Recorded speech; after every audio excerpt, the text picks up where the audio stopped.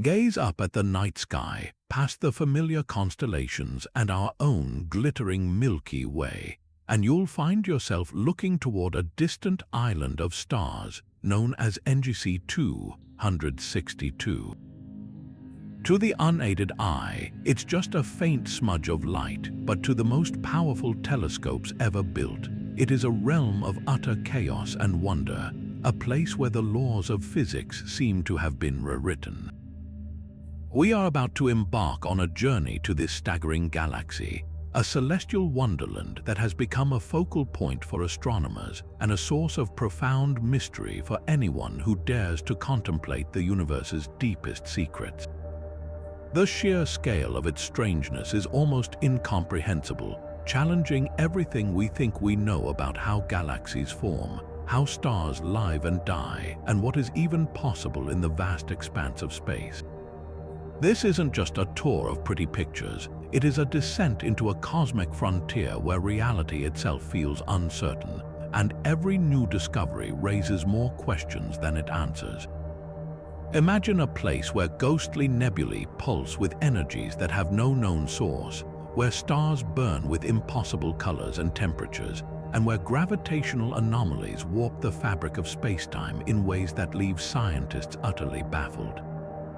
The enigmas hidden within NGC 262 are not merely academic curiosities. They are fundamental puzzles that strike at the heart of our quest to understand the cosmos. Each bizarre phenomenon we encounter is a piece of a grander, more complex puzzle, one that speaks to the boundless creativity of the universe and the limitations of our own perception. For decades, we have projected our own stories onto the heavens, but NGC 262 tells a story all its own, a narrative written in the language of forgotten physics and celestial anomalies that defy simple explanation. It invites us to let go of our assumptions and to look upon the universe with fresh eyes, filled with both humility and an insatiable curiosity. So, cosmic explorers, prepare to have your understanding of reality stretched to its absolute limits. In this video, we will count down 50 of the most bizarre and mind-bending phenomena ever observed within the NGC 262 galaxy. We will encounter cosmic structures that should not exist, witness stellar behavior that contradicts every model, and peer into voids of nothingness that hold profound implications for the nature of existence itself. This is more than a list. It is a guided expedition into the unknown, a chance to stand at the edge of human knowledge and look out into the magnificent, terrifying, and beautiful abyss. Buckle up, because we are about to dive deep into a collection of cosmic mysteries that will challenge what you thought was possible and leave you in a state of pure, unadulterated awe. Kicking off our countdown is an object that redefines the word phantom, a celestial lighthouse whose very pulse is a cry for help from the gravitational grip of something we cannot see.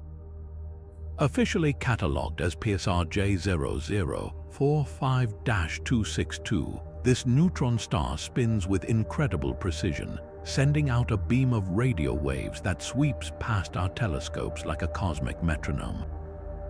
For years, its rhythm was a model of consistency, but then astronomers noticed something deeply unsettling. The clockwork pulses began to arrive slightly early, then a tiny bit late, in a repeating cycle that could mean only one thing: the pulsar is not alone. It is being tugged and pulled by the gravity of an unseen companion locked in a tight orbital dance. The sheer force of this interaction points to an object with immense mass, yet it emits no light, no radio waves, no X-rays. It is completely and utterly dark to every instrument we have. This isn't a dim star or a cloud of dust. This is a massive, compact object that is fundamentally invisible, a true ghost in the cosmic machine. What could this phantom companion possibly be? The leading theories are as fascinating as they are unnerving. One compelling possibility is that we are looking at a clump of dark matter so dense and concentrated that its gravity can measurably influence a pulsar. We've long theorized that dark matter, the invisible glue holding galaxies together, could clump into structures, but to find one so close, so tangible, would be a first, a direct window into the universe's most elusive component. The other, even more mind-bending candidate is a primordial black hole. Unlike the black holes formed from collapsing stars, these are thought to be ancient relics from the universe's explosive birth, tiny knots of ultra-dense matter that have wandered the cosmos since the beginning of time. To find one orbiting a pulsar would not only confirm their existence, but would also force us to rewrite the story of how such binary systems can even form. This invisible partner challenges the very bedrock of stellar evolution, presenting a scenario that our standard models of star life and death simply do not account for. The implications ripple far beyond this single strange pair in NGC 262. If this phantom object is indeed dark matter or a primordial black hole, it gives us a new, powerful tool for studying the invisible architecture of the cosmos. By meticulously tracking the subtle wobbles of pulsar J0045-262, astronomers can effectively weigh the invisible companion and map its orbit with stunning precision, using the pulsar as a probe to study an object we can never directly observe. This turns the entire system into a natural laboratory for testing the extremes of gravitational physics, potentially revealing interactions between matter and dark matter, or providing new insights into the event horizon of a black hole. It's a perfect and perfectly bizarre example of how the greatest mysteries in the universe often reveal themselves not through what we can see, but through the subtle, ghostly shadows they cast upon the things we can. And now we move from a ghostly, invisible partner to a spectacle of light so vast and coordinated it seems to defy the very nature of causality itself. At number 49 on our countdown, we encounter the shimmering Veil Nebula, a remnant of a supernova explosion that should, by all rights, be a chaotic and fading cloud of debris. Instead, it presents one of the most visually stunning and theoretically perplexing sights in NGC 262. This isn't just a static tapestry of gas. The entire structure, spanning dozens of light years, pulses with a soft, ethereal glow.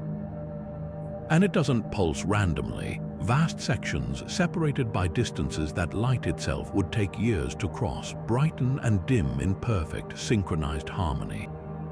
It's as if the entire nebula is taking a single, deep, cosmic breath, an impossible coordination that has astronomers questioning whether we are witnessing a new form of energy transfer or a glimpse into the deeply weird world of quantum physics playing out on a monumental scale. The most conventional explanation points to a central energy source, perhaps the dense, spinning corpse of the star that originally exploded, a pulsar beaming energy outwards. But there's a fundamental problem with that idea. Even energy traveling at the speed of light would take decades to reach from one shimmering segment to another. For the entire nebula to pulse in unison, the signal to brighten would have to be sent to all points simultaneously, which violates our current understanding of physics where nothing, not even information, can travel faster than light. This synchronization is the core of the mystery. It's like if someone clapped their hands in New York and everyone in London, Tokyo, and Sydney heard the sound at the exact same instant. The shimmering veil is doing the cosmic equivalent of that, and it forces us to consider possibilities that were once purely in the realm of theoretical science fiction. This is where the concept of quantum entanglement enters the conversation, not as a mere analogy, but as a potential, if mind-boggling, physical mechanism. In laboratories on Earth, we can entangle two particles so that they share a single quantum state. Change one, and its partner changes instantly, regardless of the distance between them. Could the gas and dust of the Veil Nebula be entangled on a cosmic scale? It's a staggering thought. The violent, energetic conditions of the supernova that created the nebula might have forged a web of quantum connections linking its far-flung regions.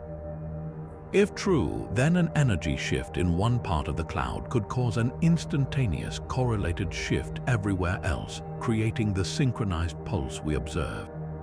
This would mean the nebula isn't just a cloud of gas, but a single, interconnected quantum object, one of the largest structures of its kind we've ever contemplated.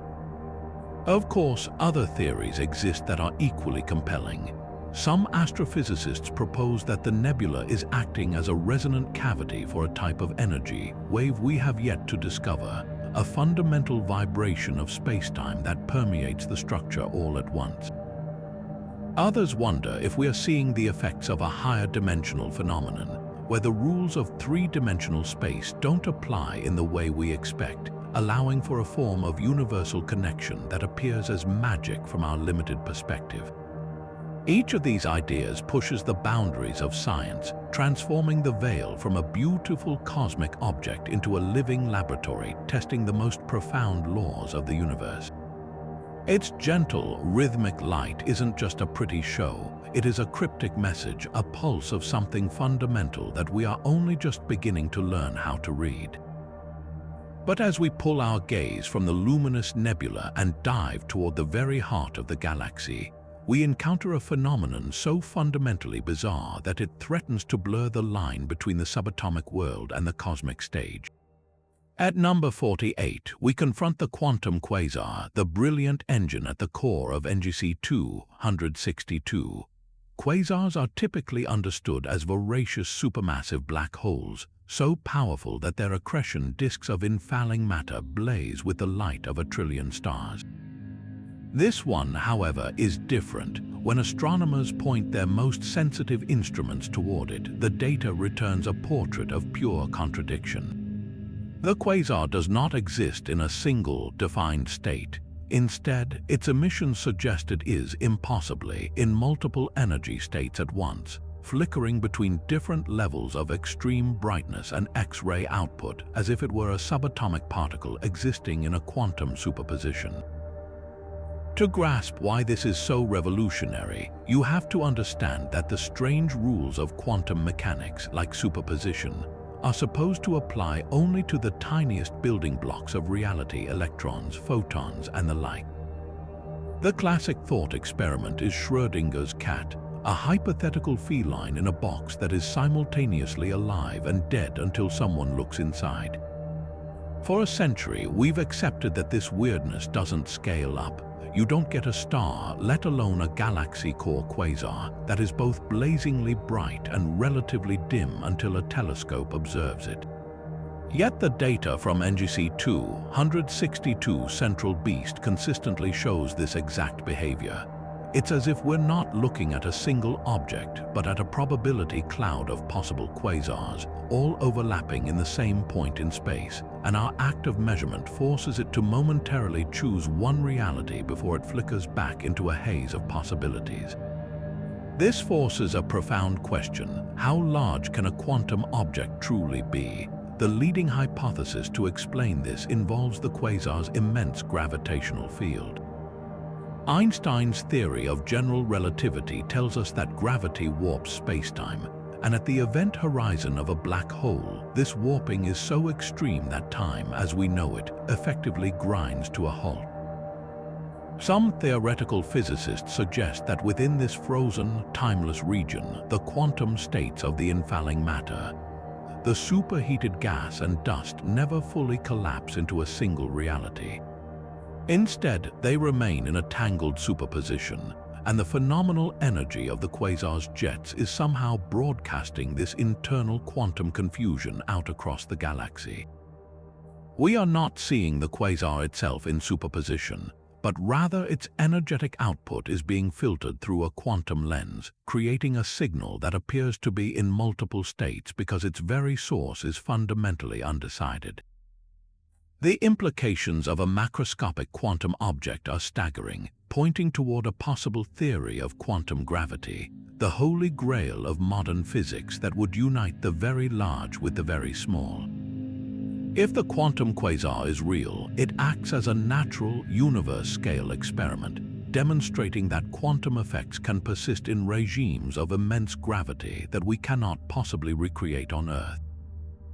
This doesn't just add a new chapter to astrophysics, it suggests that the entire cosmic landscape, from the smallest particle to the largest galactic structure, might be governed by a unified set of quantum rules we are only beginning to perceive. The brilliant, flickering heart of NGC 262 isn't just a power source, it is a beacon, illuminating a path toward a deeper, more complete understanding of reality itself. But if the heart of the galaxy presents a riddle of existence, then the next phenomenon presents a puzzle of time itself. At number 47, we arrive at a star cluster that seems to have a broken clock, a place where the universe's most constant rhythm has fractured into a chorus of discordant ticks. Designated as Cluster Haldane 7, this collection of thousands of stars should be a cohesive family, all born from the same primordial cloud of gas and dust at roughly the same moment in cosmic history. Yet when astrophysicists analyze the light from its individual stars, they are met with an impossible spread of ages. Some stars show the vibrant blue spectral signatures of vibrant youth, burning hot and fast, no more than a few 100 million years old.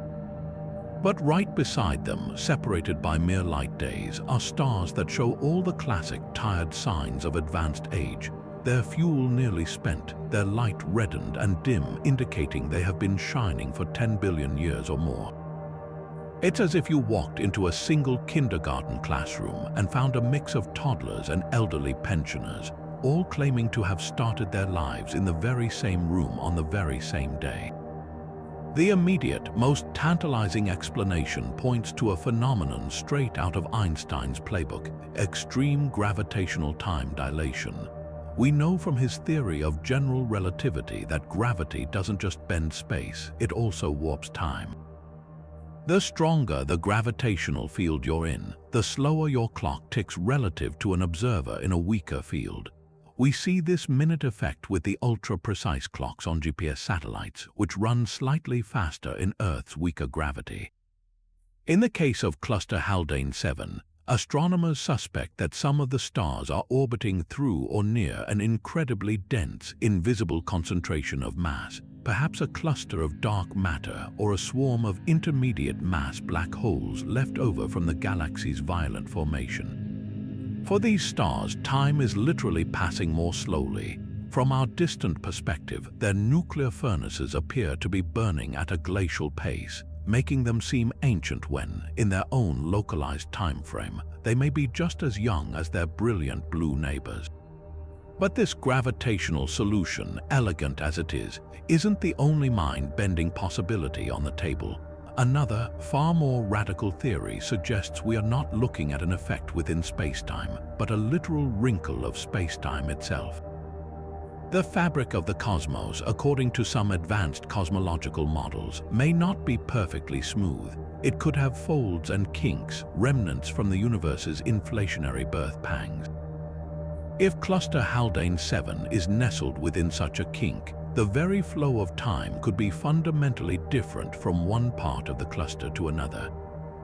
In this scenario, the stars themselves aren't experiencing different gravitational forces. They are simply embedded in regions where the rate of time's passage is an intrinsic property of that local volume. It would be like two rivers flowing toward the same ocean, but one river is running down a steep mountainside while the other is meandering through a flat plain. The destination is the same, but the journey, the rate of flow, is dictated by the landscape of time itself.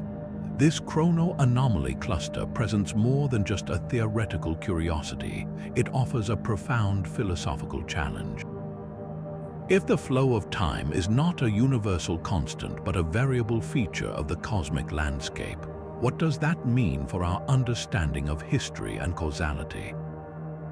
Within this single cluster, stars that are older in their own reference frame exist alongside stars that are younger, yet they share the same cosmic address. It forces us to abandon the comforting idea of a single, universal timeline. Instead, we might have to accept a patchwork of local histories, a cosmic tapestry where now is a relative term, and the very sequence of events depends on where you're standing. The cluster Haldane 7 isn't just a collection of stars, it's a living testament to the fluidity of time, a celestial museum displaying the deep and deeply strange connection between matter, energy, and the temporal dimension we call history. Yet, if the fractured timeline of cluster Haldane 7 challenges our linear perception of existence, then the next phenomenon we encounter dismantles our very definition of life and intelligence. At number 46, we come face to face with the sentient dust clouds, a collection of vast interstellar nebulae that do not merely drift aimlessly through space. Instead, they have organized themselves into staggeringly complex, fractal-like patterns that bear an uncanny resemblance to the neural networks of a biological brain. We are not talking about simple spirals or random shapes. These are intricate, branching structures with nodes and connecting filaments, a cosmic web of gas and dust that seems to mimic the architecture of thought itself. When astrophysicists first mapped the electromagnetic emissions from one of these clouds, designated Nube Uno, they found the data wasn't random noise. It displayed a form of coherence, with pulses of infrared light and radio waves traveling along the filamentary pathways in patterns that echoed the electrochemical signals firing between neurons. It is a sight so profoundly strange that it forces us to ask one of the most fundamental questions conceivable: could the universe itself be capable of thought? The most conservative, yet still fascinating, explanation is that we are witnessing a form of naturally occurring computation. The universe is under no obligation to be simple, and under the right conditions of temperature, density, and magnetic fields, a cloud of dust can behave like a colossal analog computer. The intricate patterns could be the physical manifestation of complex fluid dynamics and self-organizing principles, where dust grains act like transistors and the flowing plasma acts as a circuit. In this view, the cloud isn't thinking in any conscious sense. It is simply processing the energy inputs from nearby stars and the galactic magnetic field, solving the problem of how to distribute itself most efficiently. The resulting neural network structure might be an emergent property, a naturally optimal solution for information or energy transfer that appears in both cosmic gas clouds and inside our own skulls because it is a mathematically efficient design. This idea, known as pancomputationalism, suggests that computation is a fundamental process of the universe, happening everywhere from the spin of an electron to the swirl of a galaxy. However, a more speculative and truly mind-expanding theory pushes this idea to its ultimate limit, the concept of cosmic-scale consciousness. Proponents of this view argue that if the physical structure is analogous to a brain and it demonstrates complex information processing, then we cannot rule out the possibility that some form of awareness has emerged. This isn't about a cloud having human-like thoughts. It's about a different, alien form of sentience, one that operates on timescales of millennia and perceives reality through the ebb and flow of radiation and gravity rather than sight and sound. Its thoughts might be the slow, deliberate adjustment of its own structure, or a form of perception tuned to the gravitational waves from merging black holes.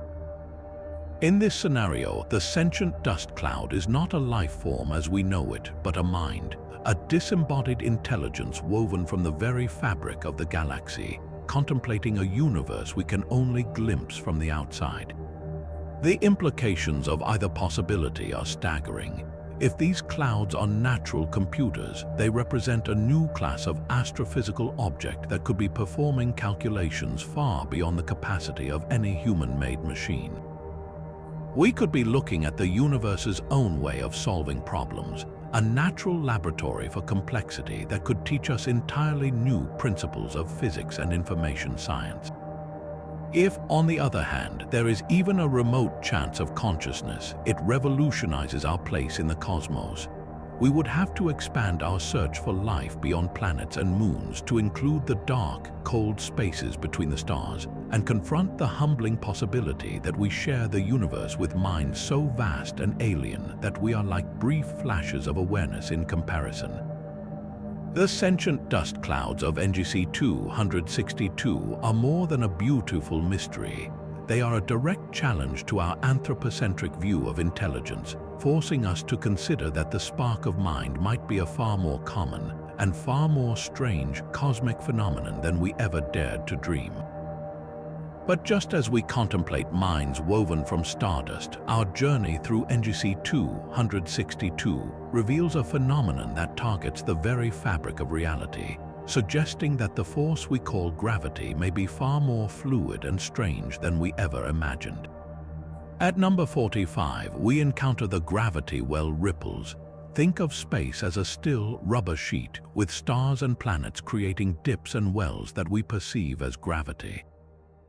Now imagine that this tranquil sheet is suddenly disturbed, not by a new object, but by a series of gentle, spreading waves that make the entire structure shudder.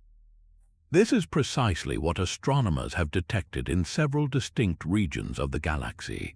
Stars of all sizes are being found to wobble and sway in their orbits in ways that Isaac Newton's classic laws of motion simply cannot explain. They aren't being pulled by a visible neighbor or a rogue planet. Instead, it's as if the gravitational floor beneath them is itself undulating, causing them to drift in subtle, rhythmic patterns that defy conventional celestial mechanics. To understand why this is so revolutionary, you have to appreciate how reliable and predictable gravity has been for centuries. From the fall of an apple to the orbit of Pluto, Newtonian physics has described the pull between masses with stunning accuracy. Einstein then refined this picture, showing that gravity is the warping of space-time by matter. But in both models, this warping is static. A planet creates a fixed well, and other objects roll around in it. The wobbling stars in NGC 262 suggest something entirely different, a dynamic, propagating distortion. It's the difference between a rock sitting at the bottom of a pond, creating a permanent depression, and someone tapping the surface of the water, sending out ripples that make the rock bob up and down. We are witnessing the cosmic equivalent of that tap, a disturbance in the gravitational field itself that travels through space and tugs on stars as it passes. One of the most compelling theories for the origin of these ripples points to relics from the very birth of the universe, cosmic strings. These are not strings in the everyday sense, but hypothetical, incredibly dense flaws in the fabric of space-time, thinner than a subatomic particle but stretching across light years and possessing unimaginable tension. Theorized to have formed during the rapid cooling of the early universe, a cosmic string would be so massive that its gravity would be profoundly unusual. If one of these invisible filaments were to vibrate or snap, a cosmic event of cataclysmic energy, it would send powerful gravitational shockwaves radiating outward at the speed of light. As these waves pass through a star system, they would temporarily and rhythmically distort the local space, causing the precise kind of non-Newtonian wobble we observe. Finding evidence for cosmic strings would be a monumental discovery, providing a direct window into the universe's first moments and confirming a key prediction of many models of cosmic inflation. An alternative and equally mind-bending explanation draws from the frontiers of theoretical physics and the possibility of extra dimensions. String theory, for instance, proposes that the fundamental constituents of reality are tiny, vibrating strings existing in a universe with many more than the three spatial dimensions we experience. In such a framework, our entire four-dimensional space-time could be a membrane or a brain, floating within a higher dimensional bulk. The gravity well ripples could be the result of massive events occurring in these extra dimensions, perhaps collisions between other brains whose energy spills over into our own dimension, manifesting as ripples in our gravitational field. In this scenario, the wobbling stars are not just responding to a force within our universe, but are being jostled by the gravitational echoes of events taking place in a reality completely parallel to our own, a realm forever beyond our direct perception. The implications of either cause are profound. If cosmic strings are the source, we gain a new tool for cosmology. These primordial threads would act as a fossil record, their distribution and vibration telling the story of the universe's explosive beginning. If extra dimensions are the culprit, then every ripple is a message from a hidden cosmos, offering experimental evidence for theories that have until now been purely mathematical. For the astronomers studying NGC 262, these anomalies are not mere curiosities, they are signals. By meticulously charting the wobbles of these stars, they can triangulate the source of the ripples, map their propagation, and begin to decipher their origin.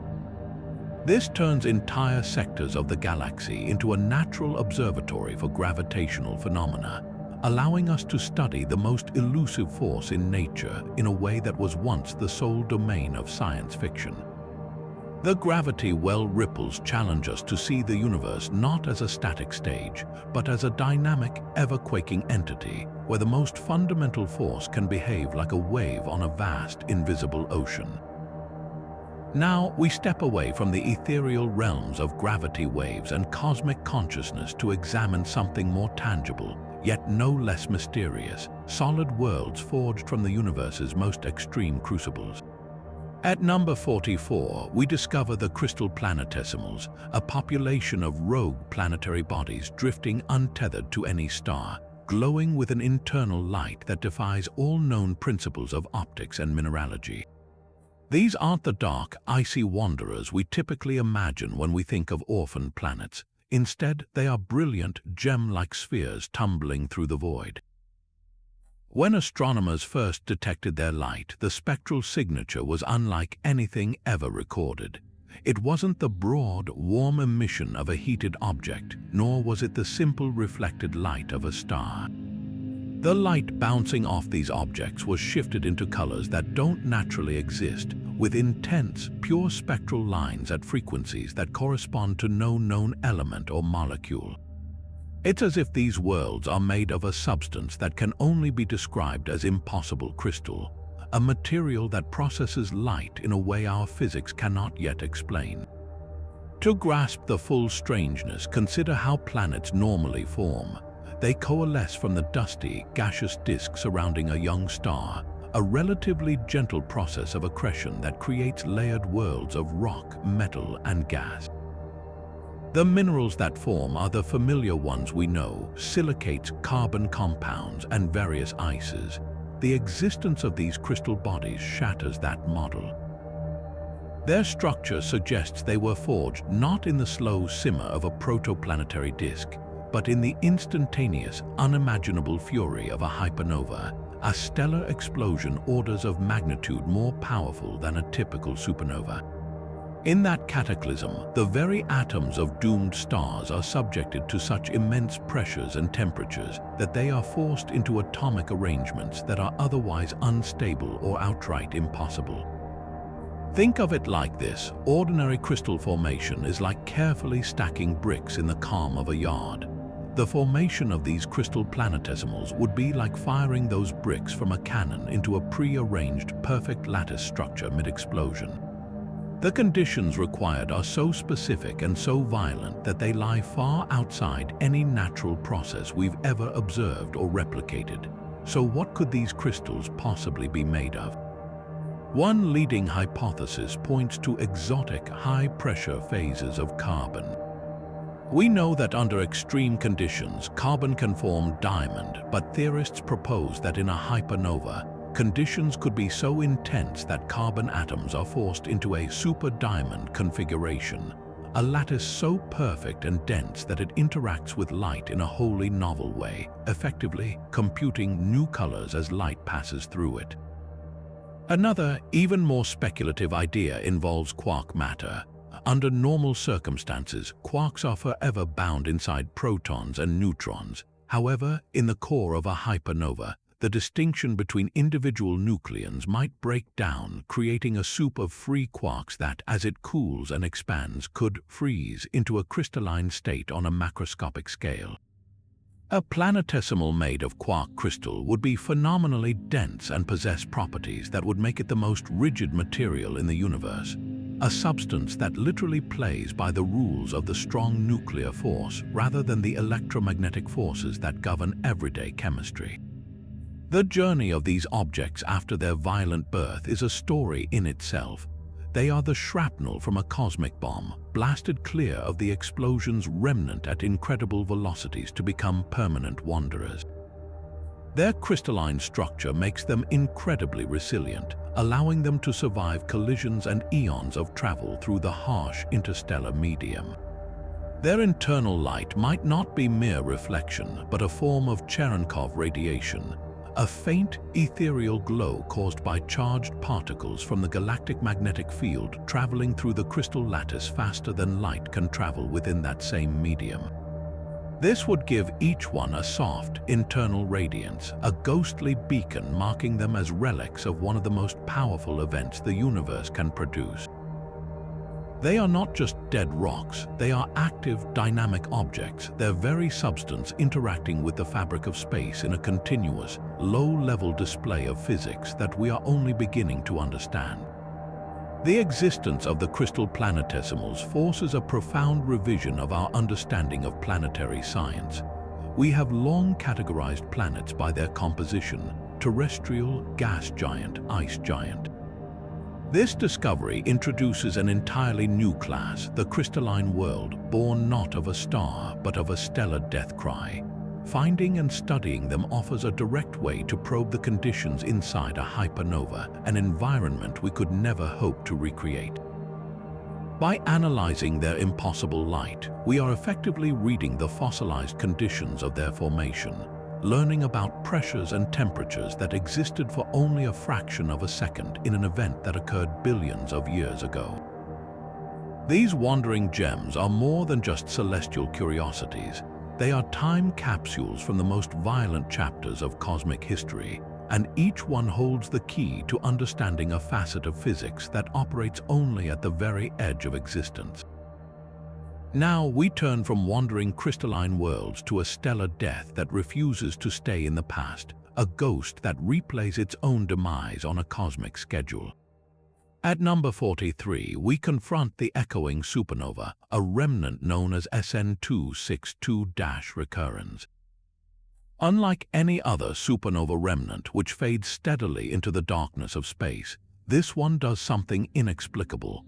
Every 38 years, like clockwork, the entire shell of expanding gas suddenly blazes with a burst of light, replaying the signature flash of its original explosion. It's as if the death of that star is trapped in a temporal loop, a celestial recording that resets and plays itself back for an audience of baffled astronomers. The light isn't coming from a new explosion, the star is long gone.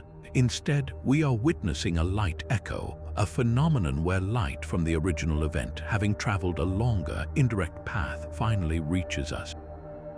But a single echo happens once. The fact that this one repeats with such precise regularity points to a cause far more bizarre than a simple reflection off a dust cloud.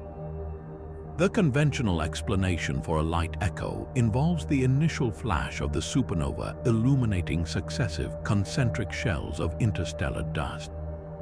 As the light hits each distant shell, it is reflected back toward us, creating a delayed illusion of the explosion. This is a well-documented one-time event. For SN262-recurrence to echo every 38 years, the geometry would require a perfect, stable set of mirrors arranged in a way that nature simply doesn't produce. There are no known dust structures with the precise curvature and alignment to bounce light back to us in a perfect, repeating cycle spanning decades. This has led theorists to look beyond simple optics and into the very fabric of reality for an answer. The leading hypothesis is that we are not dealing with a reflection in space, but a literal fold in spacetime itself. Imagine space-time not as a flat sheet, but as a vast, convoluted landscape with hills and valleys. Now, imagine a particularly deep and peculiar valley, a closed time-like curve, a theoretical construct in general relativity where the path of light can loop back upon itself. In this model, a portion of the original supernova's light was captured by this complex spacetime topology. Instead of racing out into the universe, this trapped light travels on a circular, or perhaps a figure-8 path through warped space. Every 38 years, this loop brings a concentrated pulse of that ancient light back to our line of sight, creating the phantom explosion we observe. The remnant itself is the source, and the folded universe is the projector, replaying the greatest hit of a dead star on a schedule written into the laws of physics. An even more radical theory suggests that the echo is not a loop within our universe at all, but a form of interference from a parallel one. The brainworld scenario we touched on earlier proposes that our universe is one of many membranes floating in a higher dimensional bulk. If another brain, a parallel universe, passed exceptionally close to our own, the gravitational interaction or a fundamental resonance between the two could create a temporary bleed-through of energy. In the case of the echoing supernova, the original catastrophic event may have been so powerful that it sent a shockwave not just through our space, but through the bulk, momentarily vibrating the adjacent brain. Every 38 years, as the orbital dynamics of these universes bring them to their closest approach, that vibrational energy could be transferred back, exciting the gas in the remnant and causing it to glow anew. We wouldn't be seeing our own past light, but rather feeling the gravitational or energetic echo of our own history as it is reflected back to us from a reality next door. The implications of either explanation are staggering. If it's a space-time loop, then SN262-recurrence is a natural laboratory for studying time itself. By precisely measuring the properties of each echoing pulse, its spectrum, its polarization, and comparing it to the last, we could detect minuscule changes that reveal the stability and nature of the time-like curve. We could be watching the universe's geometry evolve in real time. If the parallel universe hypothesis holds, then every flash is a tangible signal from another cosmos, a direct, observable effect of the multiverse. It would be the first empirical evidence that our reality is not alone, and that the walls between worlds are thin enough for the death throes of a star to resonate across the dimensional divide. This single, repeating event challenges our most fundamental concepts of time, causality, and isolation, suggesting that the past is not always behind us and that the universe next door might be closer than we ever thought possible.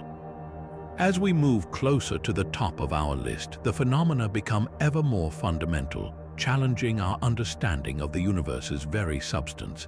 At number 9, we encounter a force of nature so pervasive and yet so invisible that its detection required a whole new way of seeing: the dark matter hurricanes.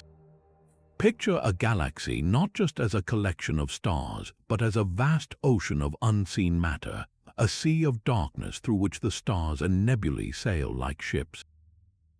Now imagine that this dark ocean has its own whether immense, swirling storms of dark matter, thousands of light years across, moving through the galactic disk with a silent, imperceptible power. For decades, dark matter was thought to be a relatively smooth, placid halo surrounding galaxies. The revelation that it can clump into such colossal, coherent structures with their own complex internal dynamics has completely rewritten the book on the nature of the cosmos's dominant material. We can't see these hurricanes with telescopes, for dark matter, by its very definition, does not interact with light. So how do we know they are there? The answer lies in the subtle art of gravitational microlensing. When a massive object passes in front of a distant star, its gravity acts as a lens, bending and focusing the star's light, causing it to temporarily brighten. Astronomers mapping the galaxy meticulously monitor the light from millions of background stars, watching for these telltale flashes. Normally, the lensing effect from a single, compact object like a rogue planet or a small black hole creates a smooth, predictable brightening curve. But in several regions of NGC 262, they began to see something completely different: complex, jagged, and impossibly brief spikes of magnification, as if the lens itself were a churning, turbulent storm.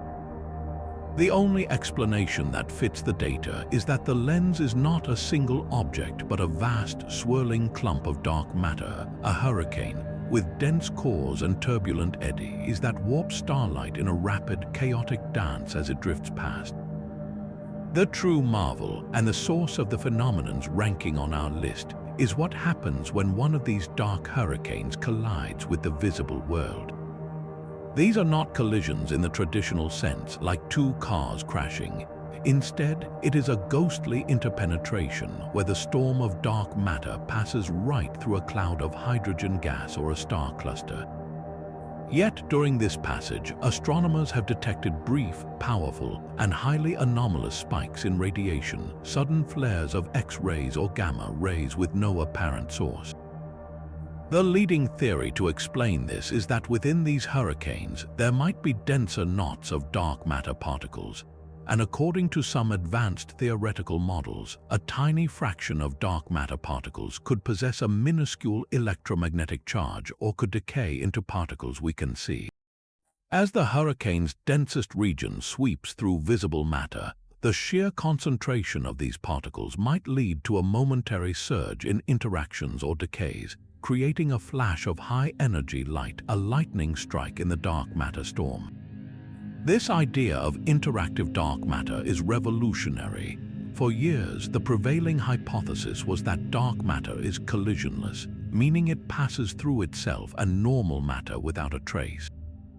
The anomalous radiation spikes during these crossings suggest that at least some component of dark matter might be self-interacting or capable of a weak interaction we've never before detected. It's as if we've been searching for a ghost that everyone said could walk through walls, and we've just caught it momentarily flickering a light as it passes through a room. These dark matter hurricanes are not just passive structures. They are active participants in the galactic environment, their passage potentially triggering star formation by compressing gas clouds or, as the radiation spikes suggest, occasionally revealing their hidden nature in a brief, brilliant flash. Studying these hurricanes gives us a dynamic map of the galaxy's invisible skeleton.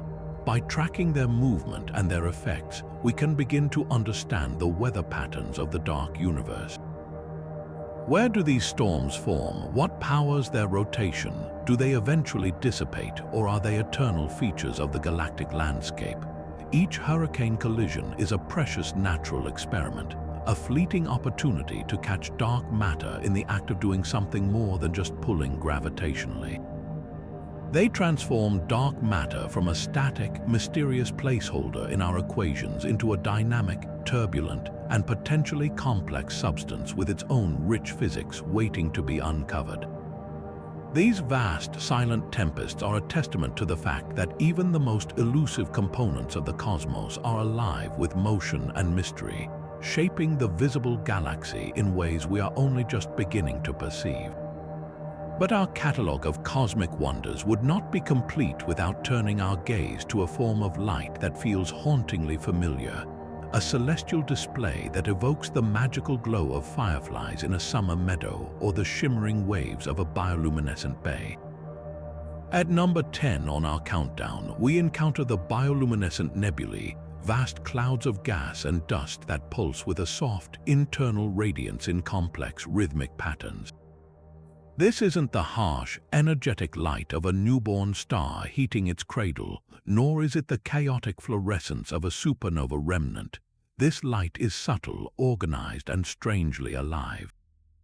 It flickers and waves in sweeping patterns across light years, creating a spectacle that is less like a cosmic explosion and more like a slow, deliberate conversation written in a language of pure light. The eerie resemblance to biological light shows on Earth is so uncanny that it has forced a radical question into the halls of astronomy. Could we be looking at something more than just beautiful chemistry? Could we be witnessing the signature of life itself, not as we know it, but as it might exist in the void between the stars? To understand why this is so startling, we have to first consider how nebulae normally shine. The classic emission nebula, like the famous Orion Nebula, glows because it is being illuminated by an external power source, massive, hot young stars whose intense ultraviolet radiation strips electrons from atoms in the gas. When those electrons recombine with the atoms, they release energy in the form of light, creating the beautiful colors we see. The light from the bioluminescent nebulae in NGC 262 is fundamentally different.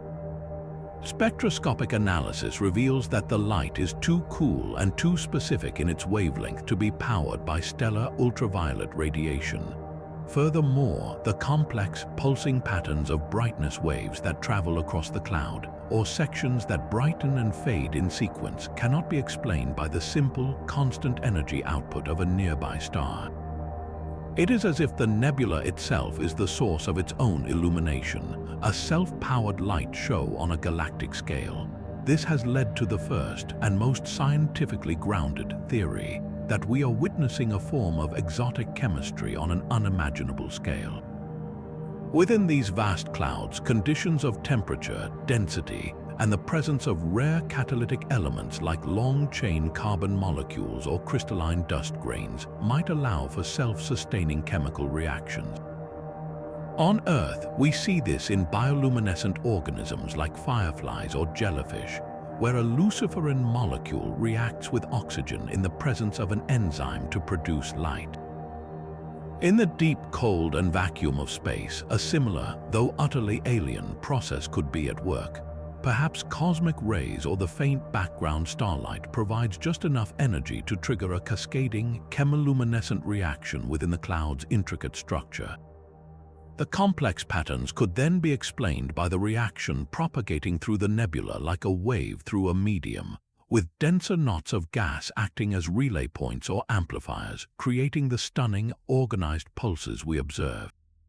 In this view, the nebula is a colossal, natural chemical battery, slowly discharging its energy in a breathtakingly beautiful display. However, the sheer coordination and apparent complexity of the light patterns have sparked a far more speculative and profoundly captivating line of inquiry. This is the idea of cosmic panspermia taken to its ultimate extreme. Panspermia is the hypothesis that life's building blocks, or even simple life itself, can be transported between planets and star systems by asteroids, comets, or dust grains. What if the bioluminescent nebulae are not just clouds but vast ecosystems? What if they are inhabited by what we might call aeroplankton, exotic, light-based life forms that have evolved to thrive in the interstellar medium? These wouldn't be creatures with DNA as we know it. Their biology would be based on silicates, plasmas, or complex molecules anchored to dust grains. Their metabolism could involve harnessing the faint energy of magnetic fields or cosmic rays, and their form of communication or even thought could be the very emission and reception of these complex light patterns. The pulsing waves we see might be the equivalent of a microbial bloom on a planetary scale, or a form of signaling between different parts of a galaxy-wide organism. The implications of this second possibility are, of course, staggering. It would mean that life is not a rare phenomenon confined to the surfaces of planets, but a fundamental and pervasive force in the universe, capable of arising in the most hostile and unexpected environments imaginable. It would redefine the very meaning of habitat to include the cold, radioactive emptiness of deep space. If such life exists, it would represent a shadow biosphere of incomprehensible scale, a living galaxy existing in parallel to the more familiar one of stars and planets. Our search for extraterrestrial intelligence would have to expand dramatically, looking not for radio signals or engineered structures, but for these natural yet intelligently complex light patterns in nebulae across the cosmos. The bioluminescent nebulae of NGC 262, therefore, stand as a beautiful and deeply challenging riddle. They present us with two equally revolutionary possibilities. Either we are discovering a new, fundamental type of astrophysical chemical process, one that mimics life in a breathtaking cosmic coincidence, or we are getting our first glimpse of a form of life so alien and vast that it has been shining in the darkness all along, waiting for us to be clever enough to recognize it. Leaving behind the silent, luminous displays of the bioluminescent nebulae, we arrive at a phenomenon that appeals to a different sense entirely, not sight but sound. At number 11 on our countdown, we encounter the harmonic resonance fields, regions of space where the vacuum itself seems to have learned to sing. In these vast, invisible domains, the chaotic electromagnetic emissions from swirling plasmas and stellar winds don't just create static hiss in our radio telescopes. Instead, they organize themselves into intricate, stable harmonic patterns, like a cosmic choir holding a perfect chord across light years. When these radio signals are translated into sound waves, they don't produce noise, they produce music. We are hearing complex symphonies emerging from the void, composed of layered frequencies that align with the mathematical ratios of musical scales, a celestial orchestra playing a composition written by the laws of physics itself.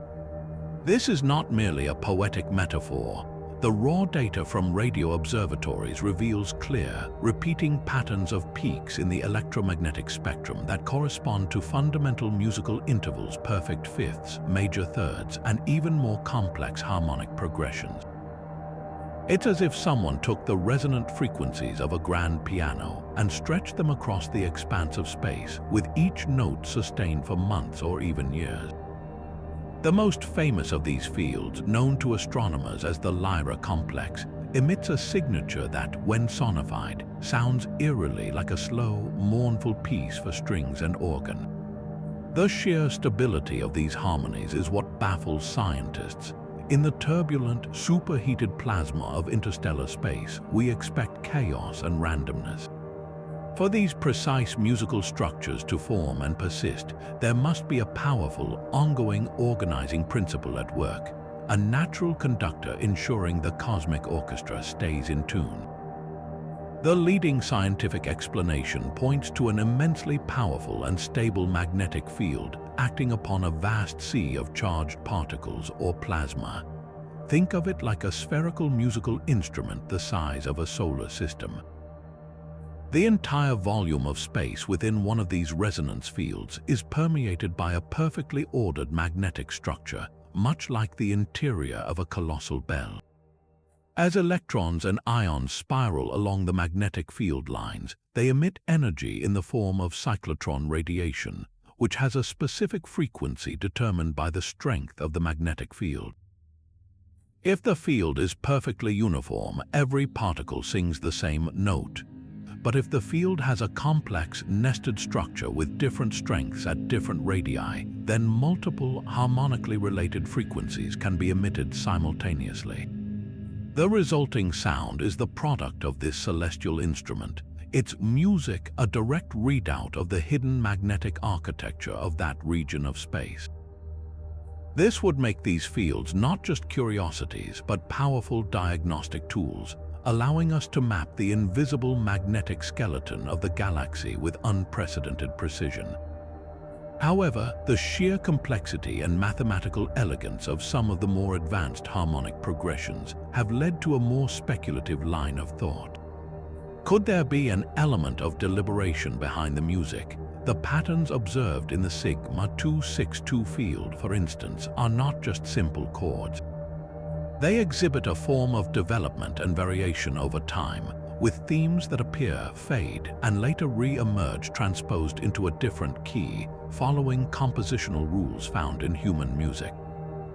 This has prompted a radical question from a small but serious group of astrophysicists and astrobiologists. Are we listening to a form of communication? The universe is under no obligation to create art, yet here we find art in the form of complex harmonies. If a naturally occurring process can generate such aesthetically pleasing and mathematically sophisticated structures, it blurs the line between random natural phenomenon and something that carries the hallmarks of intelligence.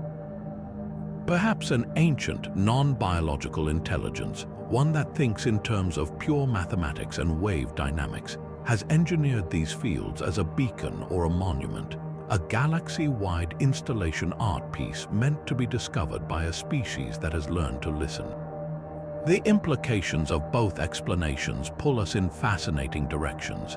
If the resonance is a purely natural phenomenon, it reveals a universe that is inherently musical, where the fundamental forces can conspire to create beauty and order on a scale we are only beginning to appreciate. It suggests that the principles of harmony are not a human invention, but a fundamental part of the cosmic fabric, waiting to be expressed wherever the conditions are right.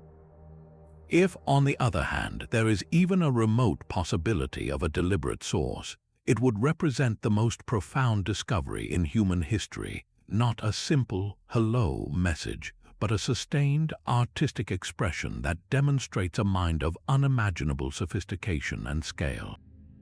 It would mean that intelligence in the universe might not be about building spaceships or cities, but about sculpting space-time itself into forms of enduring beauty.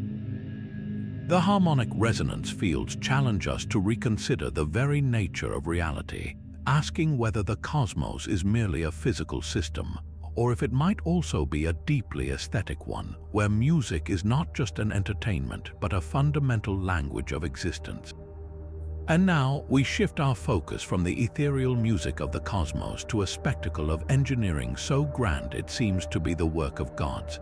At number 12, we investigate the phantom Dyson swarm. Imagine a star much like our own sun, but surrounded by a vast, intricate cloud of objects that block its light in strange, geometric patterns. This is not a smooth, solid shell, but a staggering collection of countless individual structures orbiting in tight, synchronized formation, casting a complex, shifting shadow against the galaxy. What makes this phenomenon so compelling is the energy signature. On most days, the star's light is simply filtered and dimmed, but periodically, and without any discernible natural rhythm, the system erupts with a surge of waste heat in the mid-infrared spectrum, a telltale sign of energy being collected, used, and dissipated on an astronomical scale. It's as if we are witnessing a colossal power grid flickering to life, a beacon of technology that hints at a civilization capable of harnessing the total output of its sun. The very concept of a Dyson sphere, first proposed by physicist Freeman Dyson, is a theoretical megastructure built by an advanced civilization to capture a star's energy. A full sphere is likely impossible, but a swarm, a dense constellation of orbiting energy collectors, habitats, and factories, is considered a feasible, if monumental, achievement. The object in NGC 262 fits this description with uncanny precision. The occultation patterns, where the star's light dips in a non-random, repeating sequence of blocks and shapes, are consistent with millions of individual satellites or panels passing in front of it. The sheer scale of the construction is mind-numbing. To build such a swarm would require dismantling entire planets for raw materials, an endeavor spanning millennia and representing a level of technological maturity far beyond our own. The intermittent infrared flaring is the most tantalizing clue, suggesting that this vast machine isn't just sitting idle. It actively processes that stellar energy, and when it does, it glows with the thermal exhaust of its incomprehensible operations. Of course, the scientific community is rightfully skeptical, and compelling natural explanations are vigorously debated. The leading alternative proposes we are looking at an extraordinarily dense and dynamic asteroid belt, one recently disturbed by a planetary collision or the gravitational influence of a rogue planet. In this scenario, the complex light-blocking patterns are caused by 1 trillion shattered planetary fragments tumbling in orbit, their shapes creating a jagged, uneven silhouette. The infrared flares could then be explained by massive, ongoing collisions within this belt. When two large asteroids crash together, the impact generates immense heat, creating a temporary burst of infrared radiation. A period of frequent collisions could produce the sporadic flaring we observe, mimicking the on-again, off-again signature of an active power grid. It's a perfectly viable, if equally violent, celestial phenomenon. Yet the phantom swarm presents details that strain the asteroid hypothesis to its breaking point. The occultation data reveals a startling degree of long-term orbital stability. The patterns repeat with a coordination that a chaotic debris field, subject to constant gravitational perturbations and collisions, simply couldn't maintain over centuries of observation. Furthermore, the waste heat signatures are too spectrally pure. They lack the chemical signatures of vaporized rock and metal that would be present in a planetary impact. Instead, the infrared glow is a clean blackbody curve consistent with machinery radiating heat uniformly. The most haunting detail, however, is the apparent presence of what astronomers call transits within transits. As a large star-blocking object passes, smaller, perfectly geometric shadow squares, hexagons, can sometimes be seen moving across its surface. This is not the signature of a random, tumbling rock. It suggests structure upon structure, a complex architecture that implies design. This leaves us standing at a precipice, staring into one of the most profound questions humanity can ask: are we alone? The Phantom Dyson Swarm is the most compelling candidate for a relic of a Type II civilization on the Kardashev scale we have ever encountered. It forces us to consider the life cycle of intelligence itself. Could we be looking at a monument to a species that achieved near godhood before succumbing to entropy or transcending to a state we cannot perceive? Perhaps the swarm is still operational, maintained by automated systems long after its creators have departed, flickering on occasionally to perform some unknown automated task. Or, most thrillingly, it might be a project still under construction, a work in progress by a living, breathing civilization that is even now reshaping its solar system. With each anomalous data point, the shadow of this possibility grows longer, challenging our place in the universe and inviting us to wonder what we might one day become, or what might already be out there building. But as we contemplate the possibility of cosmic architects, our journey brings us to a phenomenon where the universe itself seems to be applying the brakes on reality. At number 13, we encounter the time-dilated nebula, a vast cloud of gas officially designated as Noob Tempus. From the outside, it appears to be a fairly standard emission nebula, glowing with the soft light of excited hydrogen. But when astronomers attempt to measure its properties, they run into a fundamental contradiction. The light that finally escapes this cloud to reach our telescopes seems to be stuck in a state of profound lethargy. The predicted travel time for light to cross the nebula, based on its physical size, should be a matter of decades. Yet, detailed analysis reveals that the light we're receiving has been trapped within the cloud's embrace for millennia, as if every photon is struggling through an invisible, cosmic molasses that stretches seconds into centuries. This isn't a simple case of light being reflected or scattered. The delay is woven into the very fabric of the light's journey, affecting its perceived color and energy in a way that points directly to one of Einstein's most famous predictions: gravitational time dilation. According to his theory of general relativity, the presence of a massive object warps the space-time around it, and this warping affects the passage of time itself. A clock in a strong gravitational field will tick more slowly than a clock in a weaker field. In the case of Noob Tempus, the implication is staggering. There must be an incredible concentration of mass hidden within that seemingly innocuous cloud, a gravitational anchor so powerful that it's stretching time to its absolute limit right in front of our eyes. The nebula isn't just a cloud, it's a natural time-slowing engine, a cosmic domain where the laws of physics as we know them are being bent to their breaking point. So what could possibly be massive enough to cause such an extreme effect? The most straightforward candidate is a supermassive black hole, but one that is strangely quiescent, not actively feeding and therefore not blazing as a quasar. Its immense gravity would dominate the core of the nebula, creating a deep gravitational well.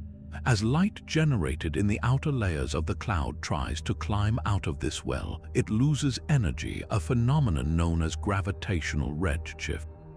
But the time dilation is an even more dramatic consequence. For the light to be delayed by thousands of years, the black hole would need to be of truly primordial size, perhaps one of the first giants to form in the universe, now sitting in silent, dark retirement, its presence given away only by the temporal distortion it imposes on its surroundings. This turns the entire nebula into a colossal lens for studying black hole physics, allowing us to observe the effects of an event horizon's gravity on the light from an entire stellar nursery. However, an even more exotic possibility has emerged, one that challenges our understanding of what matter can be. Some theoretical physicists propose that the hidden mass isn't a black hole at all, but a stable, macroscopic knot of dark matter. We typically think of dark matter as a diffuse halo, but certain theories allow for it to collapse into ultra-dense structures called boson stars or cue balls. These objects would be invisible, yet possess a gravitational pull rivaling that of a black hole. If such an object resides at the heart of Noob Tempus, it would create the intense time dilation we observe without the destructive tidal forces of a singularity, allowing the nebula to exist in a stable, if temporally distorted, state. This would provide the first indirect evidence for these exotic dark matter objects, revealing a new class of celestial body that has, until now, existed only in equations. The practical application of this phenomenon is what truly excites astrophysicists. The time-dilated nebula acts as a ready-made, universe-scale laboratory for testing general relativity under conditions we could never hope to recreate on Earth. By carefully analyzing the light from specific filaments of gas at different distances from the nebula's core, scientists can create a detailed map of how time slows down at varying gravitational potentials. They can watch as the vibration frequency of excited hydrogen atoms decreases the closer they are to the central mass, providing a direct measurement of time dilation across a continuous gradient. This is the ultimate test of Einstein's theory, pushing it into a regime of gravity so extreme that any tiny deviation from its predictions could point the way toward a new, more complete theory of physics, perhaps one that finally unites gravity with the quantum world. This cosmic time warp also presents a fascinating philosophical puzzle. The light we see from the outer edges of the nebula is relatively young, showing us the cloud as it was only a few hundred years ago. But the light finally escaping from the inner regions is ancient, a fossilized glimpse of the nebula's state thousands of years in the past. When we look at Noob Tempus, we are not seeing a single moment in time. We are viewing a layered timeline, a palimpsest of its own history all at once. It is a cosmic museum where the past and present coexist in a single field of view, challenging our linear perception of cause and effect and demonstrating that the now of the universe is a fluid and deeply relative concept. This single, beautiful cloud holds within its glowing gases a profound lesson about the intimate and bizarre connection between mass, energy, and the very flow of time. At number 14, we find ourselves confronting a cosmic paradox, a stream of pure destruction that defies its own nature. From the tumultuous heart of the galaxy, where the supermassive black hole churns, a jet erupts not with ordinary matter, but with a torrent of antimatter. Think of it as a celestial fire hose spraying a substance that is the mirror opposite of everything we are made of. When an antimatter particle, like a positron, the anti-electron, meets its normal matter counterpart, they should annihilate each other in a blinding flash of pure energy, a burst of gamma rays. This is one of the most fundamental and violent processes in the universe, and yet this antimatter fountain, stretching tens of thousands of light years into the galactic void, does not immediately self-destruct. It flows with a strange and persistent coherence, a river of impossibility that hints at physics operating in ways we have yet to fully imagine. The sheer existence of this fountain is a mystery in itself. Antimatter is notoriously difficult to produce and contain in significant quantities. Our most powerful particle accelerators on Earth can only create minuscule amounts which vanish in nanoseconds. So how does a black hole manage to manufacture it on a galactic scale and then eject it in a focused, stable beam? The leading theory involves the intense environment right at the edge of the event horizon. Here, magnetic fields of almost unimaginable strength are twisted into coils by the black hole's ferocious rotation. In this maelstrom, pairs of particles and antiparticles can be ripped from the very fabric of the quantum vacuum. Normally, these pairs would instantly recombine and vanish, but the black hole's gravity and magnetic fields can violently tear them apart, funneling one type of particle into the abyss and accelerating the other, in this case the antimatter outward at nearly the speed of light, creating the jet we observe. But the greater puzzle isn't its origin, it's its survival. As this beam of antimatter travels through a galaxy filled with normal matter, hydrogen gas, dust clouds, and the scattered atoms of the interstellar medium, it should be constantly colliding with its counterparts. Each collision should be a tiny explosion, causing the jet to rapidly dissipate in a continuous firework display of gamma radiation. Yet, while we do detect some annihilation at the fringes, the core of the fountain remains intact, a dense and focused stream that persists for distances that light itself takes thousands of years to cross.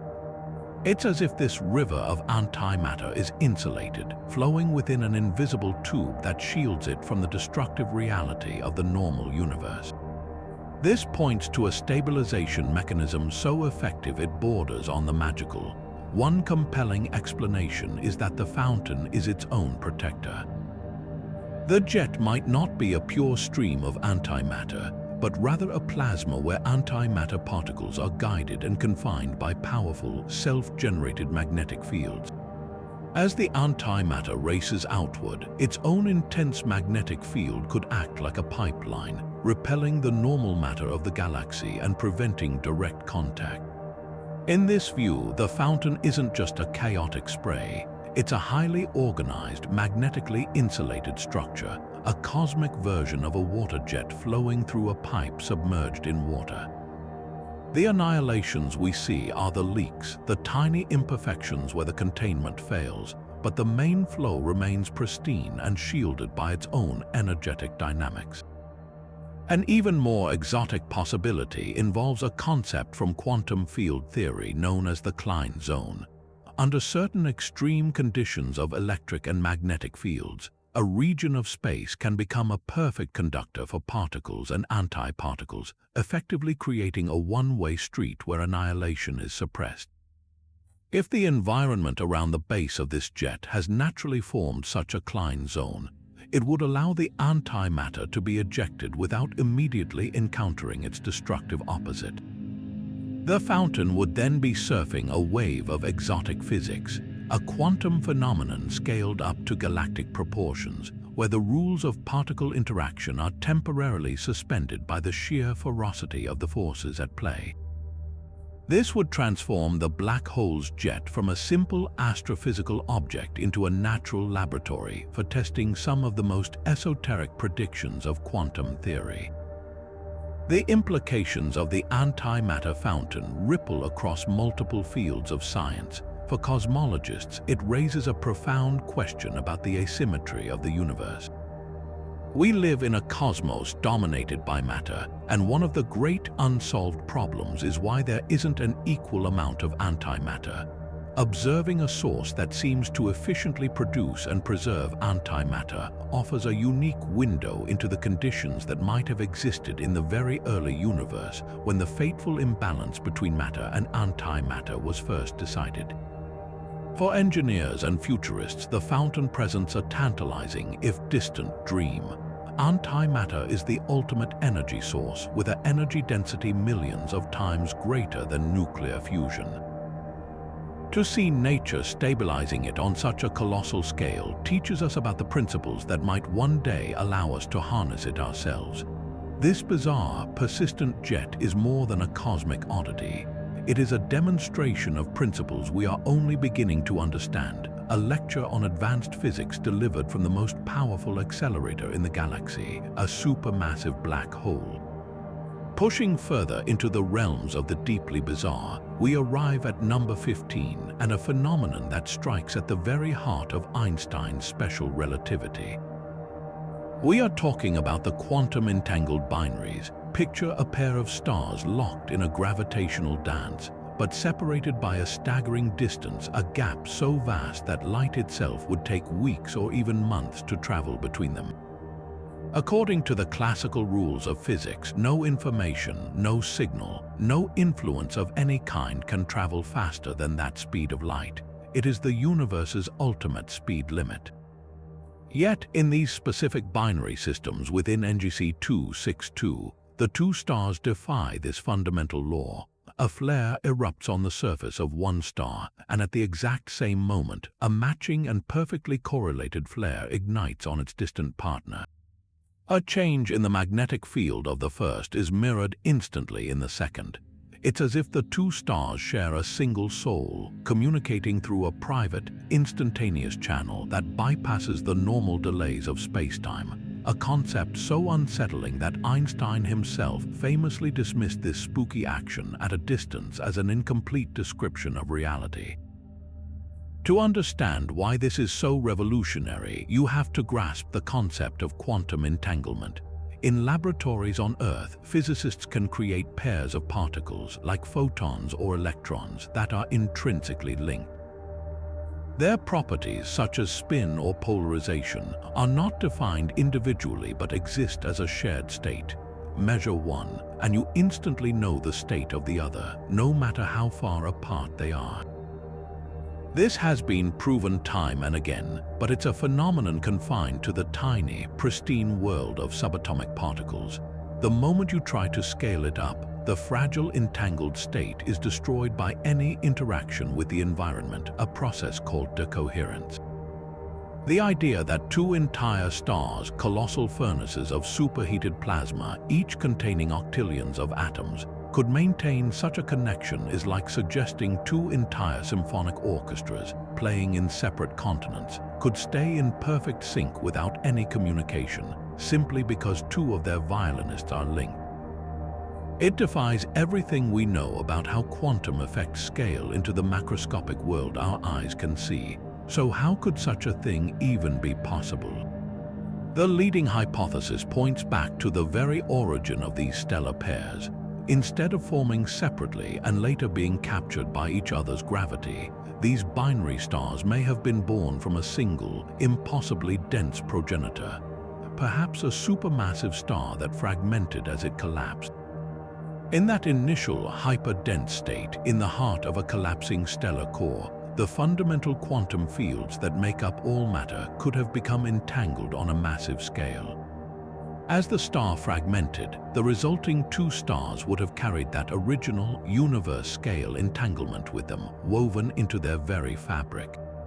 Their entangled properties wouldn't be a subtle, easily lost link, but a foundational aspect of their existence, robust enough to withstand the turbulent chaos of stellar evolution and the relentless bombardment of interstellar radiation. In this view, these stars are not two separate objects that became linked. They are two parts of a single, non-local quantum object that was tragically pulled apart at birth. The implications of this are staggering, forcing a direct confrontation between the two pillars of modern physics, quantum mechanics and general relativity. Einstein's theory of gravity is built on the principle of locality, that objects are only influenced by their immediate surroundings, and any influence must travel through space at a finite speed. The instantaneous connection of these entangled binaries blatantly violates this principle. It suggests that at a fundamental level, the universe is non-local, that separateness may be an illusion, and that the fabric of reality is connected in a way that makes a mockery of the distances we perceive. We are not looking at two stars sending signals to each other. We are looking at a single system that just happens to be physically stretched across light months of space. This turns each binary pair into a natural and devastatingly powerful experiment, demonstrating that the spooky action Einstein disliked is not a quirk of tiny particles, but a feature of reality that can manifest on the grandest of scales. Of course, the scientific community rigorously pursues alternative explanations before accepting such a monumental conclusion. One compelling natural theory suggests we are not seeing true quantum entanglement, but a pre-existing synchronized instability. Imagine two identical, finely tuned musical glasses. If they are made of the same material and filled to the same level, a sound wave that causes one to ring will inevitably cause the other to sympathetically vibrate. In a similar way, if these two stars are near-perfect twins in mass, composition, and internal structure, a shock wave propagating through the galactic medium, like the gravitational ripple from a distant neutron star merger, could trigger the same internal stellar process in both of them at nearly the same time. The key word is nearly. Even this sympathetic vibration would have a tiny delay based on the different distances from the shockwave source. The fact that the correlation in these binaries is truly instantaneous, with no measurable delay at all, is what continually pushes astronomers back toward the quantum explanation. Studying these systems offers more than just a philosophical puzzle. It provides a tangible path toward a unified theory of physics. By carefully monitoring the correlated properties of these stars, their flares, their neutrino emissions, their shifts in spectral lines, we can probe the mechanisms that sustain macroscopic entanglement. Are all the atoms in the stars entangled, or is it just a specific property like their collective magnetic fields? Does the gravitational field they generate together also exhibit non-local behavior? Each observation is a data point in the quest for a theory of quantum gravity, a framework that would finally reconcile the tiny quantum world with the large-scale cosmic one. These celestial twins, forever locked in their silent, instantaneous dialogue, are not just a cosmic curiosity. They are a profound clue, a hint that the universe is far more deeply and strangely interconnected than we ever believed, and that the key to understanding the cosmos might lie in accepting that distance itself is not the final barrier we once thought it was. But a cosmic dialogue between stars is not the only form of unseen connection in this bizarre galaxy. At number 16, we turn our attention to a phenomenon defined by its eerie absence, the invisible megastructures. Imagine a patch of sky filled with a brilliant, distant star field, a glittering backdrop of suns millions of light years beyond NGC 262. Now imagine that a patch of this backdrop, spanning an area larger than our entire solar system, simply winks out. The starlight vanishes not in the gentle, predictable dip of a planet's transit, but as if a colossal, perfectly dark shutter has been slid into place. When astronomers point every instrument at this void, optical, infrared, radio, X-ray, they detect absolutely nothing. No dust cloud, no rogue planet, no cold asteroid. It is a perfect occultation by an object that, by every measure we possess, does not exist. These are not mere shadows, they are holes punched in reality itself, regions where something we cannot perceive is physically blocking the light from the rest of the cosmos. The immediate and most thrilling explanation that springs to mind is the one that captures the public imagination, a cloaked megastructure. This wouldn't be the dense, energy-harvesting swarm we discussed earlier, but something even more advanced, a technology capable of perfect invisibility. The concept draws from theoretical physics, imagining a material or a field that can bend light around an object, rendering it completely undetectable across the electromagnetic spectrum. A civilization capable of such engineering might build colossal habitats, shipyards, or even art installations on a stellar scale, hiding them from view either for privacy, security, or simply as a demonstration of their mastery over the laws of physics. The periodic nature of some of these occultations adds fuel to this fire, suggesting these objects might be in orbit around a star, passing in front of the background galaxy on a predictable schedule, like a silent, unseen clockwork mechanism ticking away in the dark. Yet before we leap to conclusions, science demands we exhaust every natural possibility, and the natural explanations for these voids are themselves profoundly strange. One leading hypothesis involves the concept of cosmic free-floating black holes. A black hole itself is, of course, the ultimate example of an object that blocks light. But a lone, stellar mass black hole drifting in the interstellar void is nearly impossible to spot unless it lenses a background star.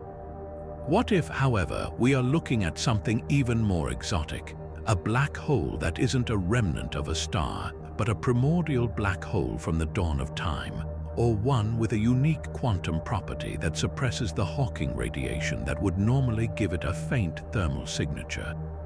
Such an object would be a perfect, cold, and utterly dark occluder, drifting silently through the galaxy and blotting out the light of anything behind it. The sheer number of these voids needed to explain all the observations, however, poses a problem for this model, suggesting an overabundance of such black holes that our current cosmological models don't predict. This leads us to the most mind-bending possibility of all, that these invisible megastructures are not structures in our universe at all, but are shadows cast into our dimension from a reality that lies parallel to our own. In the brain-world scenario, our four-dimensional spacetime is a membrane floating in a higher dimensional bulk. Other brains, other universes could be floating right alongside us. Now imagine that in one of these adjacent universes, there exists a massive object, a star, a planet, or even another galaxy. Its immense gravity operating through the higher dimensional bulk could warp the fabric of our own brain. This warping would create a region where space is so severely distorted that light cannot pass through it. From our perspective, it would look exactly like a massive, invisible object blocking our view. We wouldn't be seeing the object itself, but the gravitational shadow it casts from its native dimension into ours. It's a concept that stretches the limits of credulity, suggesting that the gaps in our star charts are not empty at all, but are filled with the phantom impressions of entire worlds and suns from another cosmos, forever separated from us by a veil of geometry we cannot penetrate. Each of these theories carries a radically different set of implications for our understanding of reality. The cloaked megastructure theory suggests a galaxy teeming with intelligence so advanced that its greatest works are deliberately hidden from view, a dark forest universe where visibility equals vulnerability. The exotic black hole theory would force a major revision of our models of dark matter and cosmic evolution, potentially identifying primordial black holes as the elusive material that makes up most of the universe's mass. And the extra-dimensional shadow theory would be the most profound, offering not just evidence for the multiverse, but a way to indirectly map the contents of other universes by studying the shapes and movements of these nothingness shadows in our own. The silent, dark patches in NGC 262 are therefore more than just missing data. They are cosmic Rorschach tests. What we project onto them reveals our deepest hopes and fears about what might be out there, while their true nature, whatever it may be, promises to shatter our current paradigm and open a new chapter in humanity's quest to understand the totality of existence.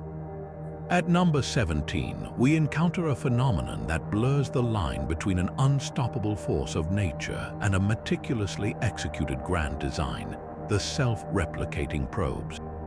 Scattered throughout the galactic spiral arms are objects moving at velocities that defy simple gravitational slingshots, and as they travel, they perform an act of cosmic mitosis. A single, sleek object, often detected only by the subtle distortion of background starlight it causes, will, without warning, split into two identical copies. These two will then continue on their paths, and after a period of time measured in decades, they too will duplicate. The result is a growing cascade of these enigmatic travelers, leaving behind a branching trail of clones that spreads through star clusters like a slow-motion chain reaction.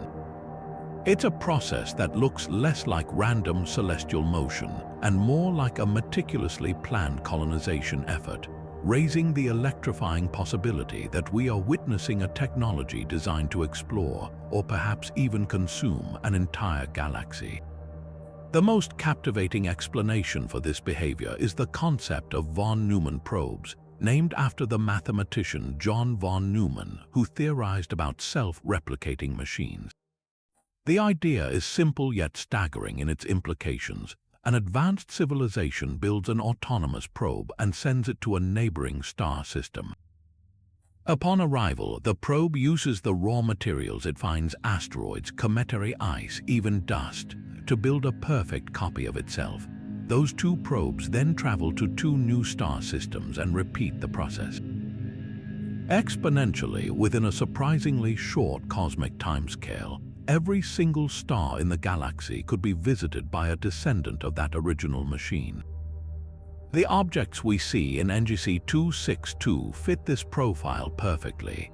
Their methodical duplication, their efficient trajectories between resource-rich stellar neighborhoods, and their apparent non-interference with existing worlds all point toward a system executing a long-term, pre-programmed mission of reconnaissance. They are the ultimate explorers, capable of spanning the galaxy not by the will of a single species, but by the unstoppable, replicating logic of their own programming. Yet, the universe has a knack for creating complexity through purely natural means, and the self-replication we observe might have a breathtakingly inorganic origin. The leading natural hypothesis proposes that these are not machines, but a form of exotic crystalline life. Imagine a seed crystal forged in the heart of a long-dead star and ejected into the void. This crystal has a unique atomic structure that allows it to use the faint energy of starlight or cosmic rays to draw in stray atoms from the interstellar medium. As it accumulates material, it doesn't just grow. It reaches a critical size and internal stress where its lattice structure forces a clean, geometric fracture, creating two daughter crystals with the exact same blueprint. These crystals would essentially be self-propagating minerals, their replication driven not by code, but by the fundamental laws of chemistry and solid-state physics. Their movement could then be explained by the gentle but constant pressure of stellar radiation, slowly pushing them across the galaxy over millions of years, their paths appearing directed only because they are preferentially surviving and replicating in regions rich with the specific elements they need to propagate. Distinguishing between these two possibilities is one of the most pressing challenges in modern astrobiology and SETI research. The key may lie in the details of their replication events. A von Neumann probe would likely be highly efficient, converting a significant portion of a small moon or a large asteroid into a new probe in a relatively short, energetic burst. We might expect to detect the waste heat from such a massive industrial operation, or a brief but intense signature of refined metals in the spectrum of the surrounding debris. A natural crystalline replication, on the other hand, would be a slower, more passive process, likely leaving behind a much fainter thermal and chemical trail. Furthermore, the trajectories of the objects could be a telltale sign.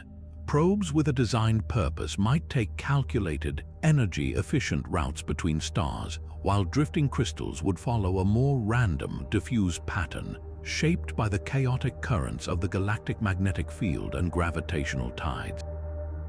The implications of this phenomenon are monumental, regardless of its origin.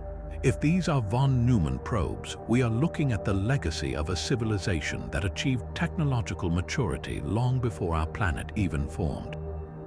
Their silent, patient work suggests an intelligence that thinks in geological time, its agenda so long-term that its robotic emissaries are still dutifully multiplying eons after their creators may have transcended or vanished.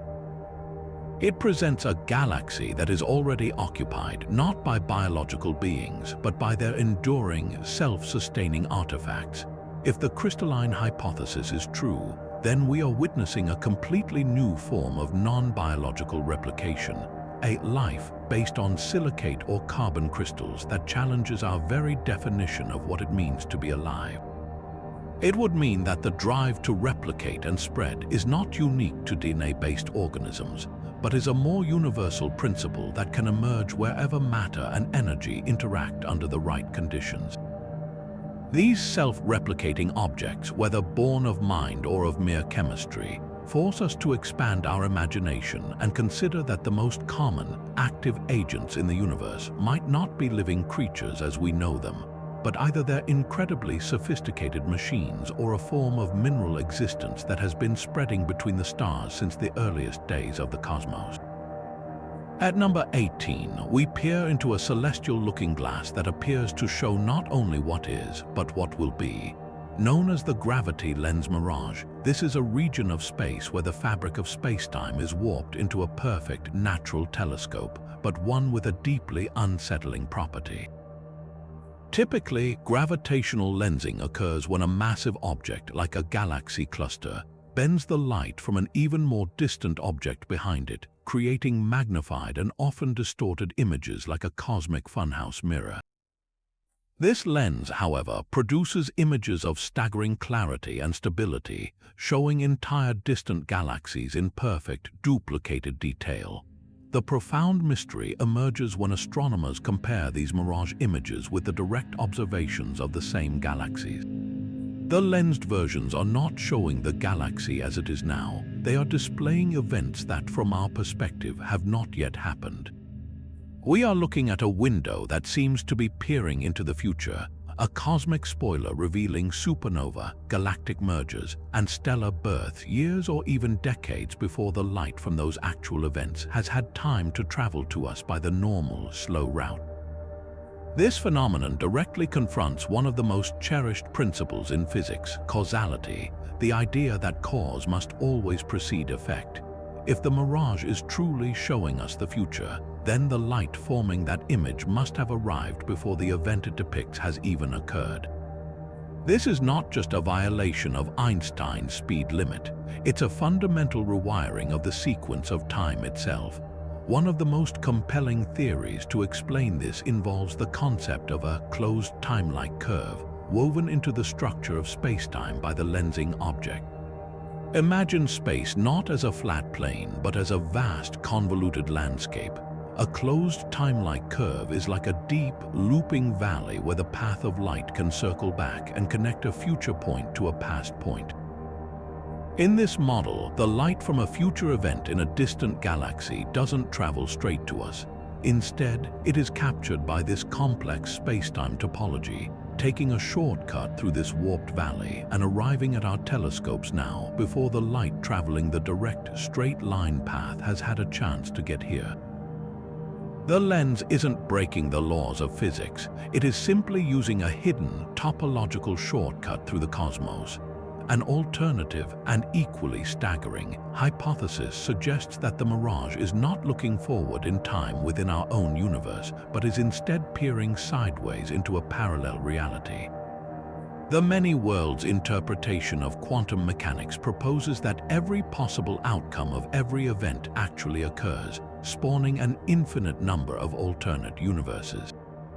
The gravitational lens at the heart of this mirage might be so immensely powerful, perhaps due to a concentration of dark matter we cannot directly detect that it is doing more than bending space.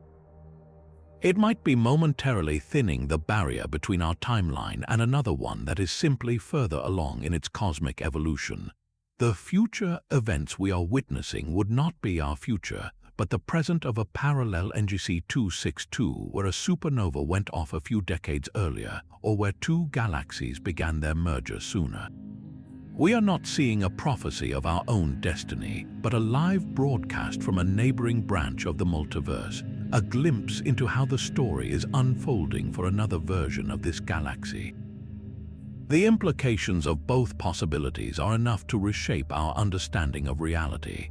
If the lens is tapping into future light cones, it provides a potential, if paradoxical, tool for prediction. Astronomers could, in theory, use the mirage to forecast celestial events with absolute certainty, watching a star destined to explode years in advance and then waiting for the real light to finally arrive, confirming what they already knew. This would force a radical new understanding of time, suggesting that the future is in some sense already written and accessible, challenging our deepest notions of free will and an open, undetermined cosmos. If, however, the lens is a window into alternate timelines, the philosophical consequences are even more profound. It would provide the first tangible evidence for the multiverse, demonstrating that our universe is just one page in an infinite book of cosmic histories. It would mean that every choice, every random quantum event spawns a new reality, and this gravitational lens is a rare place where the ink from one page bleeds through onto another. For scientists on Earth, this mirage is more than a philosophical puzzle. It is a revolutionary laboratory. By meticulously comparing the mirage future with the eventual present that arrives via the direct light path, they can conduct the ultimate test of general relativity.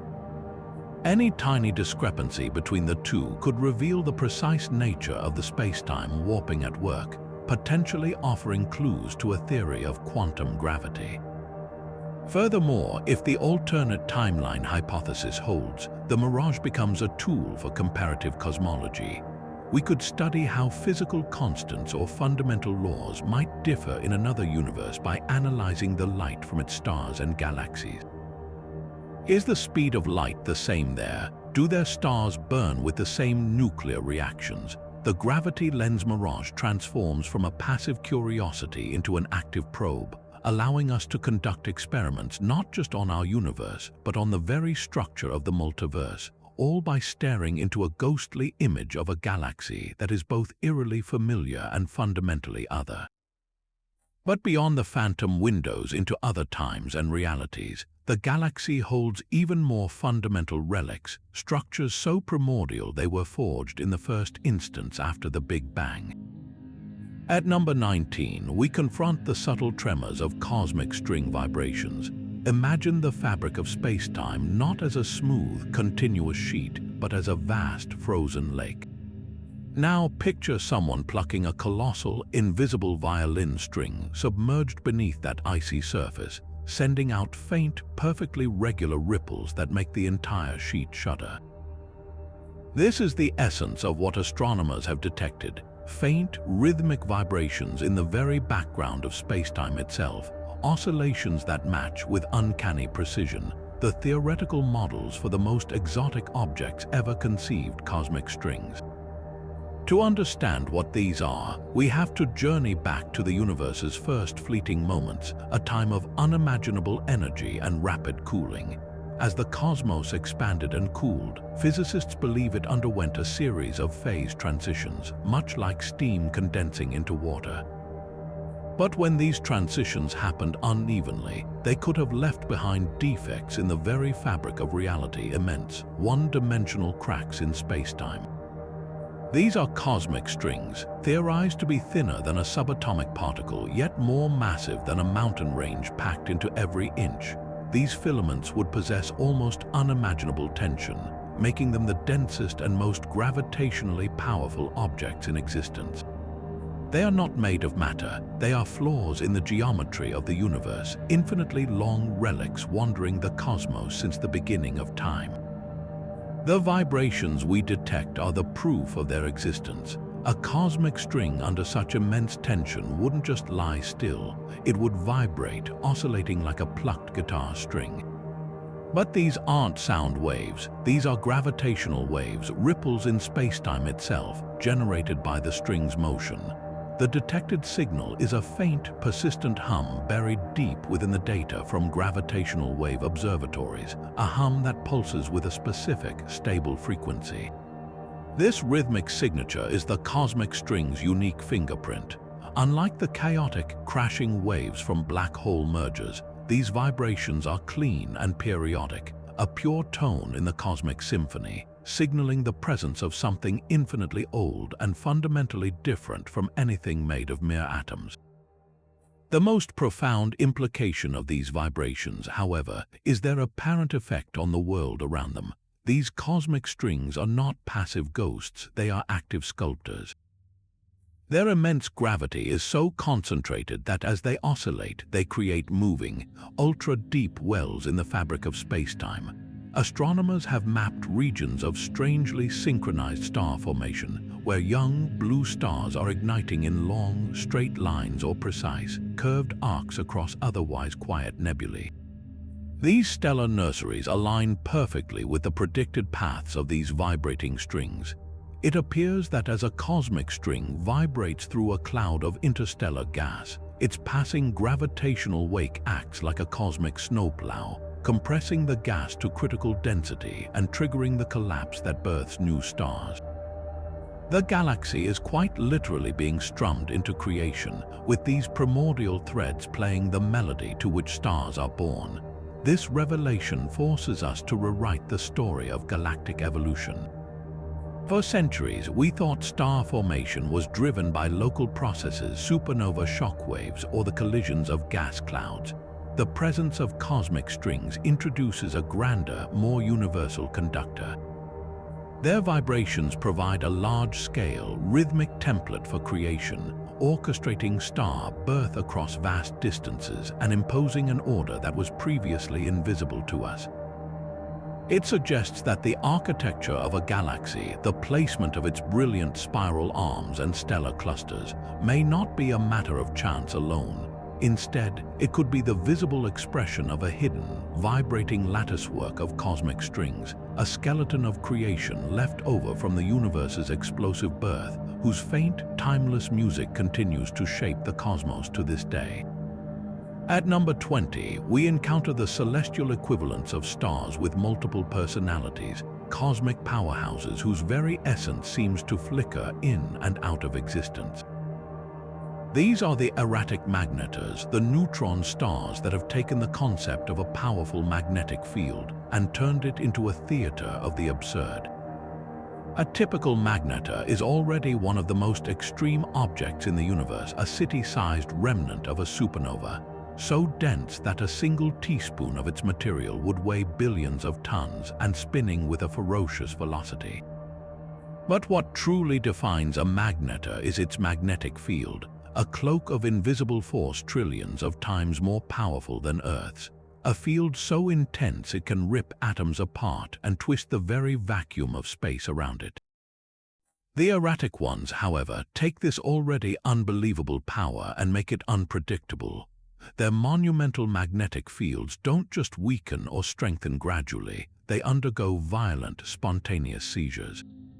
The field strength can plummet from an almost incalculable peak down to near zero in a matter of minutes, only to roar back to full strength hours later, as if a cosmic giant is flipping a switch at random. This behavior is more than just strange. It is a direct violation of everything we understand about how these objects work. The textbook model of a neutron star, including a magnetar, is that of a perfectly predictable dynamo. Its immense magnetic field is thought to be frozen in during the star's catastrophic collapse, a fossil relic trapped within the super-dense, superconducting material of the star itself. According to this model, that field should be stable, decaying only over millions of years as the star slowly cools. For it to simply vanish and reappear is the equivalent of the Earth's entire atmosphere suddenly disappearing for an afternoon and then rushing back in. It defies the fundamental laws of conservation that govern such systems. It suggests that our understanding of the physics inside a neutron star, the behavior of matter at such incredible densities, is profoundly incomplete, missing a crucial chapter that allows for these bizarre, spontaneous reboots of reality. So what could possibly cause such a fundamental property to flicker? One of the most compelling theories ventures into the deeply strange world of quantum mechanics, specifically a phenomenon called proton superconductivity. Inside a neutron star, it's not just neutrons. A fraction of the material is made of protons and electrons. Theorists propose that under such extreme pressure, these protons can form a superfluid, a substance that flows without friction. Within this superfluid, magnetic fields are not stored in large, stable loops, but are confined to microscopic, tornado-like vortices. Normally, these vortices are pinned in place, creating the stable, external magnetic field we observe.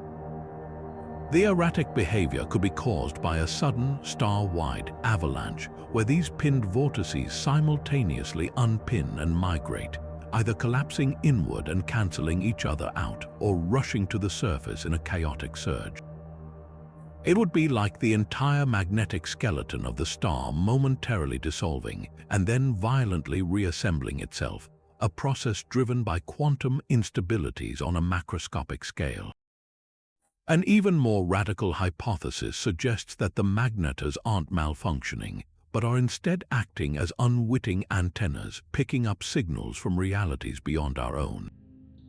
If our universe is embedded in a higher dimensional bulk, as string theory suggests, then the fluctuations we see might not be internal to the star. They could be the result of the magnetar's unimaginably powerful field momentarily brushing against a field from another dimension, perhaps a dark energy field or a magnetic field from a parallel brane.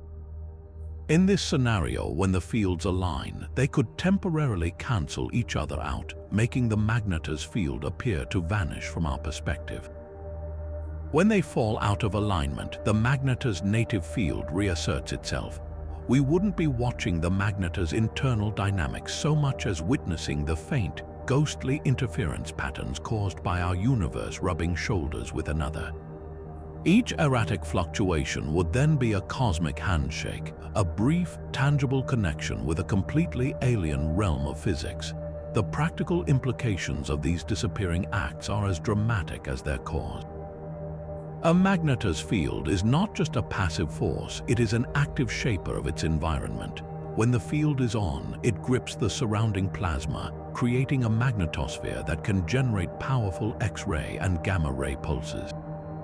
When the field vanishes, that control is lost. The superheated plasma, previously confined, might explosively expand outward, only to be violently recaptured and compressed when the field snaps back into existence. This could create a new class of stellar outburst, a magnetic burp, entirely distinct from the star's rotational energy loss. For any theoretical spacecraft daring to approach such an object, the consequences would be instantly catastrophic. One moment, your ship's systems are straining against the most powerful magnetic field known to science. The next, you are in calm, ordinary space, only to be instantly vaporized by the returning field or a blast of suddenly released plasma.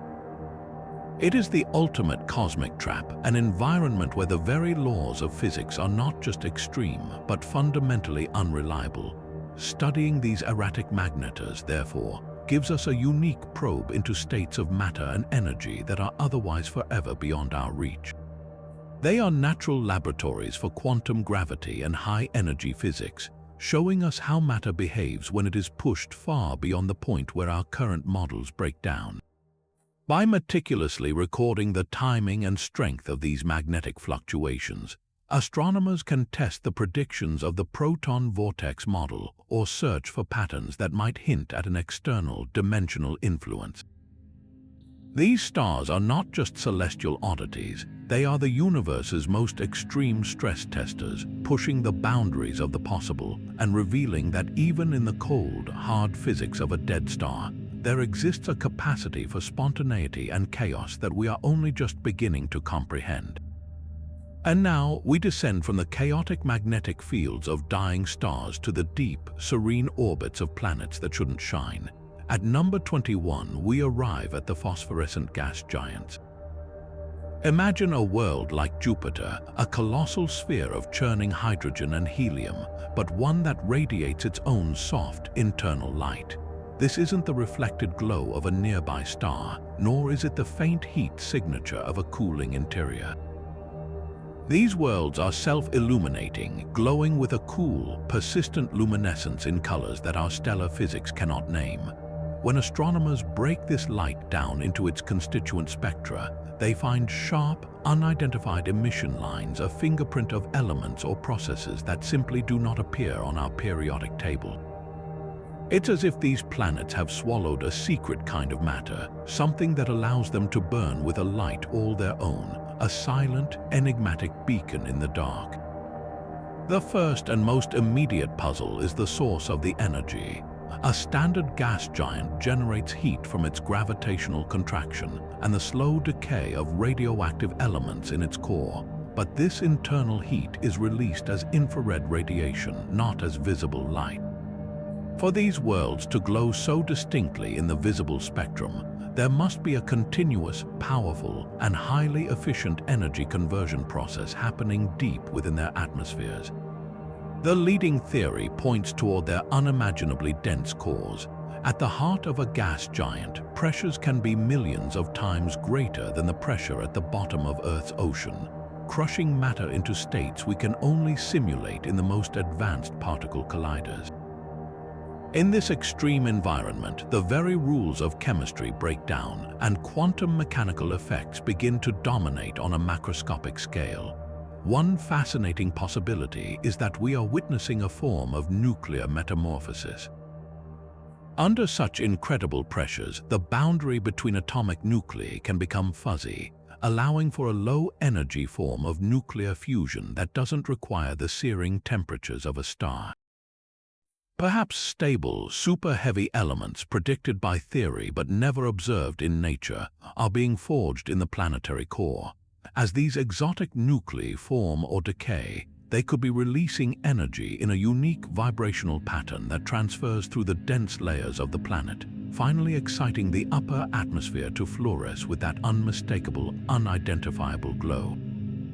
It would mean these planets are not merely balls of gas, but slow, cold fusion reactors, creating new forms of matter in their hearts and advertising that fact with their impossible light. But an even more mind-bending hypothesis ventures beyond conventional chemistry and into the realm of quantum biology. We know that on Earth, living organisms like fireflies and certain deep-sea fish use chemical reactions to produce light through a process called bioluminescence. What if the phosphorescence of these gas giants is, in a sense, a form of cosmic-scale bioluminescence? This doesn't necessarily mean the planets are alive in any traditional sense. Instead, it suggests that self-sustaining, complex chemical networks, perhaps based on silicon or plasma structures, could have arisen in the vast, turbulent atmospheres. These networks would process the planet's internal heat and the faint energy of cosmic rays, using it to power a continuous light-producing reaction. The intricate, shifting patterns of the glow could be the visible signature of these massive, atmospheric chemical cycles, a sign of complex organization in a place we once thought of as merely a chaotic soup of gases. The planet, in this view, becomes a single, sprawling, metabolic entity. The implications of either scenario force us to expand our definition of what a planet can be. If these worlds are natural nuclear forges, they represent a previously unknown stage of planetary evolution, one where gas giants can become chemically active in ways that blur the line between a planet and a failed star. They would be cosmic alchemists quietly transmuting elements in their cores and enriching their star systems with strange new materials. If, on the other hand, their light stems from vast, self-organizing chemical systems, it challenges the very notion of where life, or at least complex chemistry bordering on life, might arise. We have always focused our search for biology on rocky planets with liquid water, but these phosphorescent giants suggest that the architecture of life could be far more diverse, potentially flourishing in the high-pressure, hydrogen-helium skies of a world utterly unlike our own. Their serene, haunting glow is therefore a beacon pointing toward a universe of possibilities we are only just beginning to imagine, where planets are not just places but active, luminous participants in the cosmic dance. Of course, the idea of wormholes has long been a staple of science fiction, a favorite tool for storytellers needing their heroes to cross the galaxy in the blink of an eye. But at number 22, we leave the realm of fiction behind and step into a staggering reality, where the data itself points to the existence of these cosmic shortcuts. Astronomers have identified pairs of supermassive black holes in NGC 262 that are engaged in a perfectly synchronized dance of destruction. These black holes are separated by thousands of light years, a distance so vast that not even a beam of light could bridge the gap in less than millennia. Yet, when one of these gravitational monsters experiences a surge of activity, a violent belch of X-rays and gamma rays as it tears apart a wandering star, its partnered black hole, impossibly far away, erupts with an identical energy signature at the exact same moment. This isn't a coincidence happening once, it's a pattern, a repeated demonstration of instantaneous correlation that defies the universe's speed limit and suggests a connection far more intimate than mere chance. To understand why this is so revolutionary, we have to revisit the fundamental rules of cosmic communication. According to Einstein's theory of relativity, nothing can travel faster than light. This isn't just a suggestion, it's a cornerstone of modern physics, a law that governs the flow of information and cause and effect throughout the cosmos. If you have two objects separated by 1,000 light years, a signal from one cannot reach the other for 1,000 years. The correlated flares from these black hole pairs, however, show no such delay. They are locked in perfect real-time synchronization. This means the signal triggering the paired flare is not traveling through the space between them, it is bypassing that space entirely. The most elegant, and indeed the only viable, explanation that fits this bizarre observation is that these black holes are connected by a stable wormhole, a tunnel through the hyperdimensional substrate of space-time, creating a shortcut that makes a journey of thousands of light years effectively instantaneous. The concept of a wormhole or an Einstein-Rosen bridge emerges directly from the equations of general relativity. It posits that the fabric of space-time can be folded, and a bridge can connect two distant points, much like an ant can cross a folded piece of paper by stepping through a wormhole in the paper rather than walking the long way across the surface. For decades, this was considered a purely theoretical curiosity, a mathematical possibility that was likely unstable. Theorists believed that any attempt to send even a single photon through such a structure would cause it to collapse instantly into a singularity, sealing the door forever. The sustained, repeated energy transfer between these black holes in NGC 262 shatters that assumption. It suggests that under the right conditions specifically, the unimaginable gravitational forces at the mouths of two supermassive black holes, a wormhole can be held open, its throat stabilized against collapse, functioning as a permanent cosmic freeway for energy and information. So, what could possibly hold such a tunnel open against the natural urge of gravity to slam it shut? The leading hypothesis points to a theoretical form of matter or energy known as exotic matter. This isn't just strange material, it's a substance that possesses negative energy density and negative pressure. While it sounds like magic, quantum physics allows for the existence of such states on microscopic scales in what's known as the Casimir effect. The staggering implication here is that the intense quantum fields around the event horizons of these paired black holes might be generating a macroscopic, stable quantity of this exotic matter. In essence, the black holes themselves could be manufacturing the very material needed to prop open the gateway between them. The wormhole isn't a pre-existing structure they found. It's a dynamic, self-sustaining system they are actively maintaining through their own phenomenal gravitational and quantum properties. The implications of this extend far beyond a simple celestial curiosity. If these wormhole signatures are confirmed, they offer a breathtaking new perspective on the large-scale structure of the universe. Galaxies like NGC 262 might not be simple collections of stars, but intricate networks of interconnected points, with black holes acting as natural hubs in a cosmic transportation system. This could explain certain large-scale anomalies in the distribution of matter and energy that have long puzzled cosmologists. Furthermore, it transforms our understanding of black holes themselves. Rather than being mere endpoints of gravity, final prisons from which nothing escapes, they could also be gateways, doors to other parts of the galaxy, or perhaps even to other universes entirely. The energy flares we see are not just random outbursts, they are the visible proof of this connection, the light spilling out from a door that is perpetually, if only partially, ajar. Naturally, the scientific process demands we consider less extraordinary explanations before accepting something as monumental as a stable wormhole. One alternative theory suggests that the black holes aren't connected by a tunnel, but are instead embedded in a higher dimensional brain that is itself vibrating.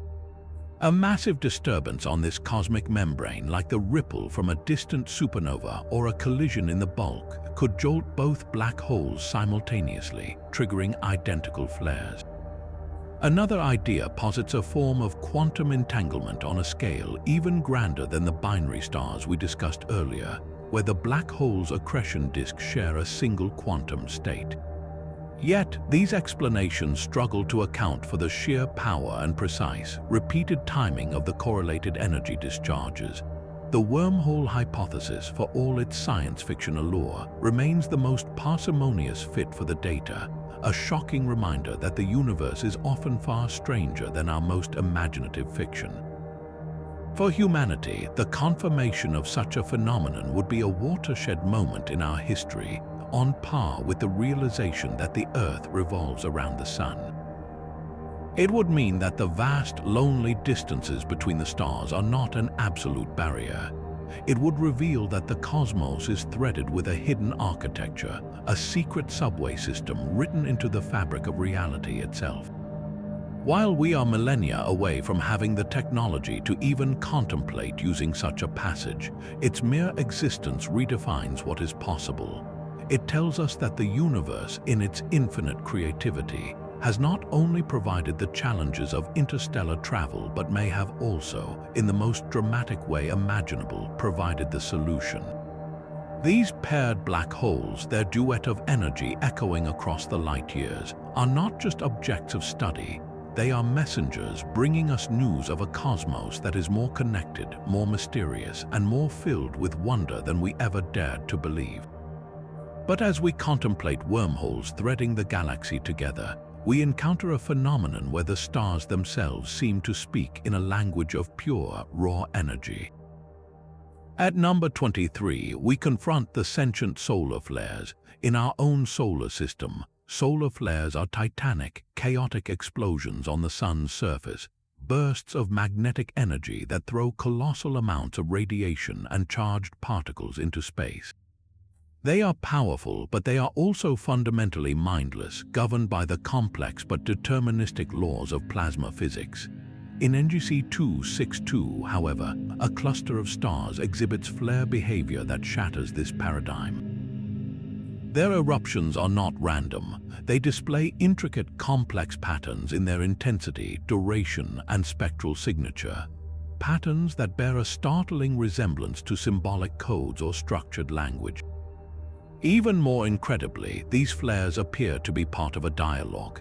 A star will unleash a specific patterned flare, and moments later, a neighboring star, separated by trillions of miles, will respond with a flare of its own that mathematically mirrors or logically answers the first. It is a celestial conversation conducted in a vocabulary of X-rays and plasma. A natural puzzle so sophisticated it forces us to wonder if we are witnessing the weather of a star or the thoughts of a mind. The first and most critical task is to rule out conventional astrophysics, and here the data presents a profound challenge. Stellar flares are typically triggered by the sudden reconnection of magnetic field lines in a star's atmosphere, a process that, while complex, is ultimately chaotic and driven by internal pressures.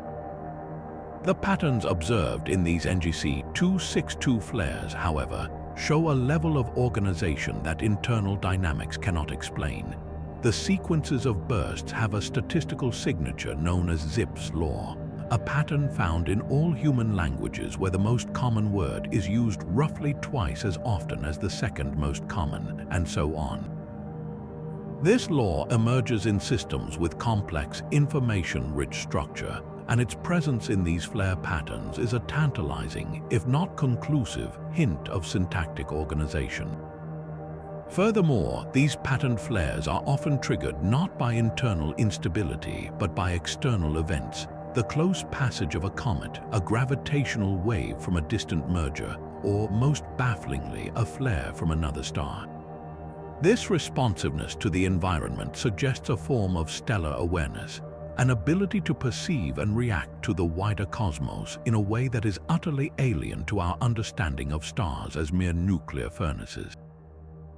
One compelling natural explanation pushes the boundaries of what we consider a complex system.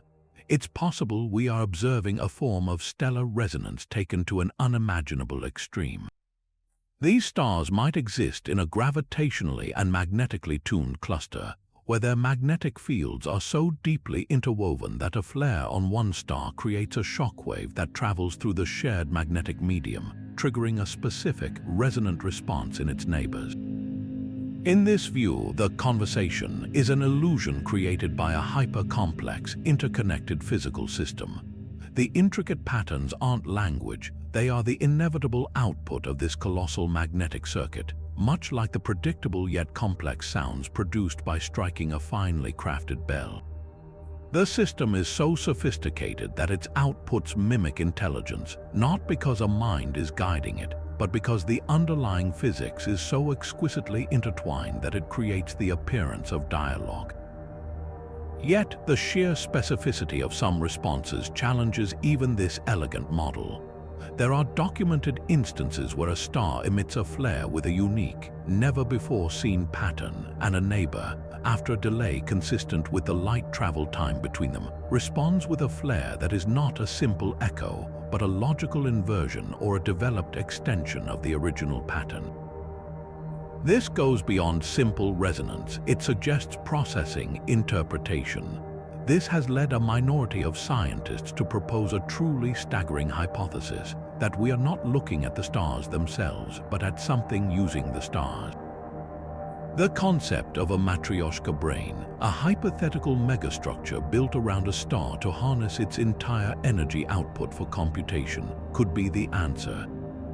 In this scenario, an advanced civilization has encased these stars in a Dyson sphere-like computer, and the flares we see are not natural solar activity at all. They are the visible waste heat or deliberate optical signaling of these immense computational engines, the equivalent of a server farm's cooling vents glowing with the light of its internal processes. The structured flares would then be the internal communications of a single, distributed mind, or messages being broadcast between different stellar-scale computers, a dialogue of gods happening right in front of us, disguised as a natural phenomenon. The implications of either possibility redefine our place in the cosmos. If this is a natural magnetic resonance, it reveals a universe capable of generating breathtaking complexity and order from simple physical laws, a cosmos where stars can behave as a single, synchronized neurological network. Studying this cluster would give us unprecedented insight into large-scale plasma dynamics and magnetic field interactions, knowledge that could revolutionize everything from fusion energy to our understanding of galactic formation. If, however, the hypothesis of stellar-scale computation holds even a grain of truth, the consequences are existential.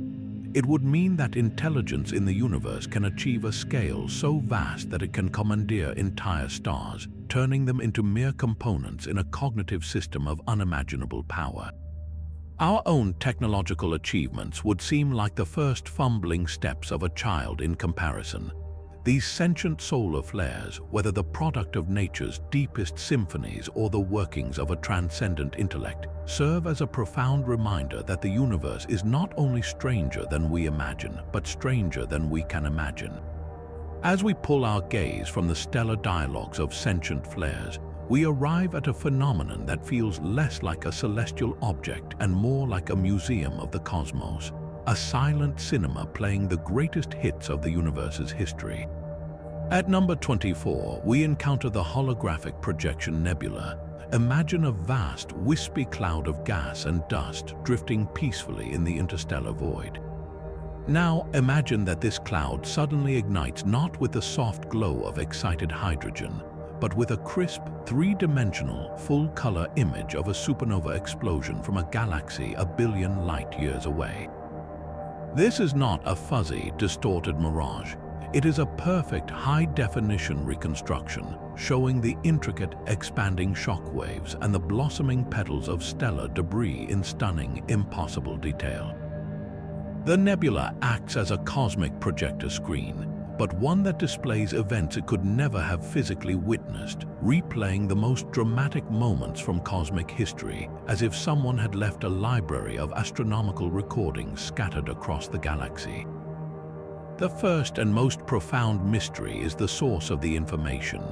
How does a simple cloud of gas acquire a perfectly preserved, dynamic image of an event that occurred in a far-flung corner of the universe, long before the nebula itself even formed? The light from that supernova would have passed through this region of space eons ago, continuing its journey into the void. The nebula is not merely reflecting that ancient light, it is somehow storing it and then reprojecting it with perfect fidelity. This suggests a recording mechanism of almost unimaginable sophistication. One of the most compelling natural theories involves a concept from advanced optics, the holographic principle. This principle, which emerges from black hole physics, suggests that all the information describing a three-dimensional volume of space can be encoded on its two-dimensional boundary. In the case of this nebula, theorists propose that its complex, fractal-like structure of dust grains might act as a natural holographic film. When the light from a distant, immensely energetic event like a hypernova washes over it, the intricate interference patterns of that light could be permanently etched into the precise arrangement of the dust. The nebula isn't just a cloud, it is a cosmic photograph, its very structure holding a frozen, high-resolution snapshot of a moment in time, which it can then play back when stimulated by the ambient energy of the galaxy. But what provides the power for the playback? A photograph needs a light source to be viewed, and this cosmic hologram is no different. The projections are not constant, they flicker on for days or weeks at a time. Astronomers have pinpointed the trigger. The nebula lights up precisely when it is bathed in a specific high-frequency form of radiation from the galactic core, a type of energy burst that is otherwise unremarkable. It appears this burst acts as the projector's lamp. As this energy sweeps through the nebula, it interacts with the holographically imprinted dust, effectively reading the stored interference pattern and reconstructing the original image in 3 dimensions. The entire cloud becomes a volumetric display with different layers of gas and dust glowing to recreate the depth and structure of the recorded event. This transforms the nebula from a passive recording medium into an active playback device, a natural system that waits for the right signal to reveal the cosmic secrets locked within its gossamer structure. This leads to the staggering question of purpose. A purely natural process, while magnificent, feels almost too coincidental. The recordings are not random, they are curated highlights, the most energetic, paradigm-shifting events in galactic history, supernova of rare types, the mergers of neutron stars that forged gold, even what appears to be the ignition of the first quasars. This has led to a more speculative and truly mind-expanding hypothesis that the nebula is not natural at all, but an artifact. It could be a monument or a library left by a civilization that predates humanity by billions of years, a species that achieved a mastery over space-time and information physics that we can barely conceive. In this scenario, the nebula is a deliberately engineered storage device, its dust particles meticulously arranged to form a data crystal on a galactic scale. The periodic energy bursts from the core are not a random trigger, but a scheduled reading of the archive, a way for this ancient culture to preserve its history or to leave a message for any emerging intelligence curious enough to learn how to read the stars. The implications of this phenomenon, whether natural or artificial, are equally profound. If it is a natural hologram, it provides us with a unique and invaluable tool for astronomy. We could point our telescopes at this single nebula and witness, in perfect detail, cosmic events that we otherwise missed because our planet didn't exist when their light first passed by. It would be a window into the past, giving us front-row seats to the universe's most dramatic formative moments. If it is an artifact, the ramifications are even greater. It would suggest that intelligence is not a fleeting phenomenon, but a force that can leave permanent marks on the galaxy, engineering entire nebulae to serve as its chronicles. It would mean the universe is not just filled with the physics we understand, but is also imprinted with the technology of those who came before us, their legacy written not on stone, but in the very dust between the stars. The holographic projection nebula challenges us to see the cosmos not just as a collection of physical objects, but as a potential repository of knowledge, a library where the books are written in light and the shelves are light years across.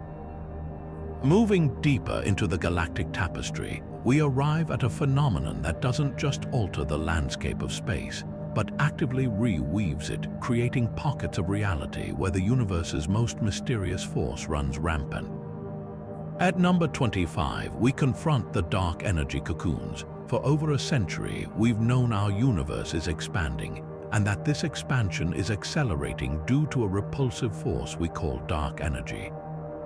We've always thought of it as a smooth, uniform background field, a gentle pressure permeating all of space. The cocoons shatter that assumption. These are localized, spherical regions where dark energy is not gentle, but intensely concentrated, creating bubbles of hyper-expansion nestled right within the fabric of NGC 262. Imagine a star system drifting along normally, only to enter one of these invisible spheres. Instantly, the very space inside the bubble begins to expand at a rate millions of times faster than the galactic average. The star system isn't pushed, it is carried along as the space it occupies itself stretches at a ferocious pace, rapidly pulling it away from its neighbors and isolating it behind a growing, invisible wall of newly created vacuum. The immediate consequence of this is the creation of cosmic islands. A star and its planets enveloped by a dark energy cocoon find themselves cut off. The space between them and the rest of the galaxy is being generated so quickly that even light cannot keep pace with the ever-widening gap. From our perspective outside the cocoon, the star would appear to redshift dramatically, fading into infrared and then radio silence as the photons struggle across an ever-increasing chasm. For any civilization living on a world inside one of these bubbles, the sky would tell a terrifying story. Over a span of just a few generations, the familiar constellations would smear and vanish, the galactic core would dim to a forgotten ember, and they would be left in a growing void, surrounded by a handful of their own system's worlds, watching the rest of the universe recede into a myth. They would become an island universe in truth, a lonely archipelago in a sea of swiftly expanding nothingness, their fate sealed by a force they could neither see nor fight. But the true, mind-bending potential of the cocoons lies not in their power to isolate, but in their power to transform. The intense, localized expansion within a cocoon doesn't just move objects apart, it fundamentally alters the energy density of the vacuum. This has a direct and profound impact on the fundamental constants of physics. Inside a mature cocoon, the strength of the electromagnetic force, the binding energy of atomic nuclei, and even the mass of subatomic particles could be subtly, or perhaps drastically, different. A star inside a cocoon might burn its fuel at a different rate, shining with an impossible color or living for a vastly extended lifespan.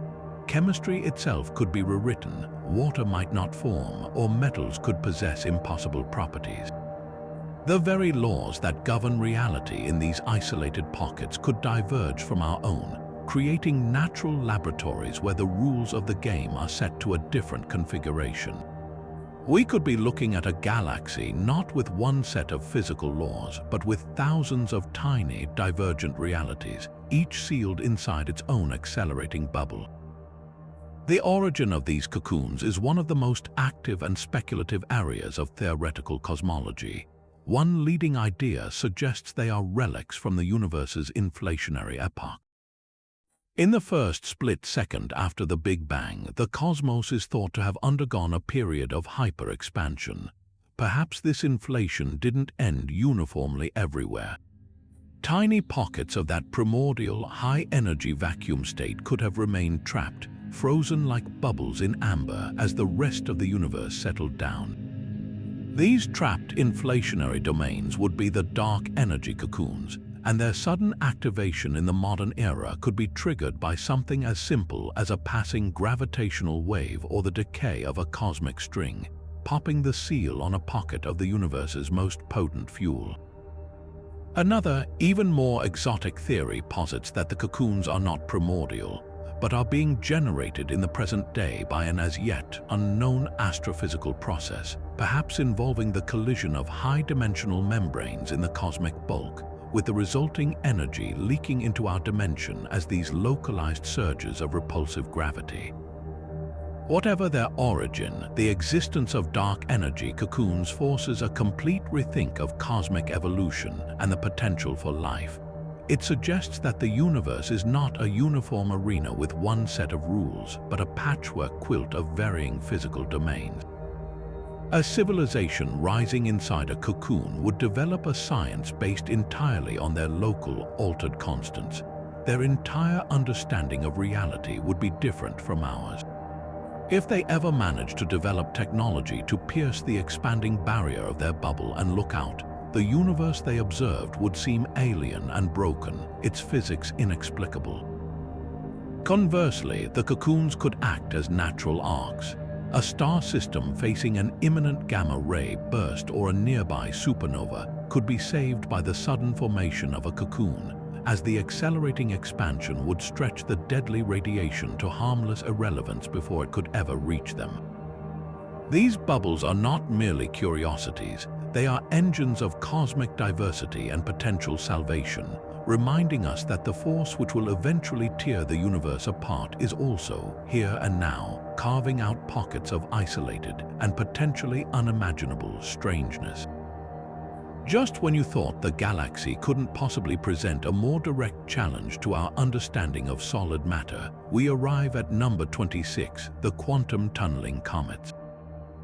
Picture the familiar scene of our own solar system, where a comet plunging through the asteroid belt is a recipe for a spectacular, high-velocity collision, a cosmic demolition derby that shatters and scatters debris for millions of miles. Now transplant that scene to NGC 262 and watch as a comet, blazing with its iconic tail, glides directly through the heart of a densely packed asteroid field. Instead of a cataclysmic impact and a shower of superheated rock, the comet emerges from the other side completely unscathed, its trajectory unchanged, as if the countless asteroids it passed through were nothing more than a mirage.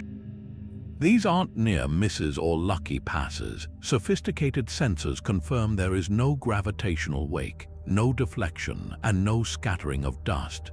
The comet and the asteroid simply do not interact, as if they are ghosts occupying the same space but belonging to different, non-interacting realities. This behavior is a staggering, macroscopic demonstration of a principle normally confined to the subatomic world: quantum tunneling.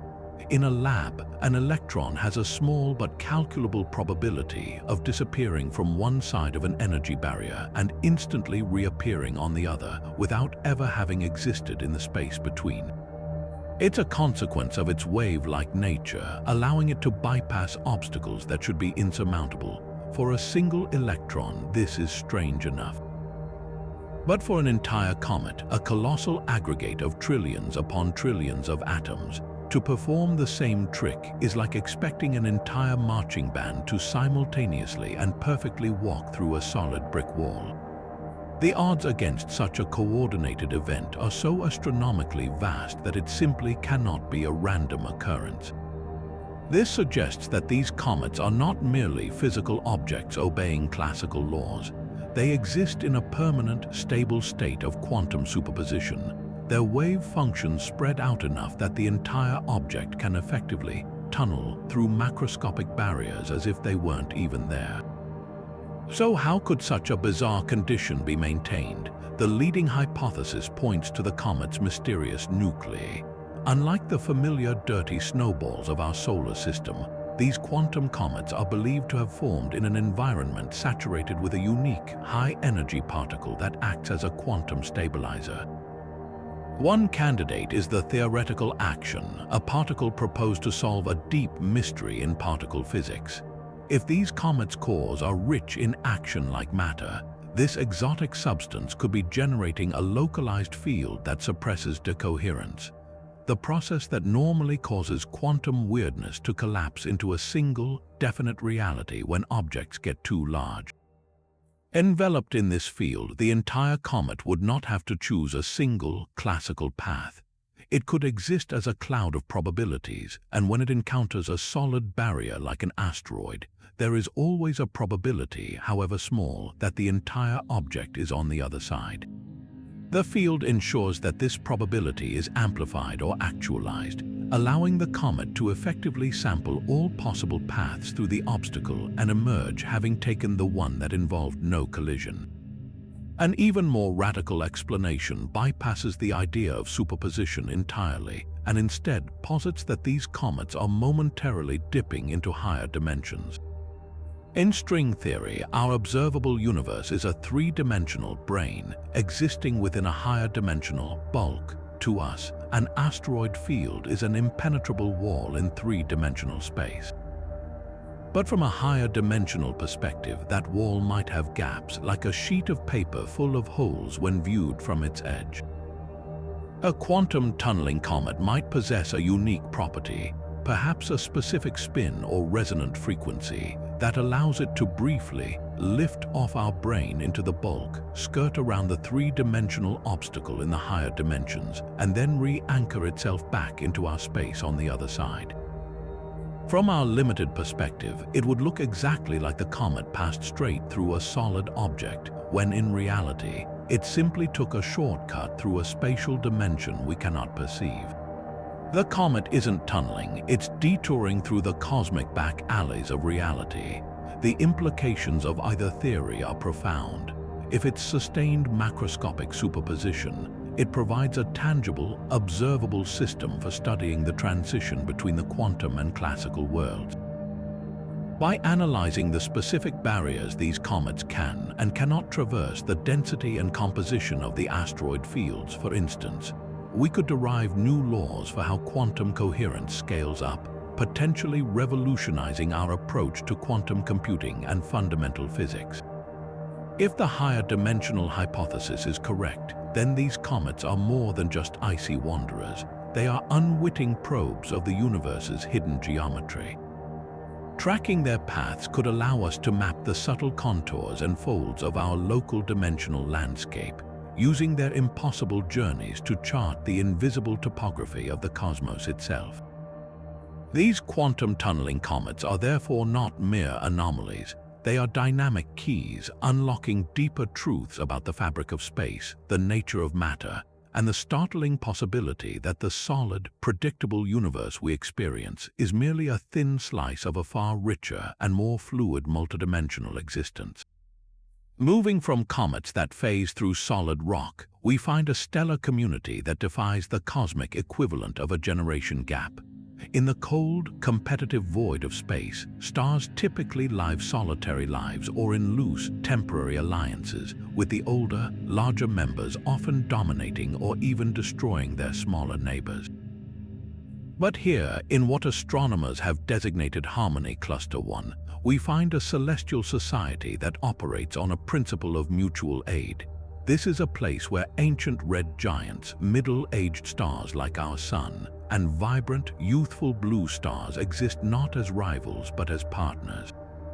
They are bound together in a complex gravitational dance, but their connection runs far deeper than mere orbital mechanics. Streams of gas flow between them in a continuous, life-giving exchange, with the older stars gently donating their outer layers of hydrogen to fuel the fusion furnaces of the younger ones, while the intense ultraviolet light from the blue stars bathes the red giants, stripping away accumulated stellar ash and seemingly rejuvenating their atmospheres. It's a cosmic circle of life, a perfectly balanced ecosystem where resources are shared to extend the lifespan of every participant, challenging the traditional narrative of stellar evolution as a lonely, selfish struggle for survival. The core mystery of these symbiotic clusters lies in their defiance of our standard stellar life cycle models. According to textbook astrophysics, a star cluster forms from a single, collapsing cloud of gas and dust, meaning all its stars are born as siblings at roughly the same time. Heavier stars burn through their fuel rapidly, exploding as supernova within a few million years, while lighter stars like our Sun burn for billions. In a normal cluster, you would not find a fragile, short-lived blue giant, a stellar toddler peacefully coexisting with a venerable red giant, a stellar elder because the blue giant's massive siblings would have gone supernova eons ago, likely disrupting the cluster and ending its cohesive existence. The presence of such a wide range of ages in Harmony cluster, one implies a continuous and orchestrated process of star formation, one that is gently managed rather than violently chaotic. It's as if the cluster itself has found a way to sustainably manage its resources, fostering new generations of stars at a measured pace that doesn't disrupt the delicate balance of the existing community, a concept that feels more like intelligent forestry management than natural celestial mechanics. One compelling natural explanation for this harmony points to the cluster's unique composition of dark matter. We've already discussed how dark matter can form hurricanes and cocoons, but here it might play the role of a cosmic mediator. Imagine the cluster is embedded in a perfectly smooth, dense sphere of a special, self-interacting form of dark matter. This invisible halo would act as a gravitational cushion, absorbing the violent recoil from supernova explosions that would otherwise tear a typical cluster apart. More than that, this dark matter medium could subtly regulate the flow of gas within the cluster. As a red giant sheds its outer layers, this dark matter envelope might gently funnel that enriched hydrogen toward the younger, fuel-hungry stars, preventing it from being lost to the void or collapsing into a new star too quickly. In this model, the dark matter isn't just an anchor, it's the circulatory system of the cluster, a naturally occurring infrastructure that promotes long-term stability and enables this multi-generational symbiosis to flourish over billions of years. Yet, the sheer optimization of this system has led other scientists to a more breathtaking conclusion, that we are not looking at a natural wonder, but a preserved artifact of cosmic engineering. The concept of star lifting, a theoretical technology where an advanced civilization uses focused energy to gently harvest material from a star, could be at play here on a massive scale. In this scenario, the harmonious flows of gas are not random or naturally guided, but are carefully managed transfers. An ancient civilization seeking to extend the habitable lifetimes of multiple star systems within a single cluster might have enacted a grand project of stellar husbandry. They could have deployed immense magnetic field generators or other technologies we can barely imagine to redirect stellar winds, siphon off just enough material from the dying red giants to keep them stable, and deliver that fuel to the younger stars to boost their energy output and longevity. The entire cluster would then function as a single, integrated power grid and habitat zone, a master-planned celestial community designed to support life for trillions of years, a monument to a species that thought not in centuries but in cosmic epochs. The implications of either possibility force us to reconsider the potential for longevity and cooperation in the universe. If this is a natural phenomenon, it reveals a universe capable of creating profound, sustained balance on a scale we never thought possible. It suggests that the default state of cosmic evolution isn't always chaos and predation. Under the right conditions, complex systems can self-organize into states of elegant, mutualistic harmony that defy entropy for astonishing lengths of time. This would offer a new, more hopeful model for how structures can persist in the cosmos. If, however, the engineering hypothesis bears even a fraction of truth, the ramifications are existential. It would mean that intelligence, when it reaches a sufficient level of maturity, may not seek to conquer the stars but to garden them. Its ultimate goal might not be expansion and consumption, but the patient, meticulous curation of its local cosmic environment, transforming a volatile stellar neighborhood into a permanent, stable home. The symbiotic star clusters stand as a silent, glowing testament to a potential future for intelligence itself, one where the great project is not merely to understand the universe, but to gently, wisely, and compassionately nurture it. But if the quantum-tunneling comets and harmonious star clusters represent a strange new order, then our next phenomenon is a terrifying descent into cosmic chaos. At number 28, we explore the reality glitch regions, patches of space where the universe's operating system seems to crash, if only for a moment. Imagine a spaceship flying through a seemingly normal sector of the galaxy when, without warning, its sensors go haywire. The readings for fundamental constants, the unchangeable numbers that underpin all of physics, begin to flicker. The speed of light, a universal speed limit etched into the fabric of reality, might momentarily register as slightly faster or slower. The fine structure constant, which governs the strength of electromagnetic interactions, could waver, making the very bonds between atoms feel momentarily unstable. In these regions, particles behave like characters in a corrupted video game, teleporting short distances, changing their properties at random, or even blinking out of existence entirely before reappearing seconds later. It's as if you're watching a film and the projector skips a frame, revealing a fleeting glimpse of the messy, unstable code running beneath the serene visuals of our cosmos. The most immediate and startling evidence for these glitches comes from deep space probes and observatories that monitor the light from distant pulsars. These cosmic lighthouses are prized for their metronomic regularity, their pulses arriving with a predictability that rivals atomic clocks.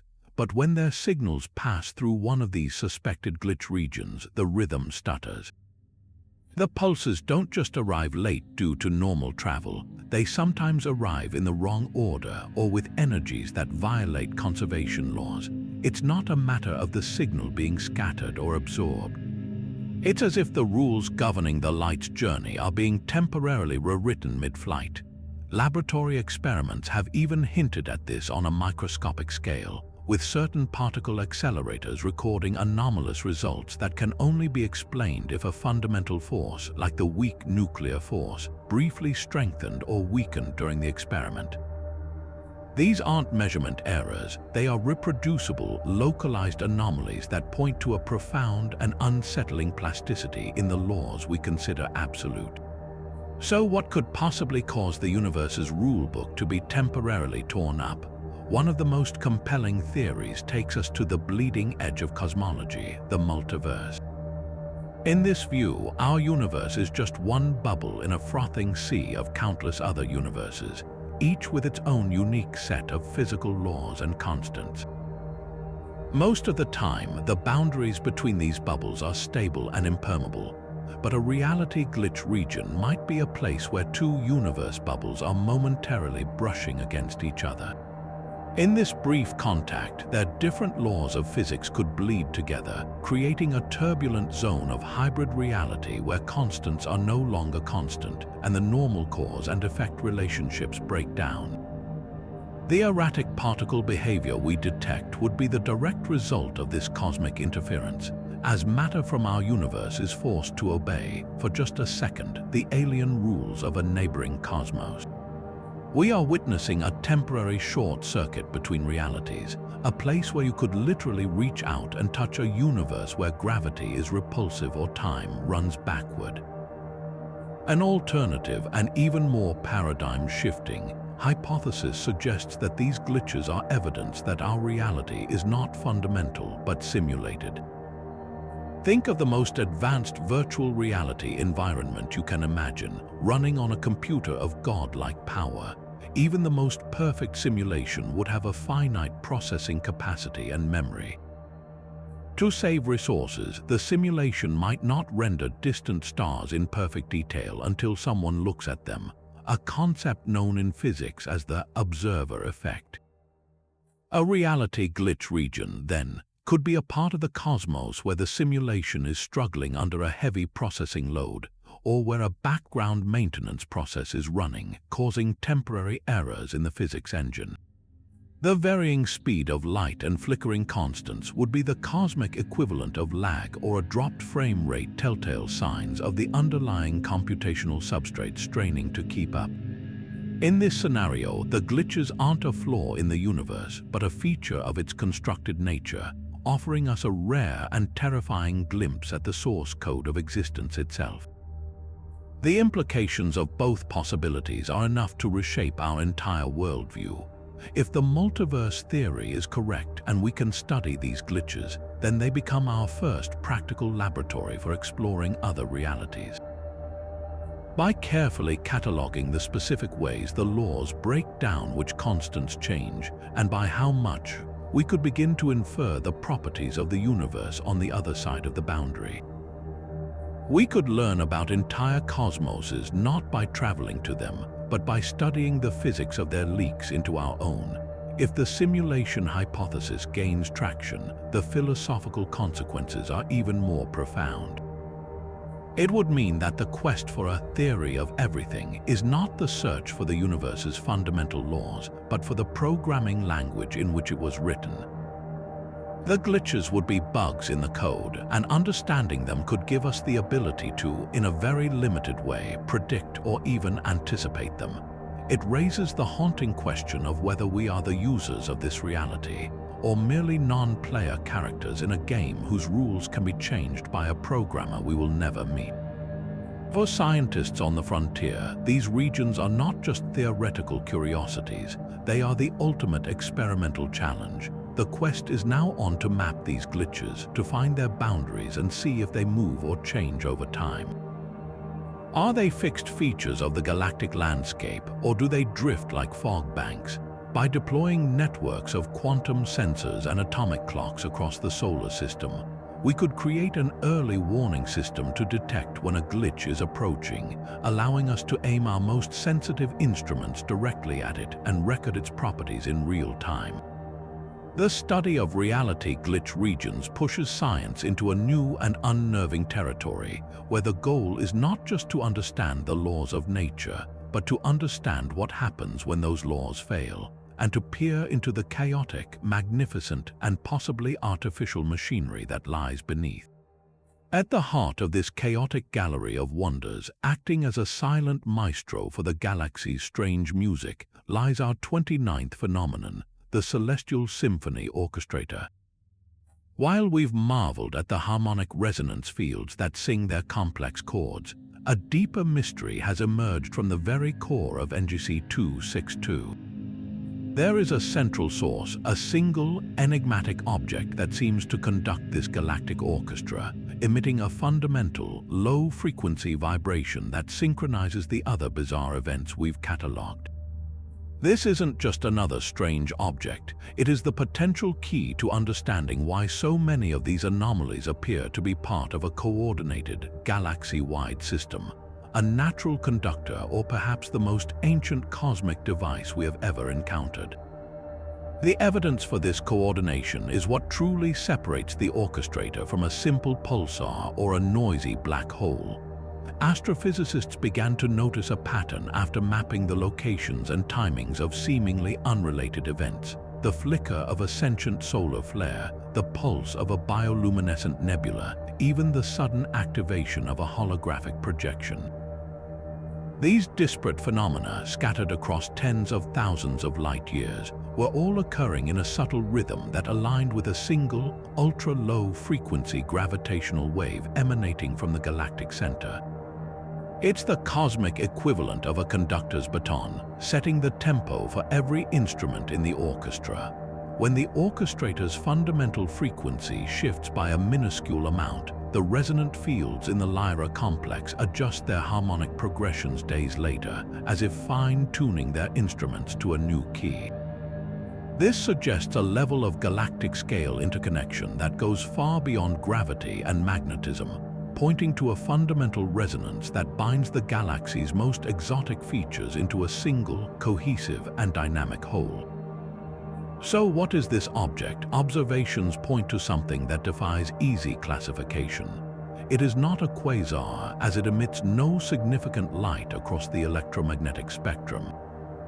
It is not a standard supermassive black hole, as its gravitational signature is both too massive and too smooth, lacking the violent, clumpy accretion disk we would expect.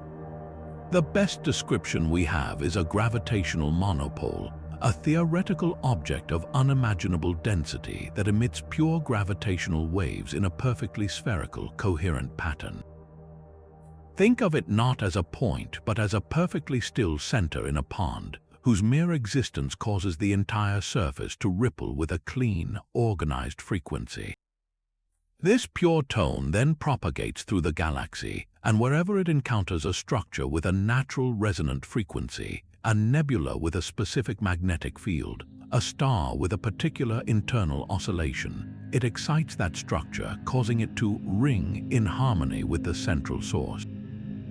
The orchestrator may not be actively directing the symphony so much as providing the foundational note upon which the entire galaxy builds its complex music. This leads to the profound and unavoidable question of origin. Is the celestial symphony orchestrator a freak of nature, a one-in-a-trillion cosmic accident where a collapsing supermassive object settled into this perfectly stable, resonant state? Or are we looking at something that was engineered? The idea of a natural conductor is compelling. The universe is under no obligation to be chaotic, and the emergence of spontaneous order on a galactic scale is a breathtaking possibility. However, the orchestrator's apparent stability over billions of years, and the way its frequency seems to optimize the longevity and coherence of the surrounding phenomena, calming turbulent nebulae and stabilizing erratic magnetas, hints at a function. It behaves less like a random object and more like a regulatory device, a piece of cosmic infrastructure designed to maintain the galaxy's structural and perhaps even biological integrity. This raises the staggering possibility that NGC 262 is not a wild frontier but a curated garden, and the orchestrator is the hidden sprinkler system and lighting rig, ensuring the entire ecosystem functions in harmonious balance. The implications of this dual possibility shake the foundations of astrophysics and philosophy alike. If it is natural, the orchestrator provides a completely new model for galactic evolution. It suggests that galaxies can possess a fundamental vibrational identity, a C note or G note, that influences everything from star formation to the potential for complex phenomena. Our own Milky Way would then be searched for a similar, though perhaps quieter, conductor, forever changing how we view our home galaxy's structure. If it is artificial, the consequences are even more momentous. It would imply the work of a civilization so advanced that its ultimate achievement was not to build planets or stars, but to tune an entire galaxy, to compose a symphony of reality that plays out over billions of years. This would be a form of engineering so sublime and powerful that it transcends our concept of technology, becoming indistinguishable from nature itself. The Celestial Symphony Orchestrator, therefore, is more than just another phenomenon on our list. It is the potential linchpin that connects all the others, a silent, patient intelligence or a natural marvel of cosmic proportions, whose low, humming note is the secret rhythm of the strangest galaxy we know. And just when the galaxy seems to have exhausted its capacity for wonder, we arrive at the 30th and final phenomenon on our list, a discovery that challenges the flow of time itself, the time crystal asteroids. Picture a standard asteroid, a tumbling, irregular chunk of rock and metal drifting silently in the void. Now, imagine that this seemingly inert object possesses an internal structure that defies one of physics' most sacred laws, the second law of thermodynamics, which dictates that all systems must trend toward disorder and equilibrium. These asteroids do the opposite. Their atomic lattices are locked in a perpetual, repeating cycle of transformation, oscillating between two distinct configurations without any energy input, like a clock that continues to tick forever after its battery has been removed. They are not burning fuel or absorbing starlight to power this motion. They are breaking the cosmic rule that says you can't get something for nothing, existing in a state of perpetual motion that should be fundamentally impossible. To grasp the sheer strangeness of this, think of an ice cube melting in a warm room. That's the universe's normal direction order to disorder. A time crystal is the ice cube that spontaneously refreezes and then melts again, over and over, in a perfect, stable rhythm, all while sitting in the same warm room. In laboratories on Earth, scientists have created microscopic time crystals that last for a few fleeting moments, but the existence of these asteroids, macroscopic, naturally occurring, and stable across billions of years, is a revelation of staggering proportions. They aren't just odd rocks, they are fragments of a different kind of physics, where time is not a one-way street but a pendulum that swings eternally between states. Each oscillation is a perfect, predictable tick of a cosmic clock, a rhythm imprinted into the very substance of the rock that continues unabated, completely isolated from the chaotic, energy-draining universe around it. So how did such impossible objects come to be? The leading theory points to their violent origin in the galaxy's most extreme crucible, the accretion disk of a supermassive black hole. In this maelstrom, where space-time is twisted into knots and gravitational forces approach infinity, matter is subjected to conditions that simply do not exist anywhere else. It is hypothesized that within this chaos, the atomic nuclei of certain elements were not just compressed, but were forged into a new phase of matter. Just as extreme pressure can turn carbon into diamond, the cyclical, mind-bending gravitational shear near the event horizon may have forced these materials into a time crystalline structure. The rhythm of their oscillation could even be a fossilized echo of the black hole's own spin frequency, a permanent vibration locked into the crystal lattice as it was violently ejected from the disk, carrying the heartbeat of the monster that created it out into the calm of interstellar space. Their discovery opens up a frontier that sounds like pure science fiction, the possibility of absolute universal timekeeping. Every clock we have ever built, from sundials to atomic clocks, is relative. It runs slower in strong gravity and at high speeds, as Einstein showed us, but a time crystal's rhythm is dictated by its internal quantum gravitational structure.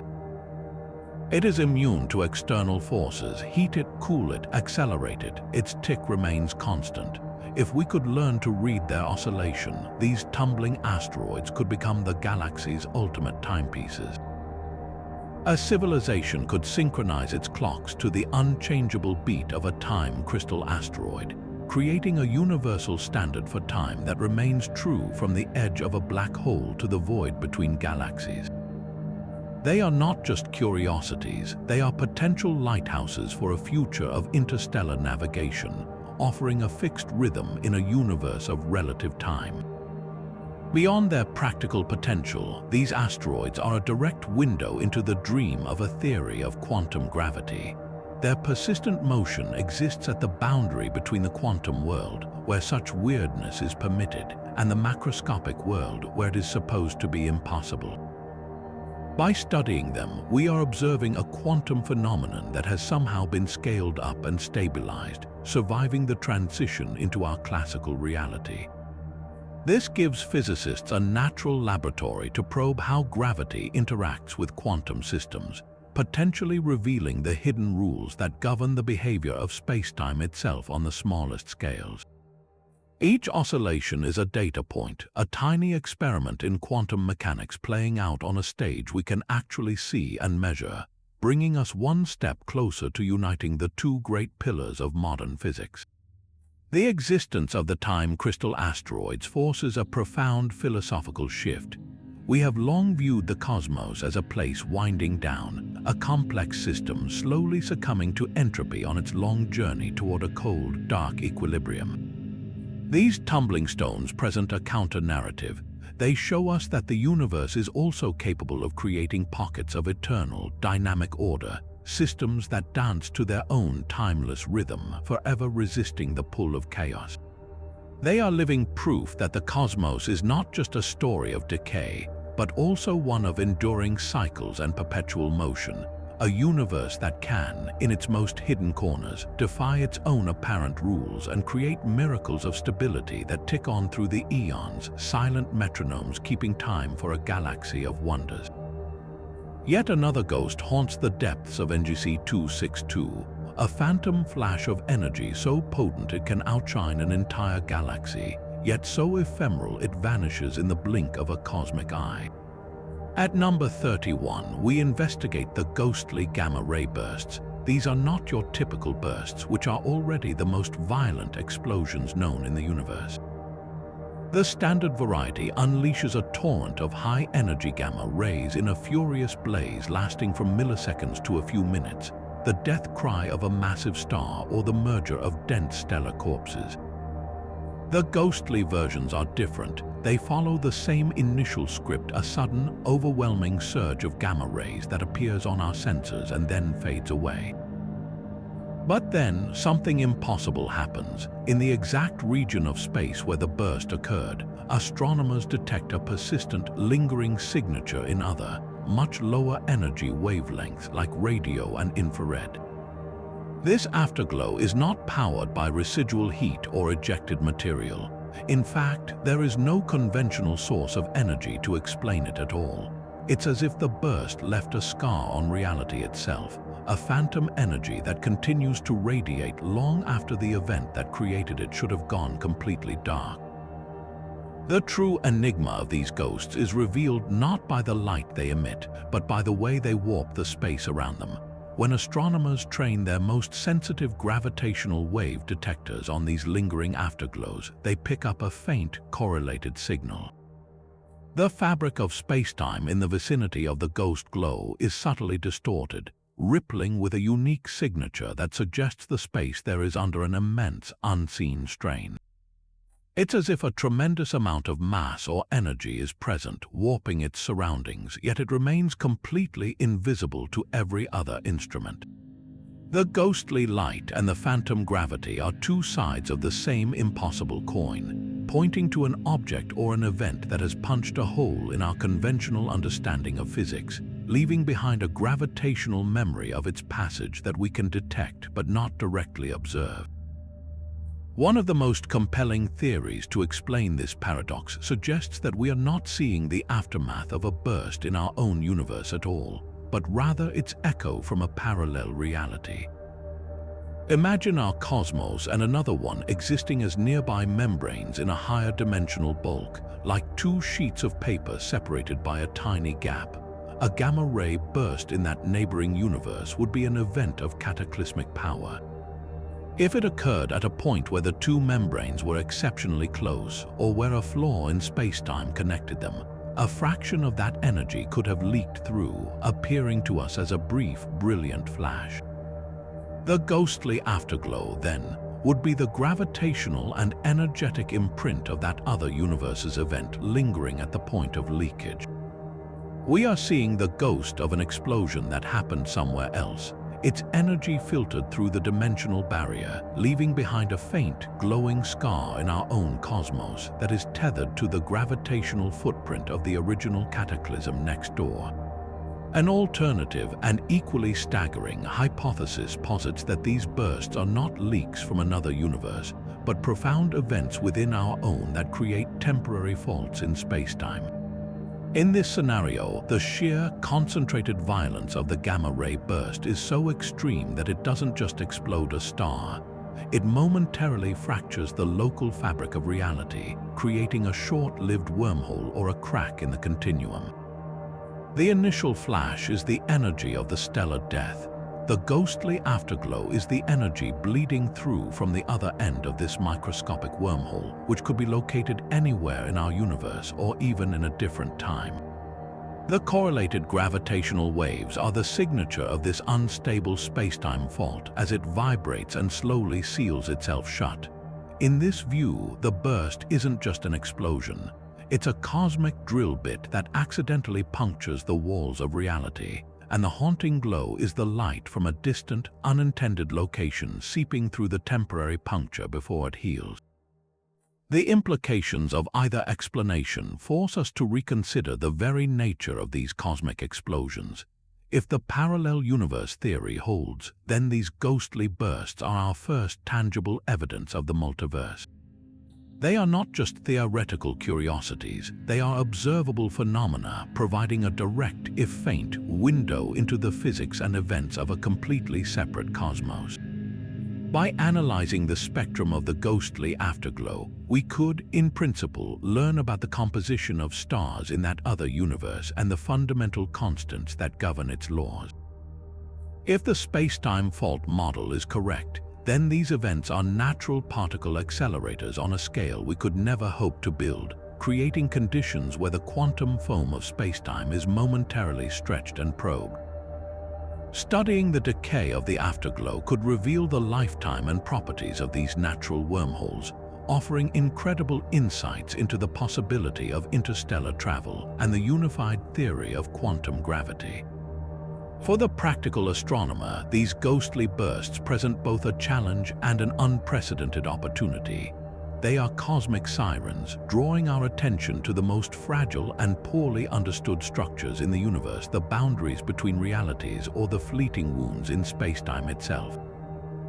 By creating a network of observatories that can simultaneously detect gamma rays, gravitational waves, and multi-wavelength afterglows, we can begin to triangulate these events with incredible precision, mapping the points where our universe is most thin or most fragile.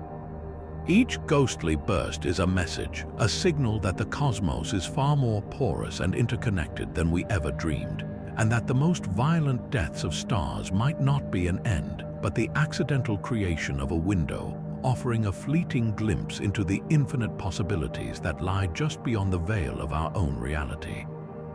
But if the galaxy can harbor phantom explosions and eternal clocks, then surely it can also cradle the most unsettling possibility of all, a universe that is not just alive but aware.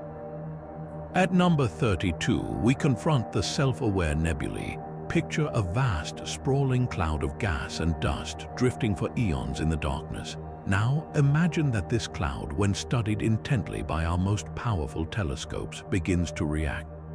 Its tendrils slowly retract, its glowing filaments reconfigure, and its entire structure subtly shifts, as if it were turning away from a piercing gaze or rearranging itself to present a more aesthetically pleasing form.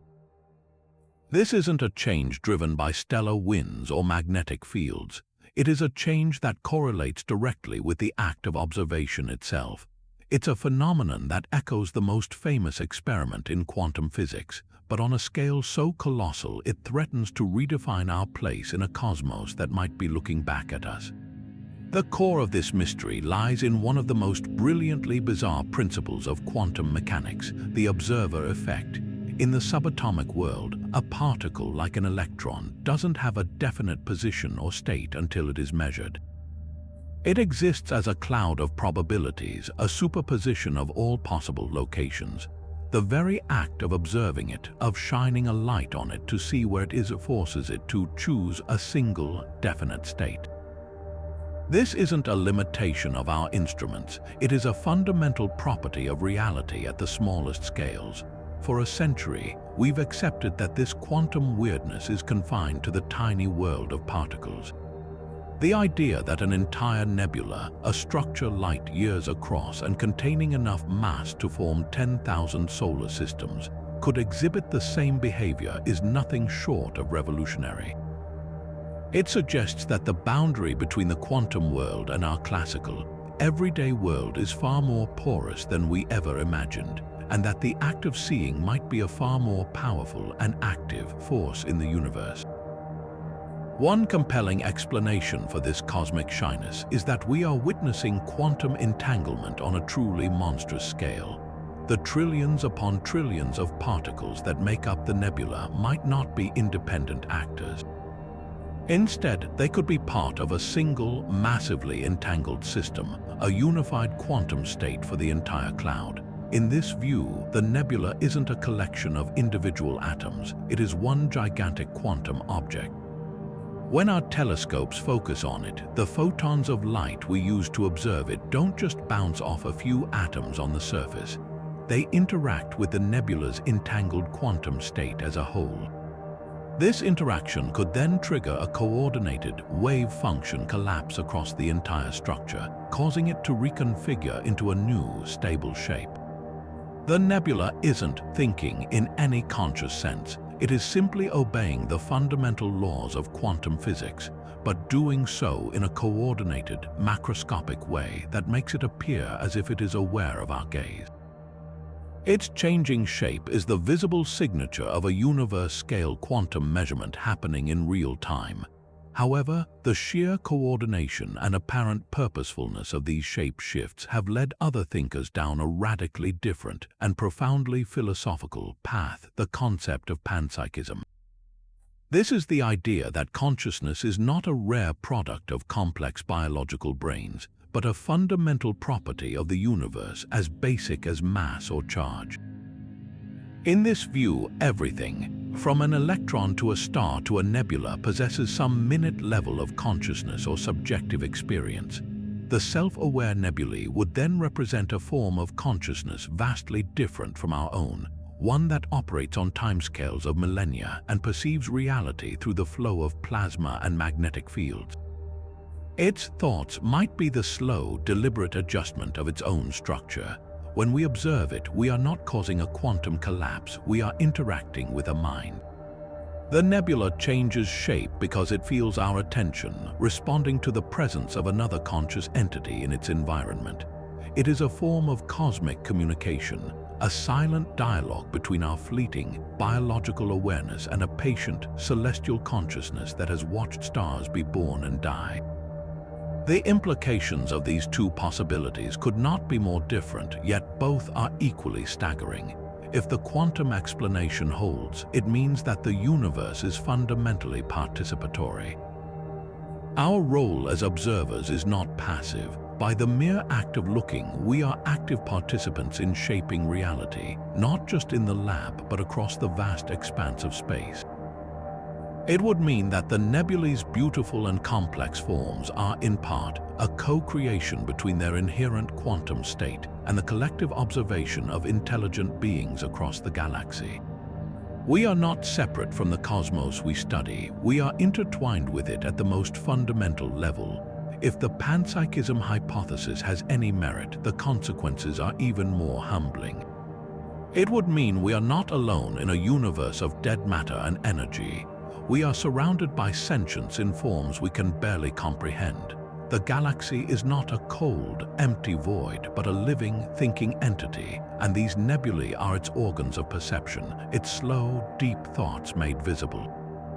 Our search for extraterrestrial intelligence would have been looking in the wrong place all along. The intelligence is not on the planets, but in the spaces between them.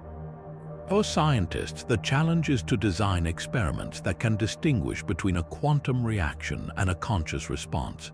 One approach is to use multiple, widely separated observatories to observe the same nebula simultaneously from different angles. A purely quantum effect might cause the nebula to settle into a single, consistent new shape for all observers. A panpsychic entity, however, might present a different face to each observer, tailoring its form to the specific perspective and perhaps even the intent of the one who is watching. Another method involves studying the timing and nature of the shape changes.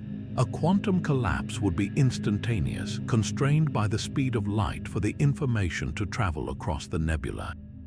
A conscious reaction might be slower, more deliberate, and could even exhibit learning. changing its response over repeated observations as it becomes familiar with the watcher. Each subtle shift in the nebula's gossamer structure is a piece of data in the most profound experiment imaginable, one that seeks to answer whether the cosmos is a machine, a mind, or something wonderfully in between. As we continue our descent into the surreal heart of NGC 262, we encounter a phenomenon that makes the very concept of a window feel utterly inadequate.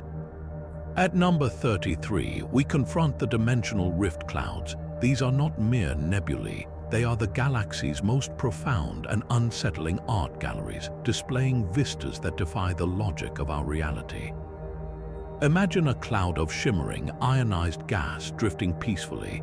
Suddenly, its interior clears, not to reveal more stars, but to unveil a fleeting, silent movie of an alien world.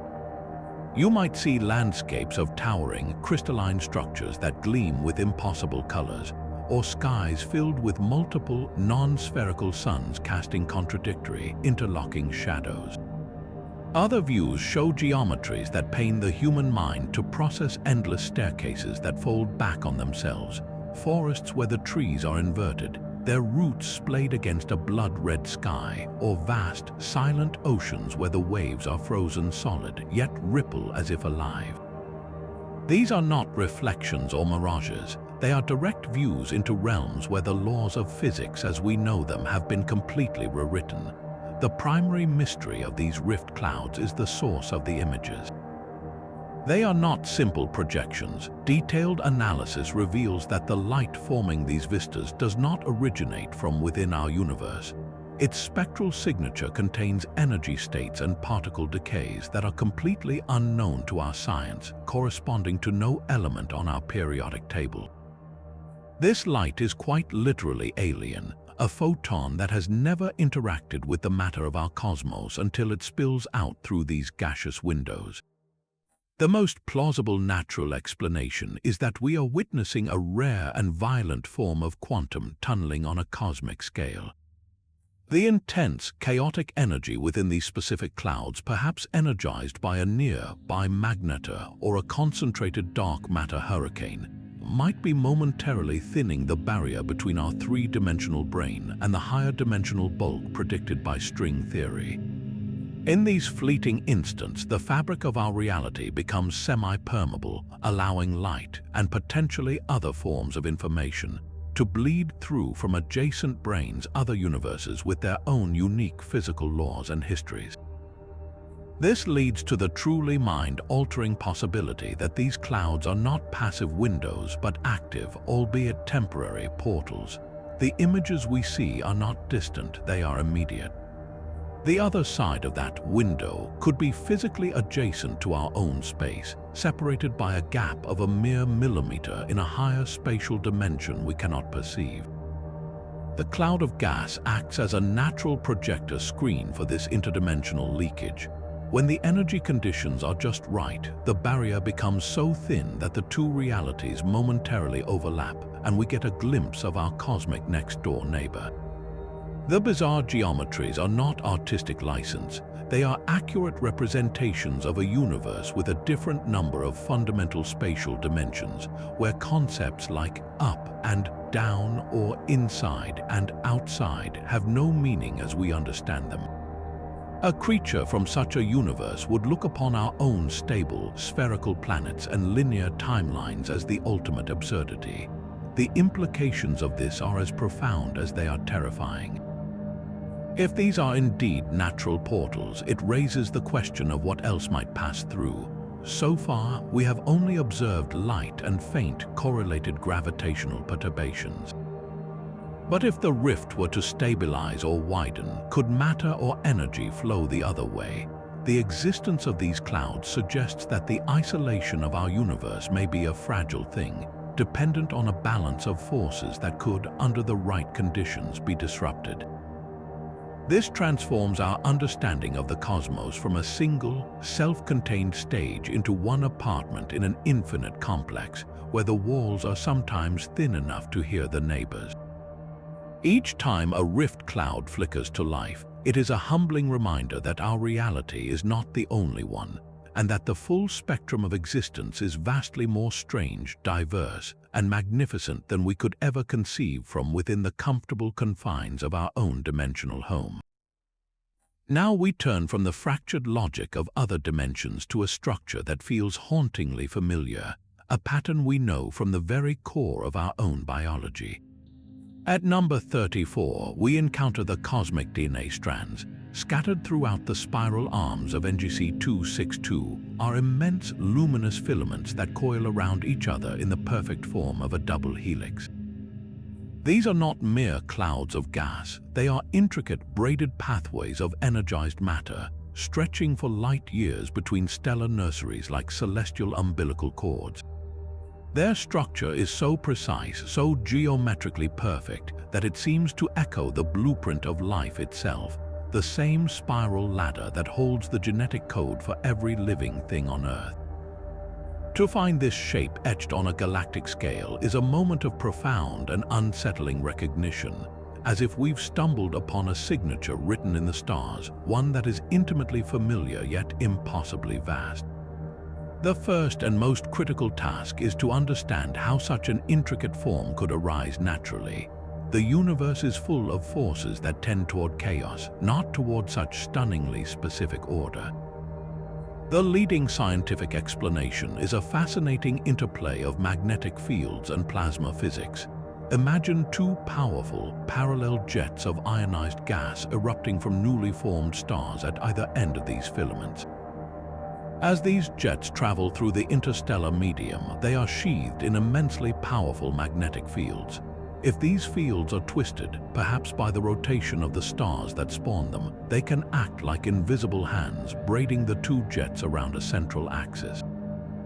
The charged particles within the jets responding to this magnetic guidance would naturally spiral around each other, locking into the stable, helical structure we observe. In this view, the cosmic double helix is a beautiful and complex accident, a testament to the ability of fundamental forces to create patterns of order that resonate with forms we know from our own microscopic world. But the mystery deepens exponentially when we analyze the composition of these strands. Spectroscopic analysis has revealed that they are not just simple hydrogen and helium. Woven throughout their luminous structures are complex organic molecules, the very building blocks of life. We find polycyclic aromatic hydrocarbons, which are sprawling carbon networks, and even amino acids, the fundamental components of proteins. This is the second staggering piece of the puzzle. It's one thing to find a familiar shape, it's another to find that shape is literally made of life's raw materials. These filaments are not just pretty spirals, they are cosmic conveyor belts transporting the essential ingredients for biology across vast stretches of space, potentially seeding planetary systems with the chemical precursors necessary for life to begin. This discovery fuels one of the most compelling and controversial theories in modern astrobiology, the concept of directed panspermia. This is the idea that life on Earth, and perhaps throughout the galaxy, was not a random accident but was deliberately seeded by an advanced intelligence. In this scenario, the cosmic DNA strands are not natural formations at all, but are artifacts of unimaginable engineering. They could be vast, slow dispersal mechanisms designed to broadcast the seeds of life, whether in the form of resilient microbes or complex organic templates across star-forming regions. An ancient civilization, perhaps seeking to propagate life as a monument to their own existence or as part of a grand, ethical project, might have constructed these stellar-scale looms to weave the fabric of biology directly into the galaxy's structure. The double helix shape would then be a deliberate signal, a universal symbol of life left as a calling card for any species that evolves to recognize it. Of course, the scientific mainstream continues to champion a natural origin, and the evidence for abiogenesis, the spontaneous emergence of life from non-living matter, is strengthened by this discovery. If the universe is naturally capable of forming these complex organic molecules and arranging them into such coherent, large-scale structures, then the leap from chemistry to biology seems a little less vast. The cosmic filaments demonstrate that the universe is not just habitable, it is proactively probiotic, manufacturing and distributing the ingredients for life on an industrial scale. In this view, we are not the products of a gardener's design, but the natural offspring of a cosmos that is inherently fertile, where the emergence of life is not a miracle, but an inevitable consequence of physics and chemistry playing out over billions of years. The philosophical implications of these two possibilities could not be more different, and both are equally staggering. If the strands are natural, they reveal a universe with a deep, inherent bias toward complexity and ultimately life. The same forces that shape galaxies and stars also conspire to create the conditions for biology, suggesting that we are a fundamental part of the cosmic order, not a fleeting anomaly. If, however, the directed panspermia hypothesis holds any weight, it fundamentally reshapes our origin story. It would mean that our existence is part of a legacy, that we are the children of an intelligence that came before, a species so advanced that its greatest achievement was to sow the galaxy with the potential for consciousness. We would be living in a cultivated garden, our very DNA a testament to a gardener whose motives we can only guess at. The cosmic DNA strands, therefore, are more than just a beautiful phenomenon. They are a riddle that strikes at the heart of who we are and why we are here, offering two equally profound narratives about our place in a cosmos that either naturally cradles life or has been carefully prepared for it. At number 35, we arrive at a phenomenon that directly confronts the universe's ultimate fate, a cosmic rebellion unfolding in the silent depths of the galaxy. These are the entropy reversal zones, regions where the fundamental arrow of time appears to bend backward. For over a century, we have understood the second law of thermodynamics as one of the most non-negotiable rules of reality. The universe in its entirety is on a one-way journey from order to disorder, from complexity to chaos. We see this everywhere, from a hot cup of coffee cooling to room temperature, to a star scattering its ashes into the cold, diffuse interstellar medium. Yet within these specific zones in NGC 262, that universal narrative is being rewritten. Vast clouds of cold, diffuse gas and dust don't just sit idly. They spontaneously begin to coalesce, not under the gentle pull of gravity, but through an apparent, intrinsic urge to organize. Scattered particles flow together, assembling into intricate, lattice-like structures and complex molecules with a level of coordination that seems to defy the very nature of randomness. It is as if you were to watch a shattered wine glass not only reassemble itself on the floor, but then carefully arrange itself into an even more beautiful and elaborate crystal sculpture than before, all without anyone touching it.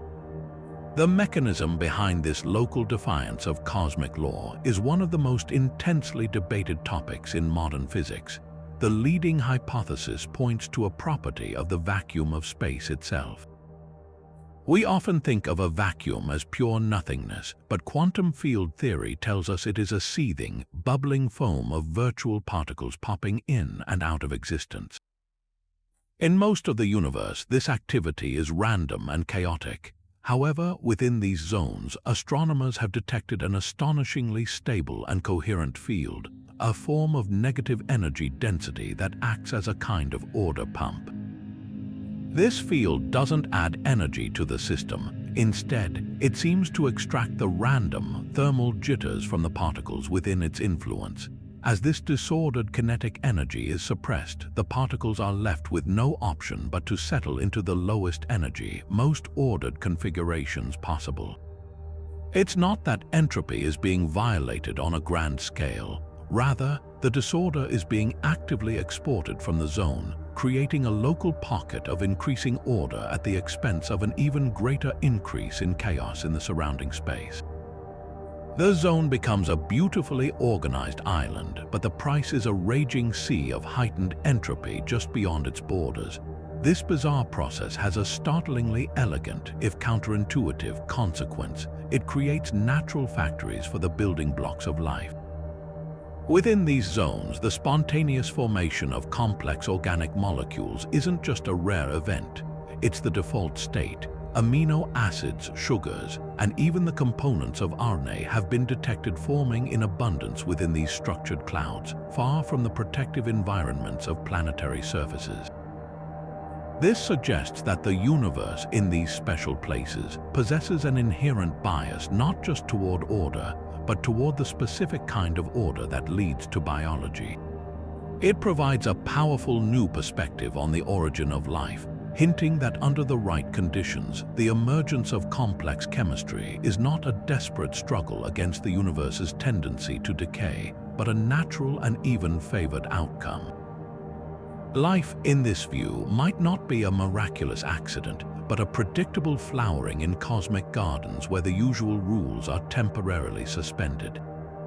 Of course, such a profound anomaly invites truly revolutionary interpretations. One of the most compelling and humbling theories is that these zones are not natural at all. They bear the hallmarks of a technology of almost God-like advancement. A civilization that had mastered physics at the deepest level might not build starships or cities, but instead learn to manipulate the fundamental parameters of reality. These entropy reversal zones could be the remnants of their experiments or even their chosen method of waste disposal. For such a culture, the ultimate pollution would be waste heat and entropy, the very things that lead to cosmic heat death.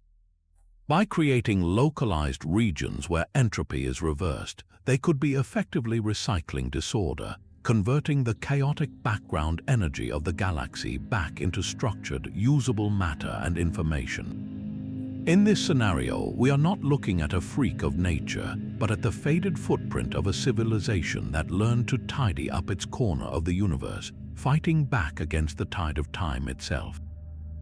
The implications of these zones, whether natural or artificial, ripple out to shape our understanding of the cosmos's ultimate destiny. The prevailing view has long been the heat death, a distant future where the universe expands into a cold, dark, and perfectly uniform grave. The existence of stable entropy reversal zones challenges the inevitability of that bleak end. They demonstrate that the relentless slide into disorder is not an absolute. If pockets of order can arise and persist, then perhaps the universe has a cyclic or rejuvenating nature that we have not yet comprehended. It opens the door to the possibility that the cosmos is not a one-way street to silence, but a more complex system with the capacity for local renewal. A place where the seeds of new complexity can always take root, even in the face of overwhelming decay. These strange, structured clouds are therefore more than just a scientific curiosity. They are a beacon of potential hope, hinting that the final word of the universe may not be chaos, but an ongoing, dynamic dance between creation and dissolution, a dance in which life and mind might play a far more central role than we ever dared to dream. And now we turn our attention to a force that moves through the cosmos like a ghost, shaking the very foundations of reality without leaving a single visible trace. At number 36, we encounter the phantom gravity waves. Imagine the universe as a vast, still pond. When a massive object like a pair of orbiting black holes collides, it sends ripples across this pond gravitational waves that we can now detect with observatories like LIGO and Virgo.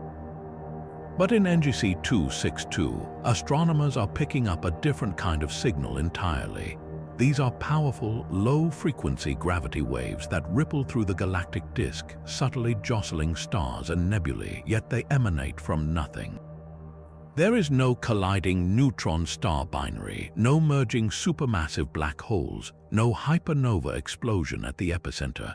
The source of these space-time tremors is completely and utterly invisible, a phantom event that warps the fabric of the galaxy without any of the usual cosmic fireworks.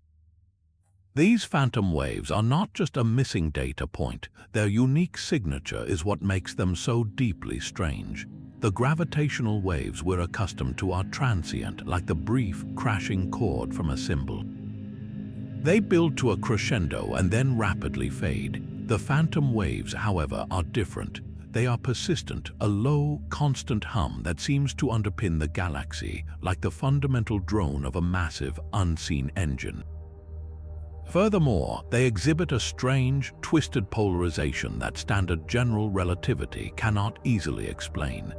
It's as if the fabric of space-time isn't just rippling up and down, but is also being subtly sheared and twisted in a way that suggests the influence of forces operating outside our conventional 3 dimensions of space and 1 of time. This isn't just an absence of a source, it's a signal that points to a source operating under a completely different set of physical rules. One of the most compelling explanations for these enigmatic ripples takes us into the realm of cosmic archaeology, suggesting we are feeling the echoes of events that happened not in our universe but right next to it. In the framework of string theory and the brain-world scenario, our 4-dimensional universe could be a membrane floating within a higher dimensional space called the bulk. Other branes, other entire universes, could be floating incredibly close to ours, separated by a gap in a higher dimension that we cannot perceive. The phantom gravity waves could be the result of colossal collisions happening in that parallel reality. When 2 massive objects in that other universe smash together, the resulting gravitational shock wave wouldn't just travel through their own brane. It would radiate out through the bulk like a tremor passing through the ground between 2 neighboring houses. Our brain would shudder in response, registering the gravitational energy of a catastrophic event that is, for us, completely invisible and untouchable, a ghostly handshake from a cosmos we can never directly visit. An even more profound and unsettling hypothesis suggests that the source of the waves isn't a collision at all, but the slow quantum decay of the universe's very bedrock. Our understanding of physics is built on the idea that the vacuum of space is in its true, lowest energy state. But what if it's not? What if our universe is currently trapped in a false vacuum, a seemingly stable state that is actually a precarious plateau, like a ball resting in a small dent on the side of a much steeper hill? According to quantum theory, such a state is metastable and could eventually tunnel through the energy barrier to the true vacuum below, a transition that would fundamentally rewrite all the laws of physics in a propagating wave of destruction. The phantom gravity waves could be the faint precursor tremors of this apocalyptic event. They might be the subtle groans and stresses in the fabric of space-time as our local region of the universe strains against this energy barrier, a faint but ominous ticking from the clock counting down to a potential cosmic reboot. In this view, the waves are not a message from another universe, but a diagnosis of a latent instability in our own, a fundamental fragility in reality that we are only now learning to perceive. The implications of either possibility are enough to reshape our cosmic perspective. If the waves are from a parallel brane, then gravitational wave astronomy becomes our first and only tool for mapping the geography of the multiverse. By studying the direction, frequency, and polarization of these phantom signals, we could, in theory, begin to triangulate the positions of other universes and even infer the types of massive objects they contain. We would be listening to the echoes of cosmic histories completely separate from our own, learning about the life and death of stars in realities where gravity might be stronger or light slower, or where there are 5 fundamental forces instead of 4. It transforms the cosmos from a solitary stage into a bustling neighborhood, and these phantom waves are the faint, shared vibrations through the walls. If, on the other hand, the false vacuum decay hypothesis holds any water, the implications are far more immediate, though no less staggering. It would mean that the very ground of our existence is not as solid as we believe. The persistent hum of the phantom waves would be a constant, low-level reminder that the laws of physics as we know them are not necessarily permanent. While the timescale for such a decay could be longer than the current age of the universe, its detection would forever change our philosophical understanding of reality. It would introduce an element of profound contingency into the cosmos, suggesting that our universe's apparent stability is a temporary and conditional state. Every one of these faint ripples would be a heartbeat from the abyss, a signal that the stage upon which all of cosmic history plays out might itself be impermanent. The search for the source of the phantom gravity waves is therefore more than an astrophysical puzzle. It is a quest to understand whether we live in a lonely universe, one among many, or one that is sitting on a foundation that could, at any quantum moment, simply cease to be. Leaving behind the phantom tremors of unseen forces, we arrive at perhaps the most conceptually challenging phenomenon of all, one that blurs the final frontier between the cosmic and the biological. At number 37, we confront the living stars. This is not a metaphor. Within specific, secluded nebulae of NGC 262, there exist stellar bodies that do not merely burn but behave. They exhibit patterns of action, reaction, and even what can only be described as life cycle events that echo the fundamental drives of living organisms: consumption, growth, and reproduction. Imagine a star that doesn't just passively gather gas from its surroundings, but actively reaches out for it. Magnetic tendrils, like the appendages of a colossal celestial anemone, extend from its corona, gently pulling in wisps of a nearby gas cloud. The star then appears to digest this material, not through simple, uniform fusion, but in complex, regulated bursts of energy that fine-tune its internal reactions, maintaining a stable and optimal output far longer than its mass and composition should allow.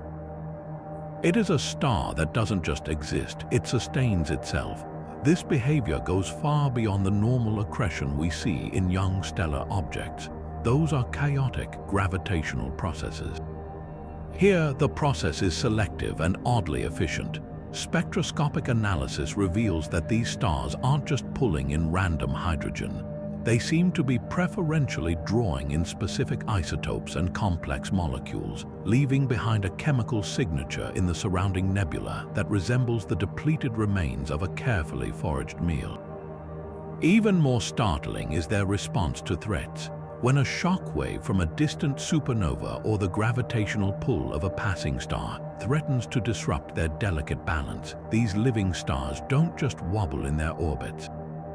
They react. Their magnetic fields reconfigure in a defensive posture, deflecting the incoming turbulence, and their energy output momentarily surges in a coordinated pulse that appears to stabilize their immediate environment.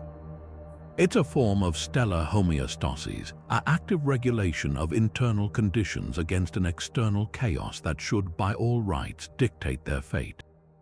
The most breathtaking evidence for this quasi-biological existence, however, comes at the end of their lives. A typical massive star dies in a violent, uncontrolled supernova, a chaotic explosion that scatters its enriched guts indiscriminately across light years.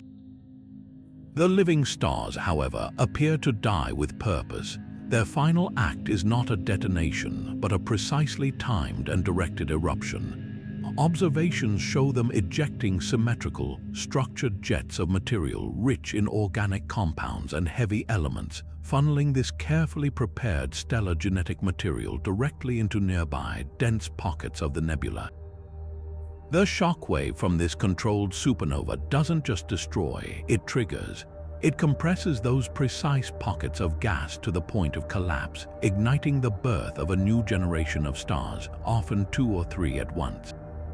The parent star does not just vanish, it sacrifices itself to replicate, seeding the cosmos with its offspring in a staggering act of cosmic propagation. Naturally, the scientific community is grappling with explanations that don't leap to sentience. The leading natural theory posits that we are witnessing the ultimate expression of stellar-scale systems theory.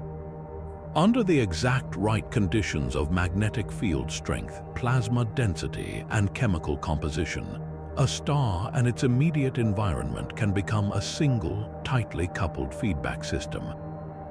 The star's fusion processes generate a magnetic field, which then sculpts the inflowing gas, which in turn influences the fusion process, creating a self-regulating loop of astonishing complexity. In this view, the behavior is an emergent property of this hyper-complex system.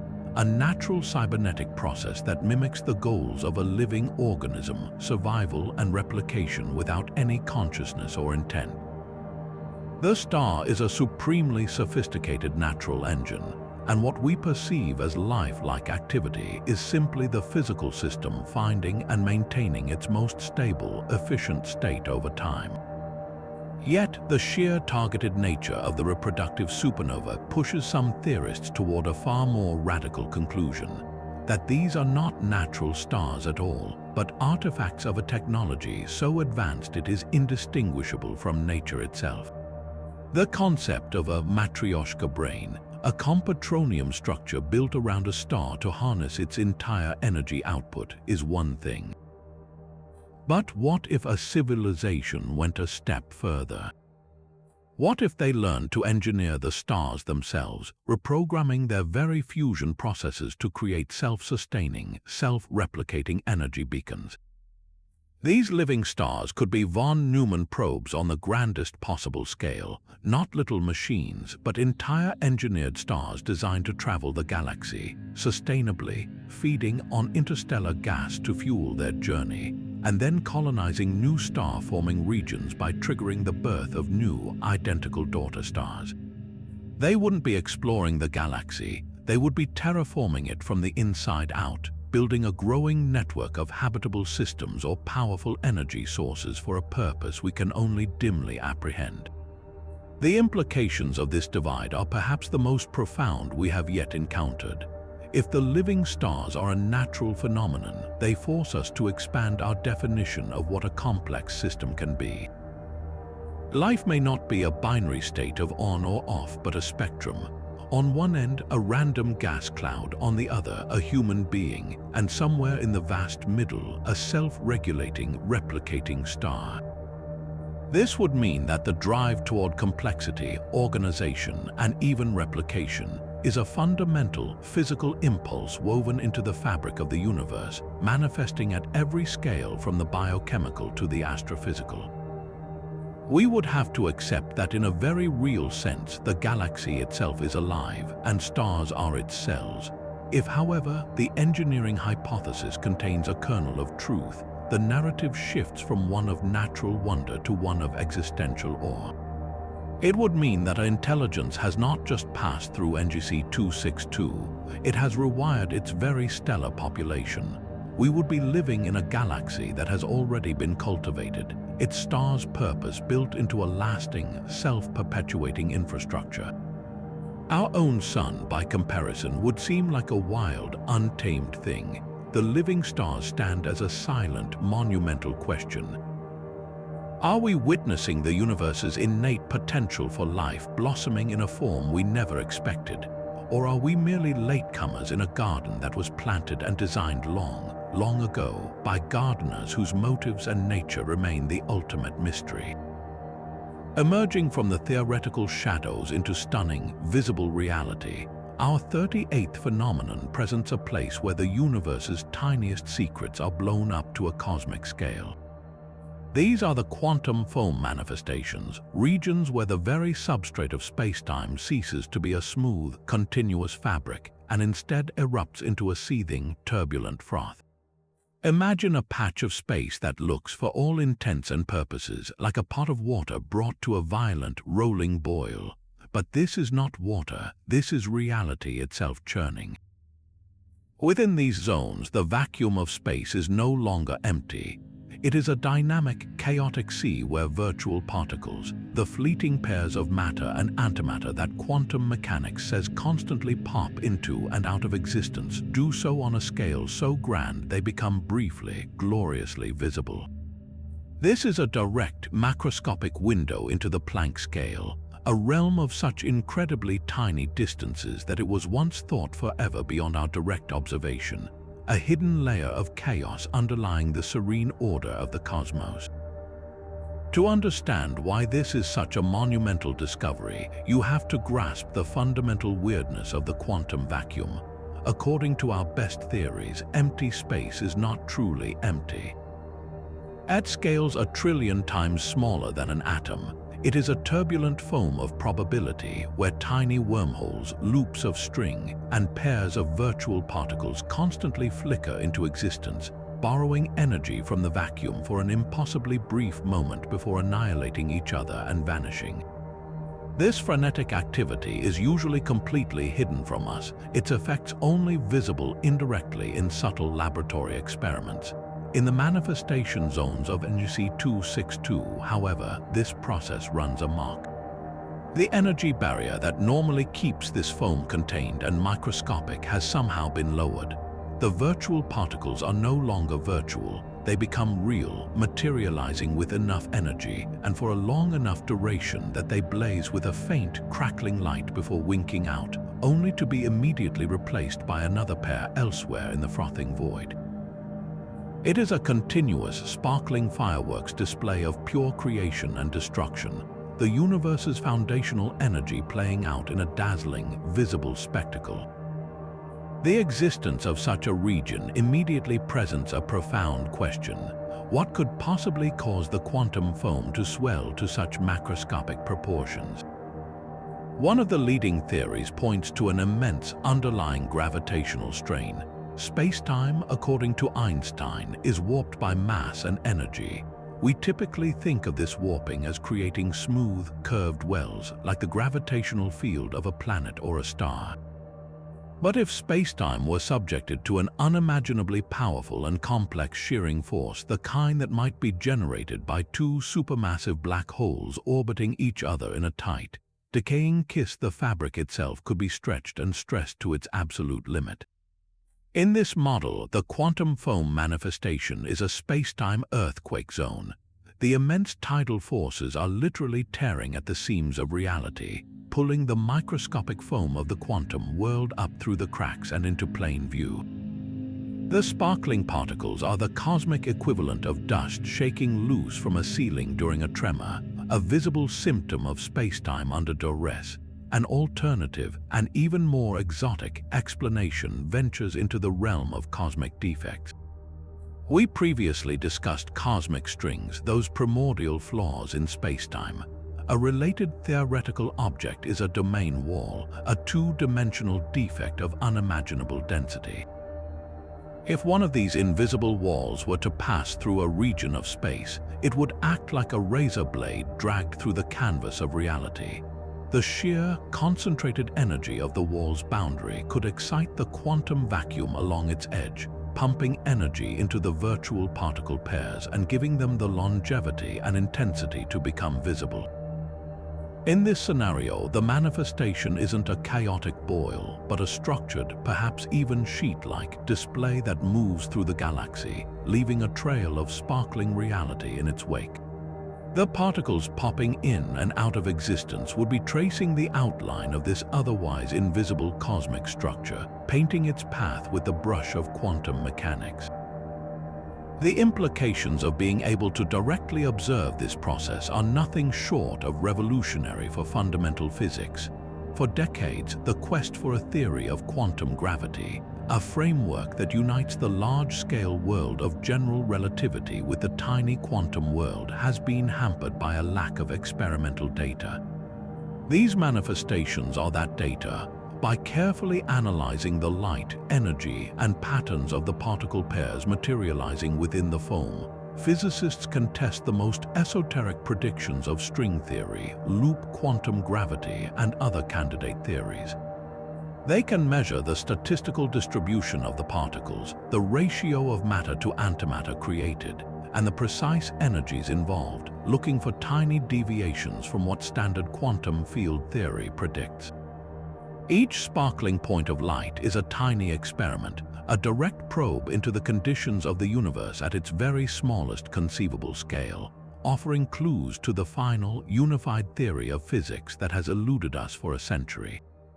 Yet, for all its scientific value, navigating such a region would be the ultimate nightmare.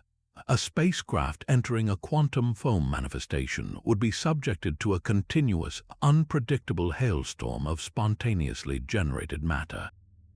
While most of these particles would be harmless electrons and positrons, the sheer unpredictability is the true danger. At any moment, a more massive particle, a proton or even a neutron, could materialize directly inside the ship's hull or within a crew member's body. The ship's own atoms would be under constant bombardment, their stability threatened by the chaotic energy of the foam. The very instruments needed to navigate would be rendered useless, their readings fluctuating wildly as reality itself flickered around them. This is not an environment, it is a realm of pure, fundamental chaos, a place where the universe's ground state becomes a lethal, unpredictable storm, demonstrating that the most profound truths of physics can also be the most dangerous.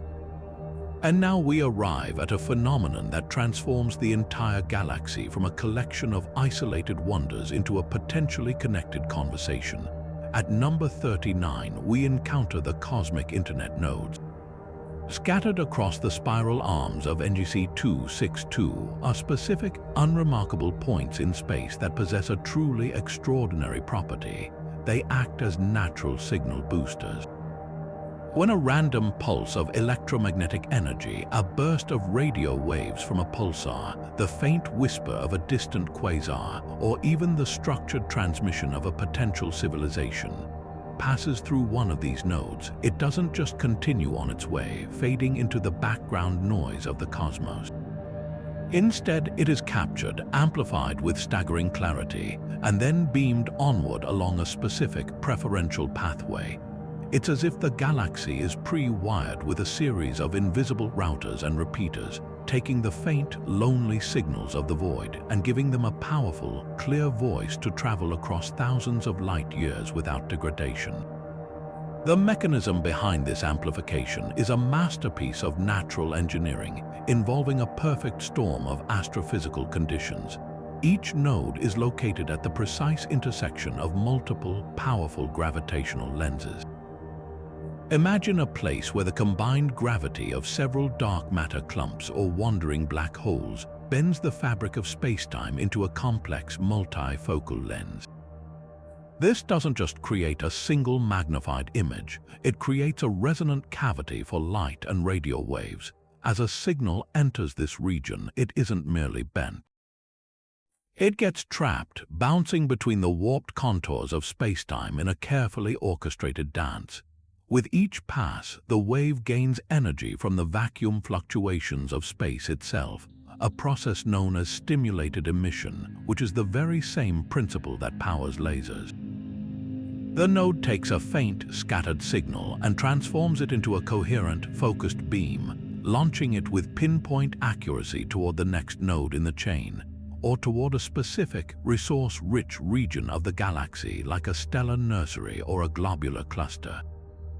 This cosmic networking effect raises a profound question about purpose. Is this simply a breathtaking natural coincidence, a random arrangement of gravitational lenses that happens to create a communications network?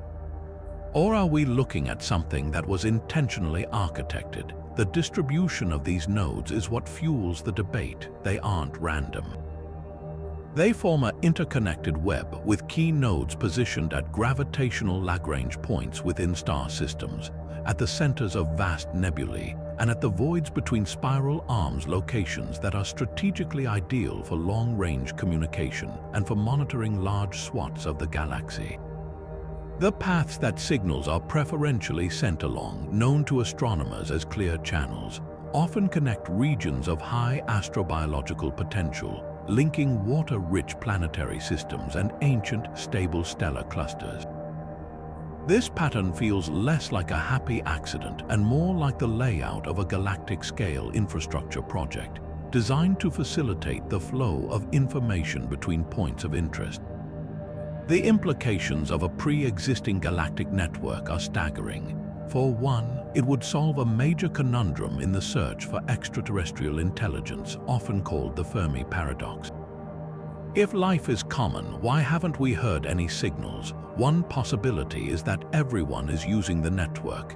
An advanced civilization wouldn't waste energy broadcasting omnidirectionally into the void, where signals become hopelessly diluted.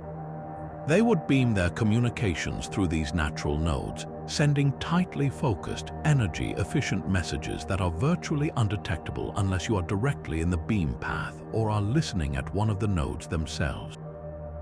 Our failure to detect alien radio signals wouldn't mean we are alone. It might simply mean we are not yet plugged into the galactic internet. These nodes could be the universal switchboard, and we are still listening on a disconnected landline. The potential for this network to act as a knowledge repository is even more mind-expanding.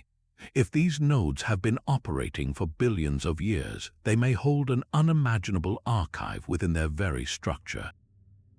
The act of amplifying a signal might also imprint a faint, holographic record of it onto the quantum state of the spacetime within the node.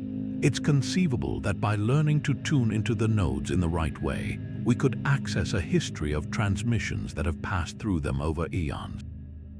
We might be able to listen to the death cries of the first stars, the gravitational wave choruses of ancient black hole mergers, or even the first tentative broadcasts from civilizations that rose and fell long before our sun was even a twinkle in the cosmos.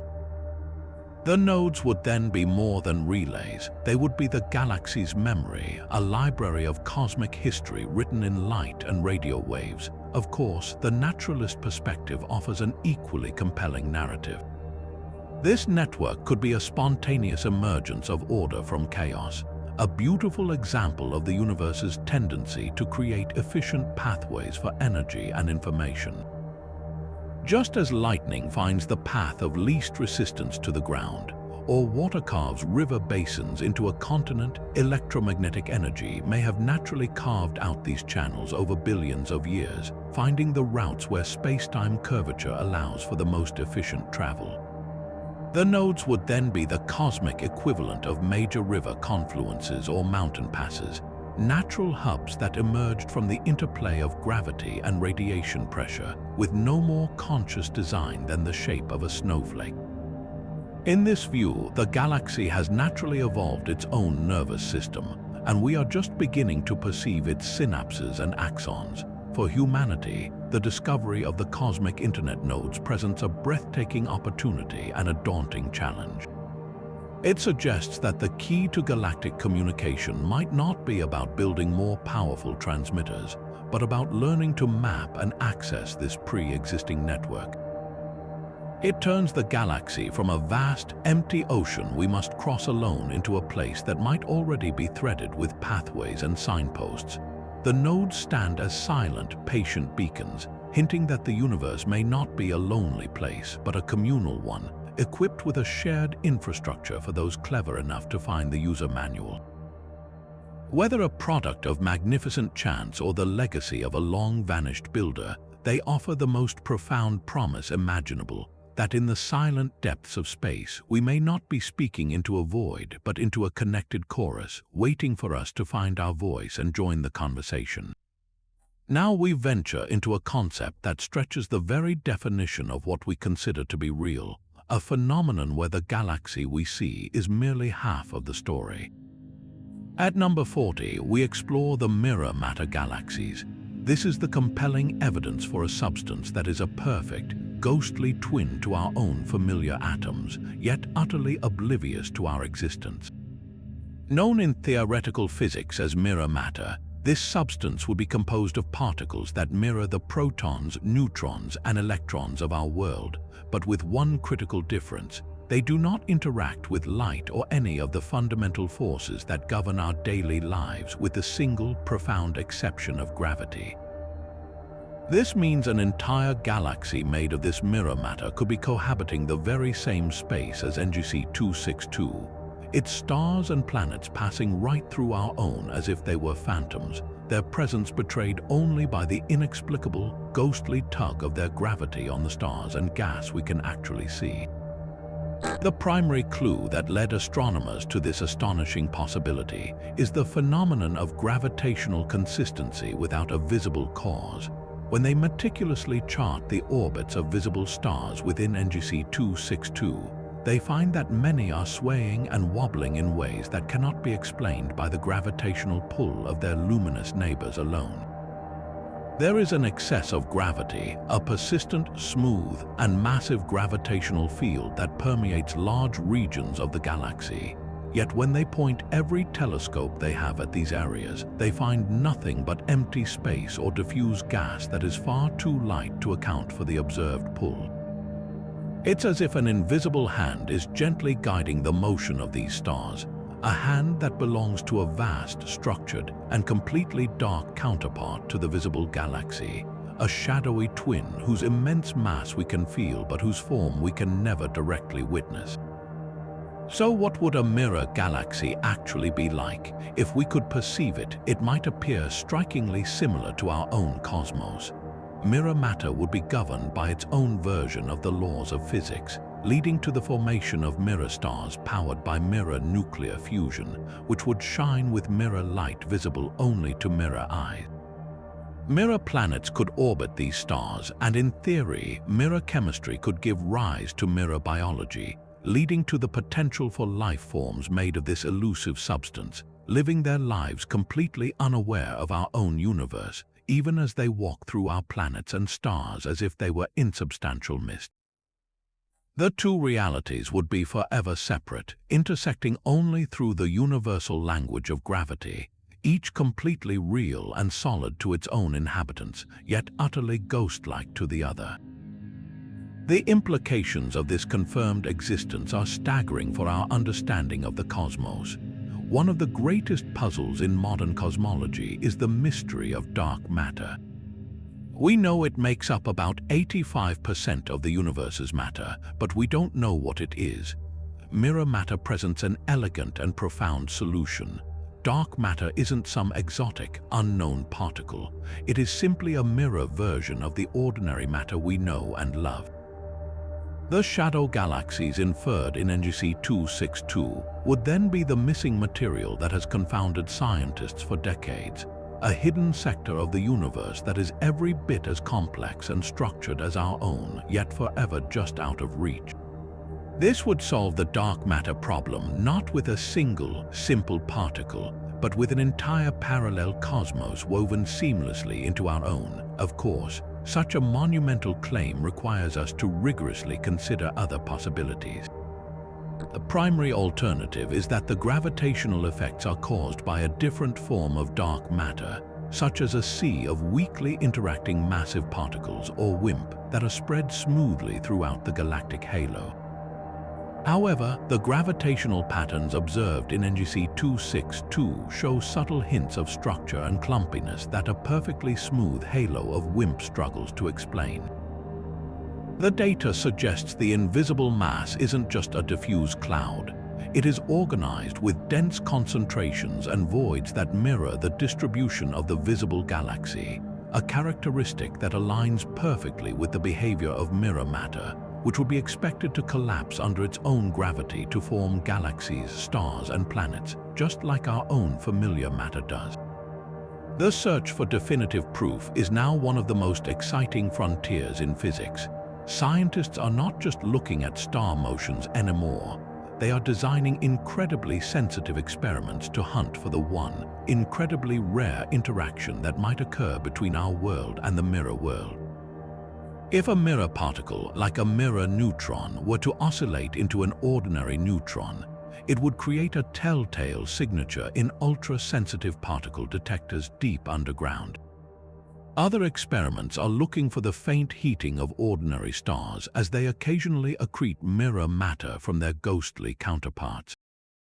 Every unexplained wobble of a star, every anomalous gravitational lensing event, is a potential data point in this grand cosmic census, an attempt to prove that we are not alone in the universe, but that we share our space with a silent, invisible twin, a reality whose substance is forever separate, yet whose gravitational embrace shapes the very galaxy we call our own. But if the galaxy can host invisible twins and phantom networks, then surely it can also harbor minds at the very edge of reality, singularities that do not just consume but contemplate. At number 41, we encounter the sentient black holes, the most formidable and conceptually challenging residents of NGC 262. These are not the mindless gravitational sinks of traditional astrophysics. They are entities that appear to perceive and process their environment. The primary evidence comes from their accretion disks, the superheated swirls of doomed matter that orbit the event horizon. In a standard black hole, this disk is a chaotic, violent maelstrom, its brightness and X-ray output fluctuating wildly based on the amount of gas falling in. The sentient candidates, however, display something entirely different. Their disks pulse with intricate, non-random patterns. They can enter states of prolonged, eerie quiet, as if holding their breath, and then erupt in a precisely timed flare that seems to respond to external events, such as a nearby supernova or the close passage of another massive object. It's as if the black hole is not just a pit but a processor, absorbing data from its surroundings and emitting a calculated, energetic response. This behavior shatters the classical view of a black hole as a simple endpoint. The leading natural theory to explain this involves the black hole's ergosphere, the region just outside the event horizon where spacetime itself is dragged around by the black hole's ferocious rotation. Within this region, the laws of physics allow for phenomena that are impossible anywhere else. Some theorists propose that the complex, turbulent energies in the ergosphere can give rise to self-organizing plasma structures. These structures wouldn't be conscious in a biological sense, but they could form a complex, dynamic system akin to a neural network. The infalling matter and energy would be the input, and the resulting modulation of the accretion disk's output would be the system's response. In this view, the black hole is hosting a naturally occurring, hyper-complex computation in the warped space around it, a form of cosmic scale machine learning where the algorithm is written by the laws of general relativity and plasma physics. The black hole isn't thinking, it is computing, and its changing accretion patterns are the readout of a calculation we are only beginning to decipher. However, the sheer specificity and apparent purpose of some responses have led to a more staggering hypothesis, that we are not looking at a natural computational process, but at one that is being actively used. The concept of a black hole computer is not new to theoretical physics. A singularity represents a point of infinite density, a physical state where the normal rules break down.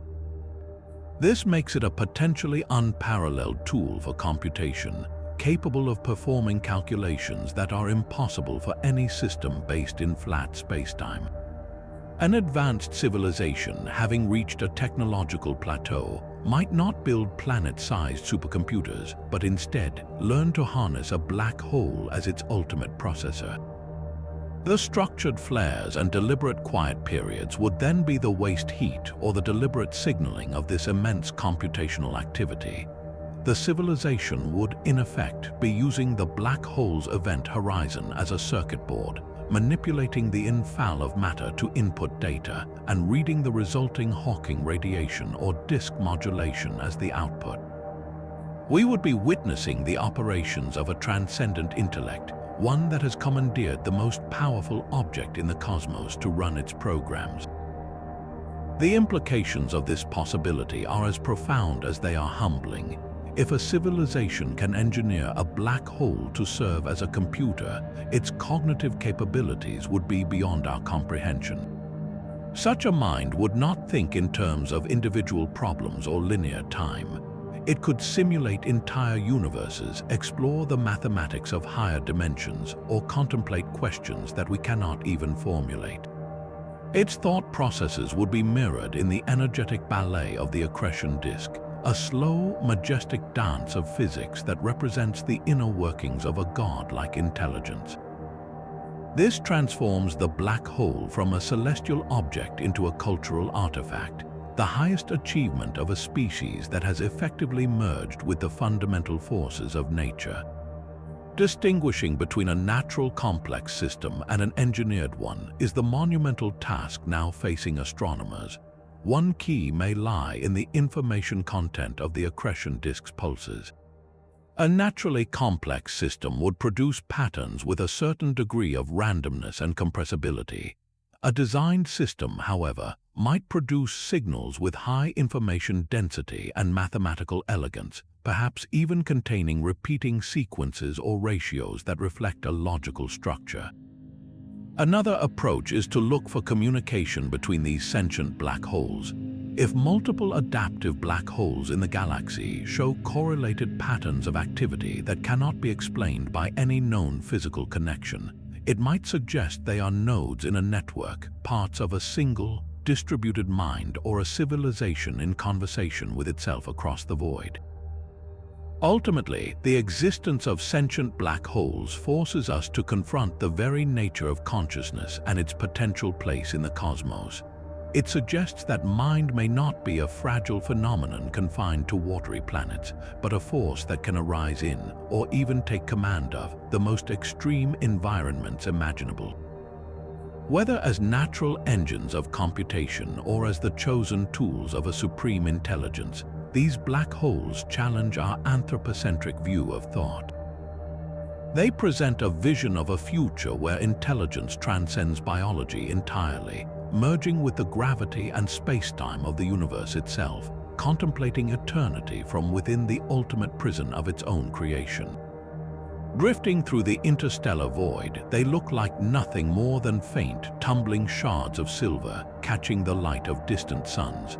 But when astronomers tracked these objects, designated as the Lyra flotilla, they discovered a motion that defies all natural celestial mechanics. These are not asteroids tumbling along predictable Keplerian orbits, nor are they comets flung by gravitational slingshots. They move with a constant, unwavering acceleration, as if propelled by an invisible, endless wind. Their paths are not the gentle curves of gravity, but the sharp, purposeful trajectories of a vessel changing course. And when their orientation is analyzed, a stunning pattern emerges. They consistently angle their broad, flat surfaces directly toward the most powerful sources of radiation in the galaxy, whether it's a brilliant O-type star or the blazing core of a distant quasar. They are, for all intents and purposes, behaving exactly as we would expect from a light sail, a vast, ultra-thin mirror designed to be pushed through space by the gentle but constant pressure of photons. The only problem is these sails appear to be empty. There is no central spacecraft, no bulky payload, no visible structure at all. They are ghost ships, their sails billowing in the stellar wind, captained by nothing we can see. This behavior presents a profound puzzle. Radiation pressure is a real and measurable force, but it is incredibly weak. To achieve the accelerations we observe in the Lyra flotilla, these sails would have to be almost impossibly thin and light, yet also miraculously resilient to withstand micrometeoroid impacts and the intense radiation they're harnessing. Furthermore, a passive light sail, once deployed, is at the mercy of the radiation sources available to it. Its course can be adjusted by tilting the sail, but it cannot create thrust from nothing. The objects in the flotilla, however, demonstrate navigational precision. They make course corrections that seem to anticipate the gravitational pull of unseen planets and avoid dense nebulae, maneuvering as if with a clear destination in mind. This level of control implies an active guidance system, a form of intelligence behind their motion. It's the difference between a leaf blown by the wind and a skilled sailor tacking against it. One is a passive piece of debris, the other is a vessel under command. The most captivating explanation is that we are indeed looking at cloaked interstellar vessels. The concept of a light sail is a leading contender for practical interstellar travel, as it requires no onboard fuel, just a vast, reflective sheet to catch the light of a powerful laser or a native star. A sufficiently advanced civilization might have perfected not only the sail technology, but also a form of perfect cloaking, rendering the central spacecraft and any supporting structures completely invisible to our instruments. In this scenario, the faint glints we see are the unavoidable reflections from the colossal sails themselves, the one part of the system too large and delicate to effectively hide. The flotilla would then be a fleet of explorers, miners, or even colonists, silently riding the photon currents between the stars, their presence betrayed only by the telltale shimmer of their immense, gossamer-thin propulsion systems.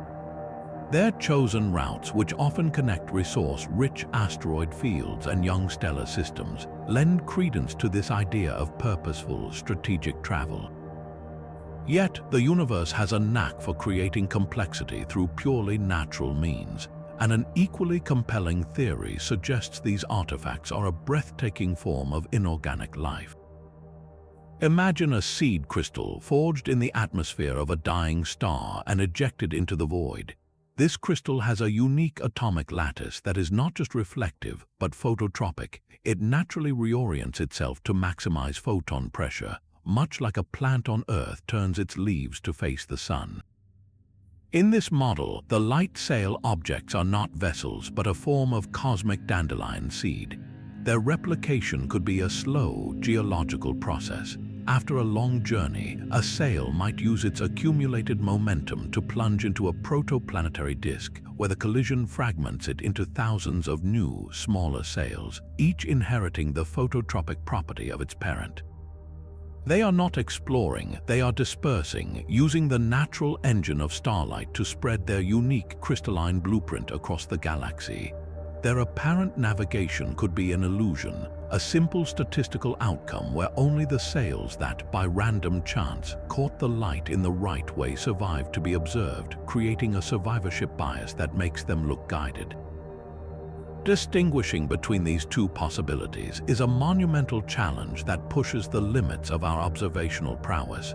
One key would be to detect any form of communication. If these are cloaked vessels, they might be emitting tightly focused laser pulses between themselves for coordination, signals that would be virtually undetectable unless we were directly in the beam's path. A concerted effort to listen for such directed communications, especially during their course corrections, could yield results. For the natural crystal hypothesis, the evidence would lie in their composition. If we could ever get a close-range spectral analysis of one of these sails, a finding of a previously unknown, perfectly ordered crystalline structure with no manufactured elements would strongly support the idea of a self-replicating mineral. Furthermore, observing a replication event, a sail deliberately breaking apart in a dust-rich environment, would be the smoking gun for this form of cosmic life. The implications of the light sail artifacts force us to confront the nature of exploration itself. If they are cloaked ships, the galaxy is not a quiet wilderness but a busy thoroughfare, filled with intelligence that prefers to move in silence and secrecy. This presents a humbling and perhaps unsettling vision of a cosmos where advanced societies are all around us, but choose to remain veiled, their activities hidden in plain sight. If they are natural crystals, the revelation is equally profound. It means the drive to harness energy and propagate is not unique to biology. It can be encoded in the very structure of matter, leading to a form of existence that spreads between the stars not through conscious will, but through the inexorable, beautiful logic of physics and chemistry. These silent, glinting travelers, whether they are the ships of unseen navigators or the seeds of a crystalline diaspora, remind us that the line between the natural and the artificial, between a mindless process and a deliberate mission, can be as thin and as reflective as a mirror sailing on the light of a sun. And so we arrive at a spectacle that makes the concept of travel feel quaint, a phenomenon that challenges our most basic assumptions about how an object gets from one place to another. At number 43 on our countdown, we examine the quantum teleportation events. Within the glowing hearts of certain nebulae in NGC 262, astronomers have documented the impossible, small but distinct clumps of gas and dust, often no larger than a mountain range, vanishing from one location and instantly materializing in another, separated by a gap of thousands of kilometers. This isn't a high-velocity movement where something moves too fast to see. Sophisticated sensors confirm that these objects do not traverse the space between points A and B. They cease to exist in one location and begin to exist in another, as if the universe has simply cut a scene from a film and spliced it back together a moment later, skipping the journey entirely. It's a quantum leap written across the sky, a magic trick performed by reality itself on a scale that defies all precedent. To understand why this is so revolutionary, you have to appreciate the sanctity of the path in classical physics. For centuries, from Newton's apples to Einstein's rockets, we've understood that to move from one point to another, an object must follow a continuous trajectory through space and time. Even the mind-bending warps of general relativity involve a path, albeit a curved one. The quantum teleportation events shatter this foundational principle. The particles involved are not taking a shortcut, they are opting out of the journey altogether. This is a direct, macroscopic demonstration of a phenomenon once thought to be the sole domain of the subatomic world, where an electron can tunnel through an energy barrier without ever having been inside it. But to see a cloud of trillions upon trillions of atoms perform this same collective act is like watching an entire army simultaneously and perfectly teleport from one castle to another without a single soldier stepping foot on the battlefield between them. The statistical odds against such a coordinated event are so astronomically vast that it cannot be written off as chance. It points to a fundamental reorganization of the rules of locality within these specific regions of space. So what could possibly orchestrate such a breathtaking suspension of normal physics? The leading hypothesis points to the nebulae themselves, or more specifically, to their unimaginably complex and powerful magnetic fields. These are not the simple dipole fields of a bar magnet. They are turbulent, chaotic, and incredibly intense, twisted into knots by the violent stellar winds of newborn stars. Theorists propose that under these conditions, the magnetic field lines can become so contorted that they momentarily pinch off, creating a topologically isolated bubble of spacetime. Within this bubble, the normal connection to the surrounding universe is severed. The information describing the clump of matter, the position, momentum, and quantum state of every particle is then instantly transferred or teleported to a different, entangled point in the nebula where the magnetic field reconnects. The matter itself doesn't travel. The universe simply updates its coordinates, deleting the original and pasting a perfect copy at the destination, all mediated by the nebulous magnetic architecture acting as a natural quantum computer. An even more radical explanation ventures beyond the confines of our three-dimensional perception. In the framework of string theory, our observable universe is a three-dimensional membrane or brain existing within a higher dimensional bulk.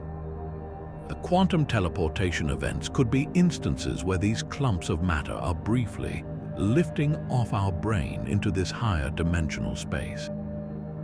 From our limited perspective, the object vanishes. It then moves a short distance through the bulk, a journey that, from its higher dimensional perspective, simply goes around the three-dimensional obstacle of empty space before re-anchoring itself to our brain at a new location. To us, it looks like instant teleportation. In reality, it's a detour through a cosmic back alley, a shortcut through a dimension we cannot perceive. The matter isn't violating any laws, it's just using the full map of reality while we are stuck looking at a flat, two-dimensional drawing. The implications of these events ripple across multiple fields of science, from the theoretical to the profoundly practical. For quantum physicists, these nebulae are a godsend, a natural laboratory where the strange rules of the quantum world are playing out on a stage we can actually see. By studying the size of the teleported objects and the distances they jump, scientists can test the limits of quantum coherence and entanglement, probing the mysterious boundary where quantum weirdness gives way to classical certainty. This could provide vital clues for building larger and more stable quantum computers here on Earth. For the future of space travel, the potential is even more staggering. While we are light years away from harnessing such a power, the very fact that nature has found a way to accomplish it suggests that teleportation is not pure science fiction. It is a physical process, one that operates under specific, extreme conditions. Understanding these events could one day provide the blueprint for a transportation technology that renders rockets and light sails obsolete, allowing us to hop across the solar system or beyond by simply rewriting our location in the cosmos. Yet, this phenomenon also presents a deep philosophical puzzle about the nature of identity and continuity. If a clump of gas is disassembled in one location and a perfect replica is assembled in another, is it the same object? In the quantum world, the answer is yes, because the teleportation process preserves the unique quantum state of the particles. But scaled up to a macroscopic object, the question becomes haunting.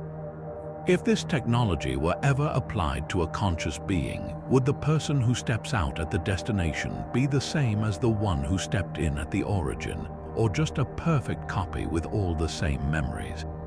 The quantum teleportation events in NGC 262 force us to confront the idea that our continuous existence through space and time may not be as fundamental as we feel it is. These silent, instantaneous jumps in the depths of a nebula are more than just a celestial curiosity. They are a profound lecture on the fluidity of matter, the hidden connectivity of space, and the startling possibility that the universe's ultimate transportation network has been operating all along, waiting for us to learn how to read the schedule. Diving deeper into the galactic shallows of NGC 262, we discover structures that transform the void between stars into a vibrant, sprawling ecosystem of stone and light.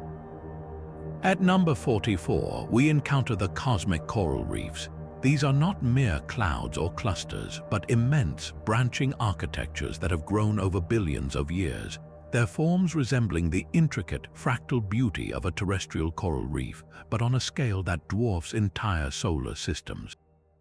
They are built not by living polyps, but by the patient, persistent hand of cosmic magnetism and dust. Within vast, quiet nebulae, microscopic grains of silicate and carbon act as seeds, gently drawn together by static electricity and weak gravitational bonds.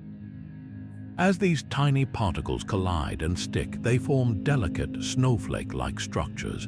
But here is where the magic truly begins. These nascent formations are not passive drifters.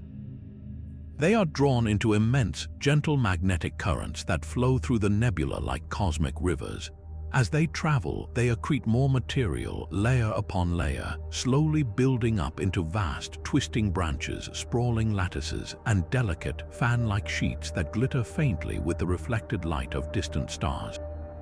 They are the universe's most patient artists, using dust as their paint and magnetic fields as their brush, creating colossal sculptures that span light years. The true wonder of these reefs lies in their apparent function. They are not just beautiful accidents, they appear to be active, dynamic environments. Their complex, porous structures are perfectly engineered to slow down and trap the faster-moving hydrogen gas that drifts through the nebula. This turns the entire reef into a colossal filtration system and a natural resource reservoir. The trapped gas, compressed by its own momentum, begins to coalesce and ignite, forming thousands of tiny, low-mass stars that nestle within the reef's protective branches like glittering gems set in a celestial crown. This process creates a stellar nursery unlike any other, not a violent, chaotic collapse, but a gentle, guided birth, where the reef itself midwives new stars into existence, providing a stable cradle that regulates their formation and protects them from the disruptive forces of the wider galaxy.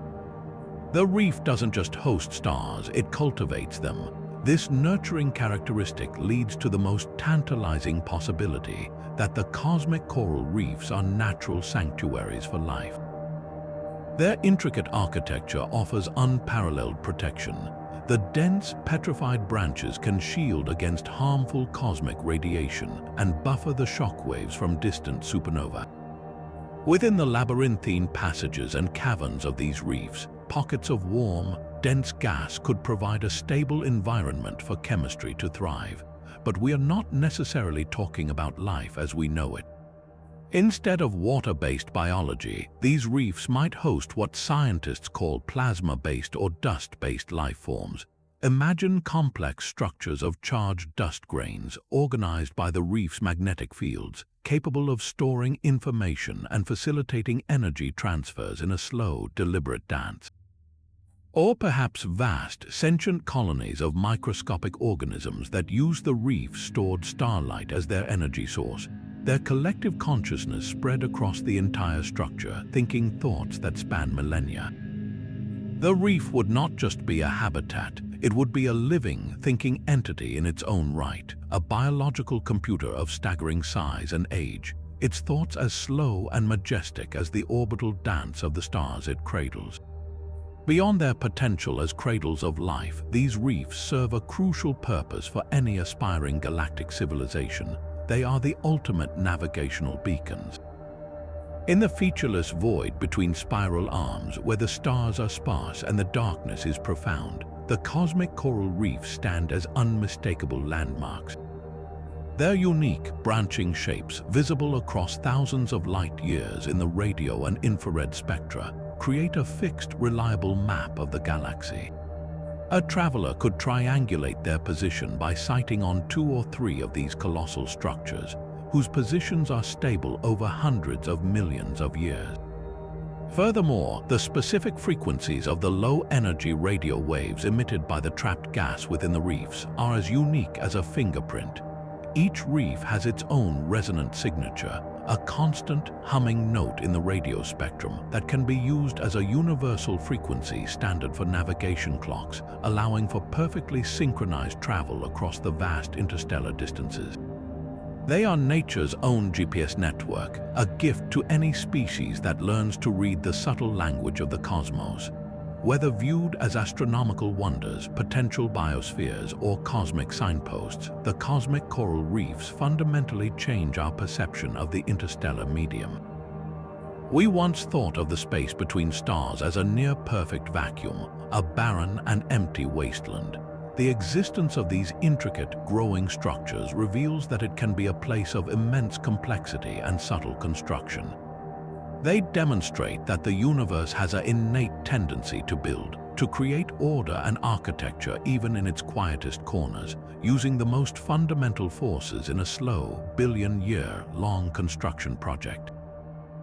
These reefs are more than just phenomena. They are a testament to the cosmos's boundless creativity, showing us that beauty, purpose, and the potential for life can flourish in the most unexpected of places, not just on planets, but in the dark, rich currents of the galactic ocean itself.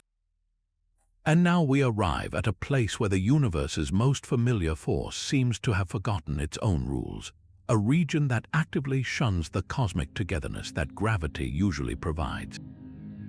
At number 45, we confront the gravity-repelling zones. In most of the cosmos, gravity is the great unifier, the invisible glue that pulls matter together to form planets, stars, and galaxies. But in these specific, scattered volumes of NGC 262, that fundamental script is flipped. Here, gravity doesn't pull, it pushes. It acts not as an attractive hand, but as an invisible, impenetrable wall. Imagine sending a probe into one of these zones, only to watch it slow to a halt and then be firmly, irresistibly shoved backward, as if space itself were rejecting its presence. These are not just empty voids, they are actively maintained regions of exclusion, where the normal, comforting pull of the cosmos has been replaced by a profound and unsettling push. The visual signature of these zones is starkly evident against the background tapestry of the galaxy. They appear as perfect spherical cavities, often dozens of light years across, carved out of otherwise dense nebulae and star clusters. The boundary of one of these voids is razor-sharp on one side. You have a vibrant, swirling cloud of gas and dust ripe for star formation. On the other, there is absolutely nothing. It's not that the matter has been cleared out, it's that it is physically prevented from entering. Drifting gas clouds approach the invisible boundary and simply stop, piling up at the edge as if pressed against a sheet of glass, their forward motion cancelled by an overwhelming force that repels anything with mass. Stars that wander too close have their orbits violently altered, slingshot away from the zone as if they've bounced off a trampoline made of pure spacetime. These are cosmic no-go areas, and their existence directly challenges the very equations Einstein gave us to describe how gravity works. So what could possibly cause gravity to invert its nature? One of the most compelling theories points to a substance that sounds like it belongs in a physicist's daydream: negative mass. We are all familiar with positive mass, which generates an attractive gravitational field. Negative mass, however, would be a truly exotic form of matter that would do the exact opposite. If it existed, it would repel everything around it, both positive mass and other negative mass. The presence of a stable concentration of negative matter within one of these zones would create a self-reinforcing bubble of repulsive gravity, pushing all normal matter away and creating the perfect voids we observe. Finding such matter would be a discovery of Nobel Prize-winning magnitude, as it would not only explain these bizarre zones but would also open up entirely new chapters in cosmology and propulsion physics, hinting at the possibility of warp drives and gravity control that are currently the stuff of science fiction. An alternative, and perhaps less fantastical, explanation doesn't require negative mass, but instead harnesses the power of the universe's most mysterious component: dark energy.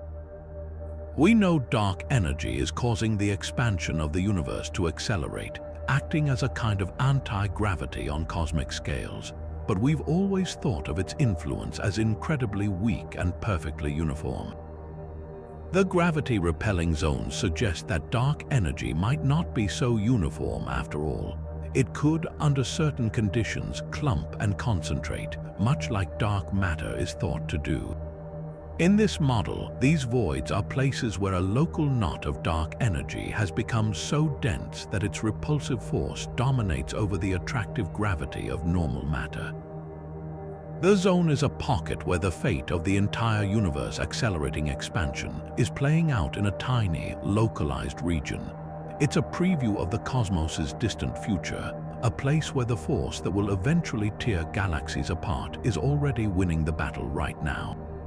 The implications of these zones ripple far beyond their immediate strangeness. If they are natural, they provide us with a unique laboratory for studying the properties of gravity and dark energy under conditions we could never hope to recreate. By carefully measuring how matter behaves at the boundaries of these voids, we can perform the most precise tests yet of general relativity, probing for any cracks in Einstein's theory that might point the way to a deeper understanding.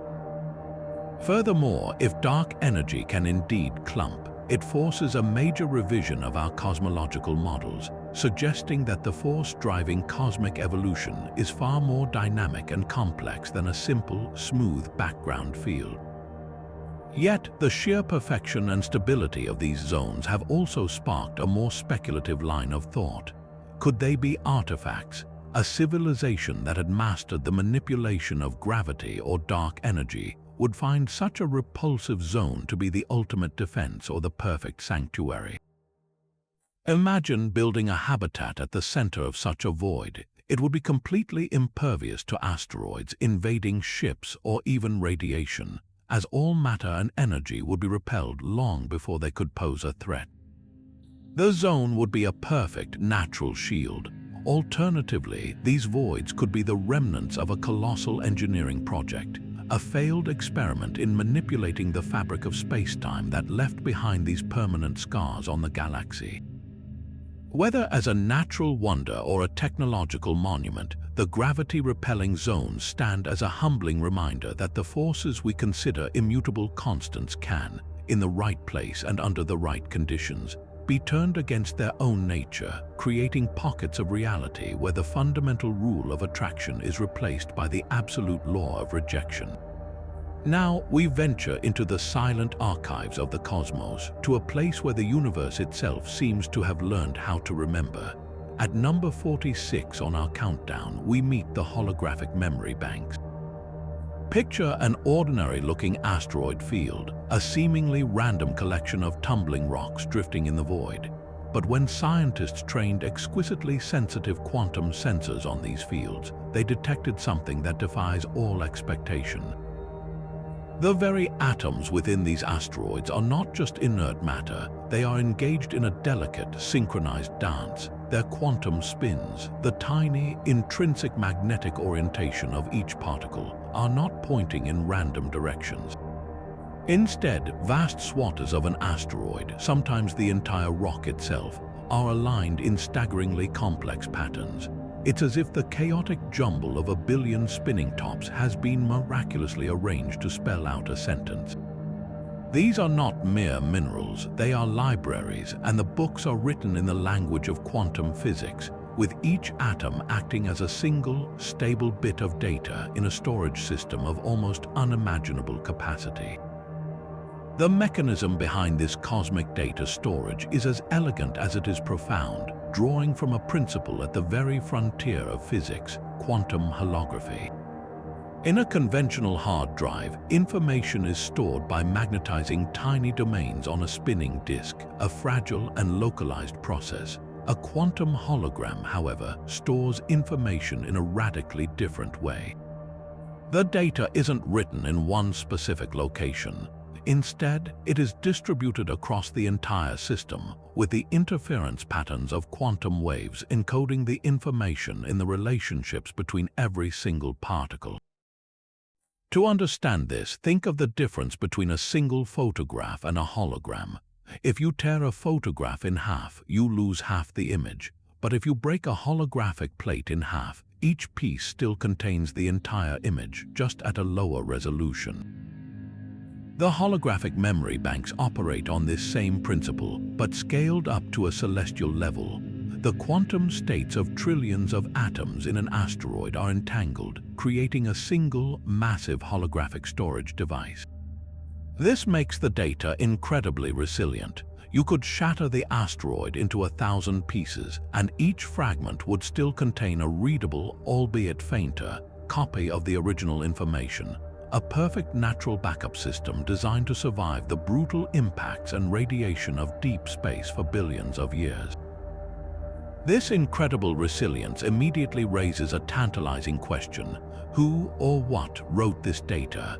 The sheer organization required to set the quantum spins of an entire asteroid into a coherent pattern points away from a random natural process. While nature can create order, like the crystalline structure of a diamond, the complex, non-repeating patterns in these asteroids resemble the error-correcting codes used in our own most advanced data storage systems. This has led many scientists to the breathtaking conclusion that we are looking at artifacts of almost unimaginable antiquity. An ancient civilization, perhaps one that rose and fell before our own solar system had even finished forming, might have sought a way to preserve its knowledge against the ultimate eraser, time itself. They would have needed a medium that could endure for eons, unaffected by the death of stars or the slow evaporation of galaxies. What better medium than the quantum state of a rock? Using technology we can barely conceive of, they could have imprinted their entire history, their science, their art, and their very essence onto the atomic fabric of these asteroids, turning a common asteroid field into a time capsule designed to outlast its creators by billions of years. Of course, the scientific process demands we exhaust every natural possibility before leaping to such a monumental conclusion. One compelling natural theory suggests these memory banks could be the unintended byproduct of intense astrophysical events. If a sufficiently powerful and coherent source of energy, such as the gravitational wave from a merging black hole binary or a focused beam of exotic radiation from a magnetar, was to pass through an asteroid field at a precise angle and frequency, it could, in theory, nudge the quantum spins of the atoms into a temporary, ordered state. In this view, the asteroids aren't storing deliberate information. They are recording the sounds of the cosmos. The complex patterns we detect might be a high-fidelity recording of that gravitational wave crash or the magnetic pulse of a dying star, a natural seismograph written in quantum ink. The asteroids would be accidental historians, their atomic lattices preserving a perfect record of the galaxy's most violent moments. If only we could learn to decipher the dialect of spin and resonance. Yet, the potential for these banks to hold deliberate knowledge opens up a new frontier in the search for extraterrestrial intelligence, one that moves beyond listening for radio signals and toward a form of cosmic archaeology. The challenge, of course, is learning how to read them.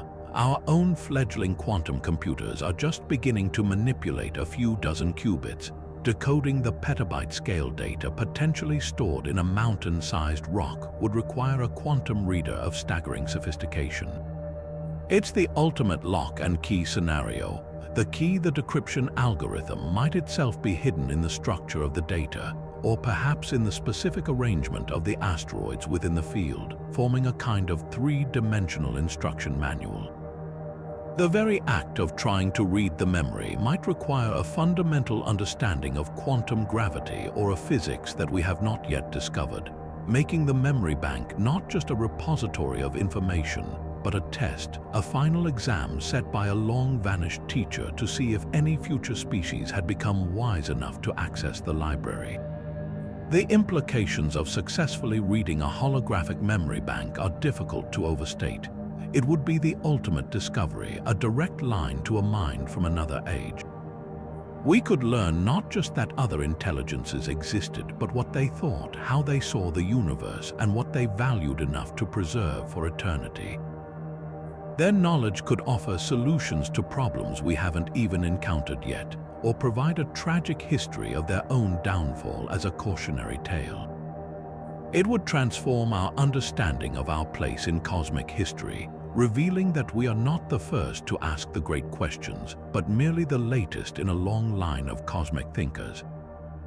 These silent, tumbling rocks are therefore more than just a strange phenomenon. They are a promise and a challenge. They hold the potential to connect us across the eons, to shatter our intellectual isolation, and to offer us the collected wisdom of the stars, if we can only become clever enough to ask the right question and listen to the answer written in the spin of an atom.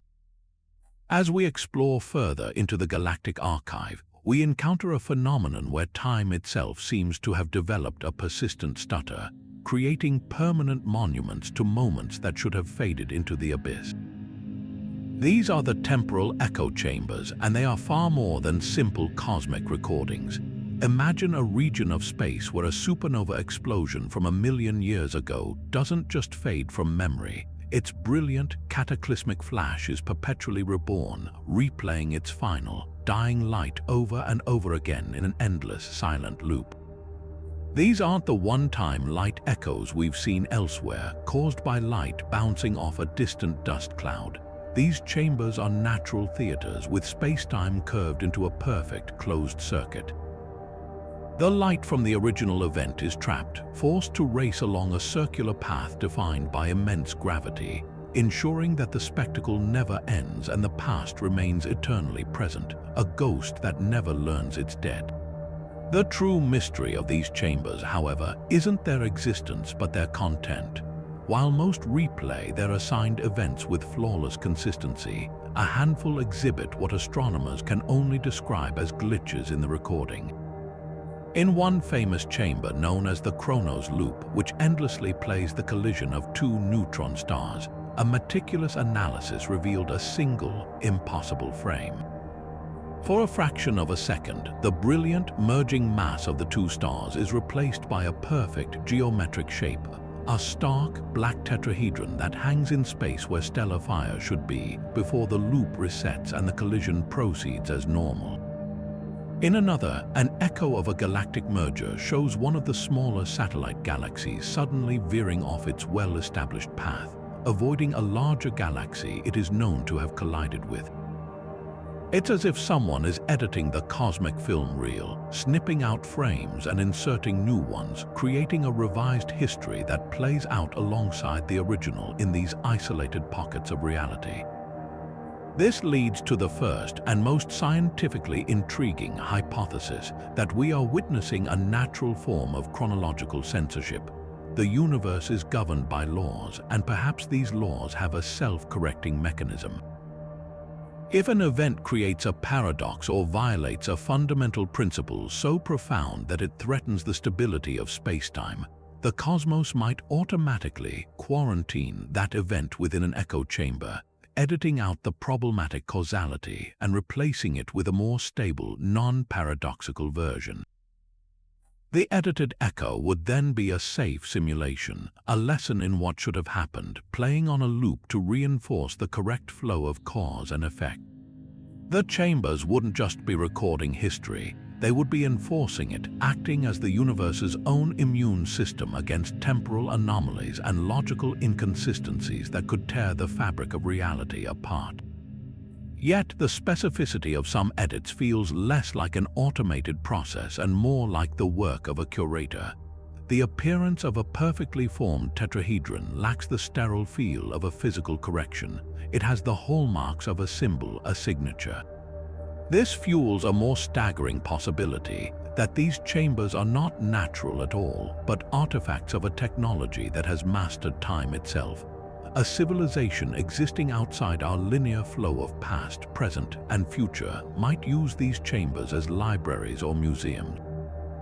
They could be browsing the galaxy's most significant events, and occasionally they leave a mark, an edit made not to correct but to annotate. The anomalous frames could be footnotes highlighting a moment of cosmic importance, or even a form of graffiti, a tag left by a time-traveling intelligence to let us know that the past is not as fixed as we believe, and that history is a story that can be rewritten. For us, as observers confined to a single timeline, these chambers present an unparalleled opportunity. They are windows into the past that never close, allowing us to study ancient celestial events with a level of detail that would otherwise be impossible. We can observe the precise shockwave structure of a supernova 1 billion years old, or count the number of planets flung from a star system during a close stellar encounter, all from the comfort of our present epoch. But the anomalies are the true treasure. By comparing the edited version of an event with the geological and chemical evidence left behind by the actual event, such as the distribution of heavy elements from that neutron star collision, we can perform a cosmic detective act. We can see the difference between what the universe says happened and what the echo chamber claims happened. This discrepancy is a direct probe into the mechanics of causality, a chance to understand not just the laws of physics, but the laws of history, and to question whether the past we think we know is the past that truly was. Of course, the familiar constellations we see from Earth are a comforting illusion, a static storybook painted onto the celestial sphere by our ancestors, their shapes unchanging over thousands of human generations. But in a remote star cluster within NGC 262, that comforting permanence is a myth. Here we find the 48th wonder on our list, the self-organizing constellations. These are not random scatterings of distant suns. They are dynamic formations, groups of stars that physically rearrange their positions over mere decades, a timescale that is the equivalent of a blink in the cosmic eye.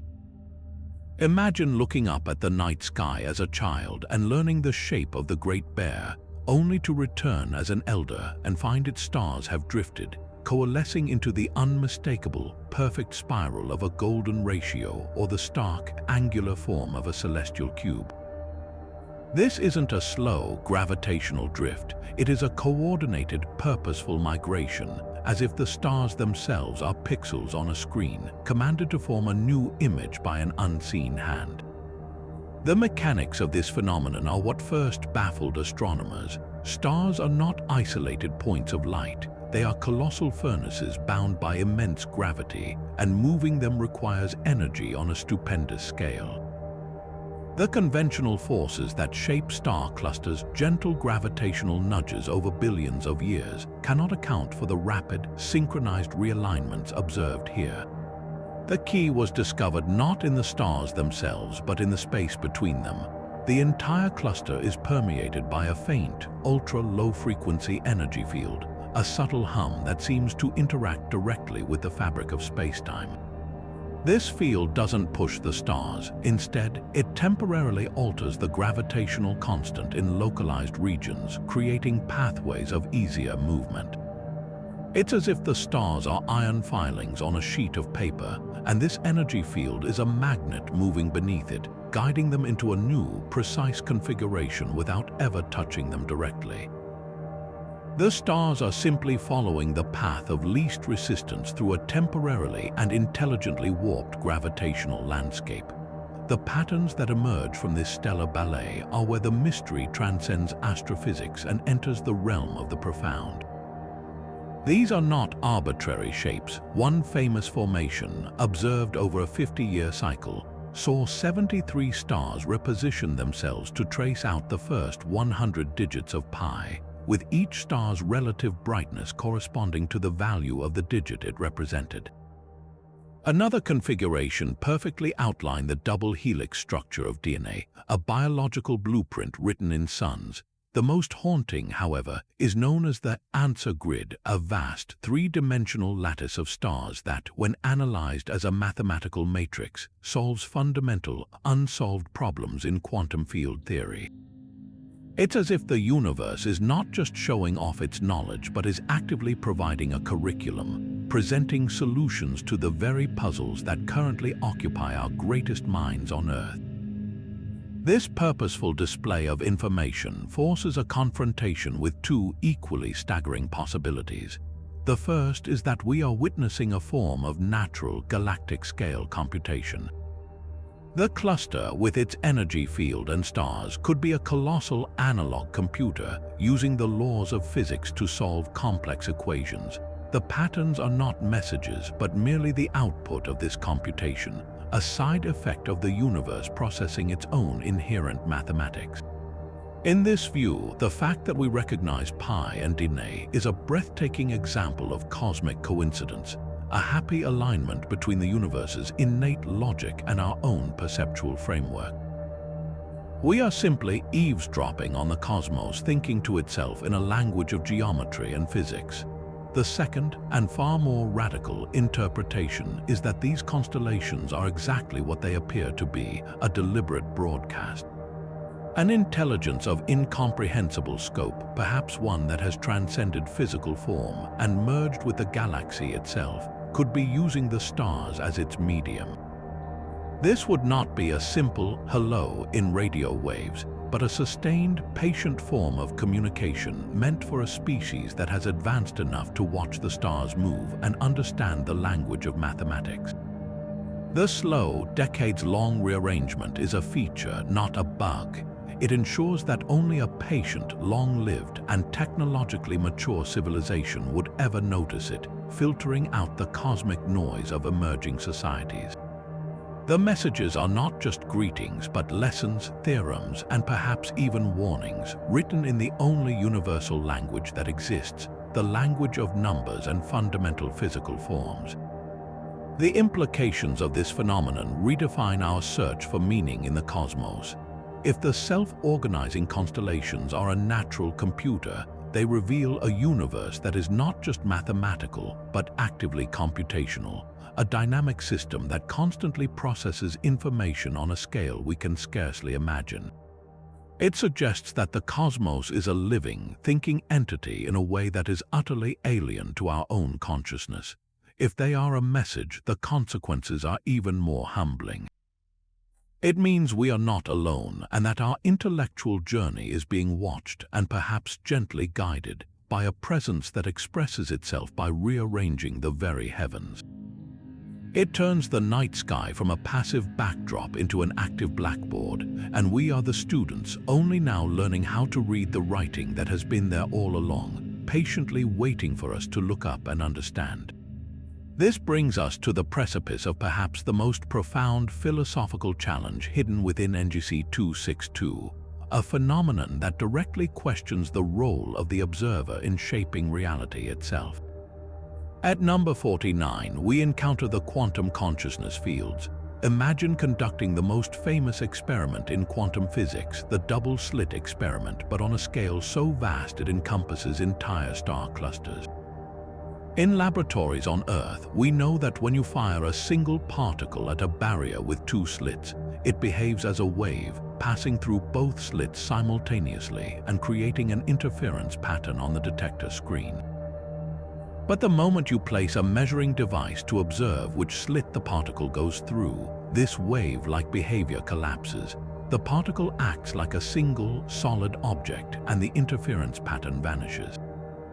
It's as if the particle knows it is being watched. In the quantum consciousness fields of NGC 262, this bizarre quantum effect is not confined to a lab bench. Astronomers have detected regions where the light from distant quasars, which should arrive as a chaotic mix of waves, instead displays a clean, stable interference pattern.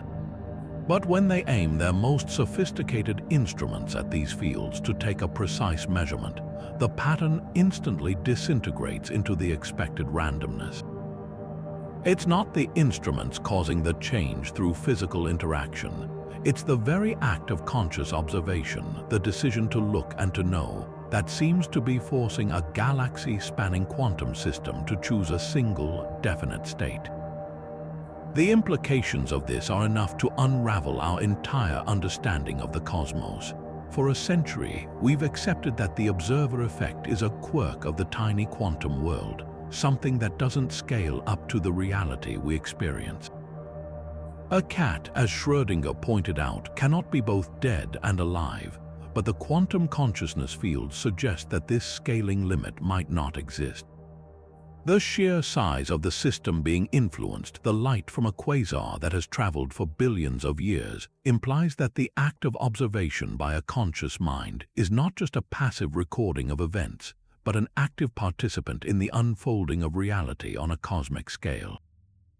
This forces a radical reconsideration of what we are. It proposes that consciousness is not an emergent property of complex brains, a mere byproduct of neural computation.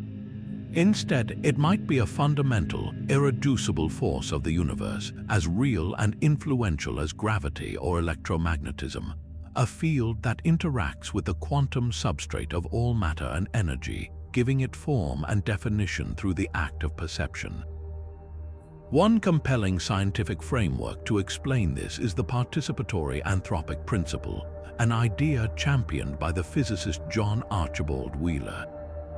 He suggested that the universe only comes into a concrete state through the acts of observation by conscious beings.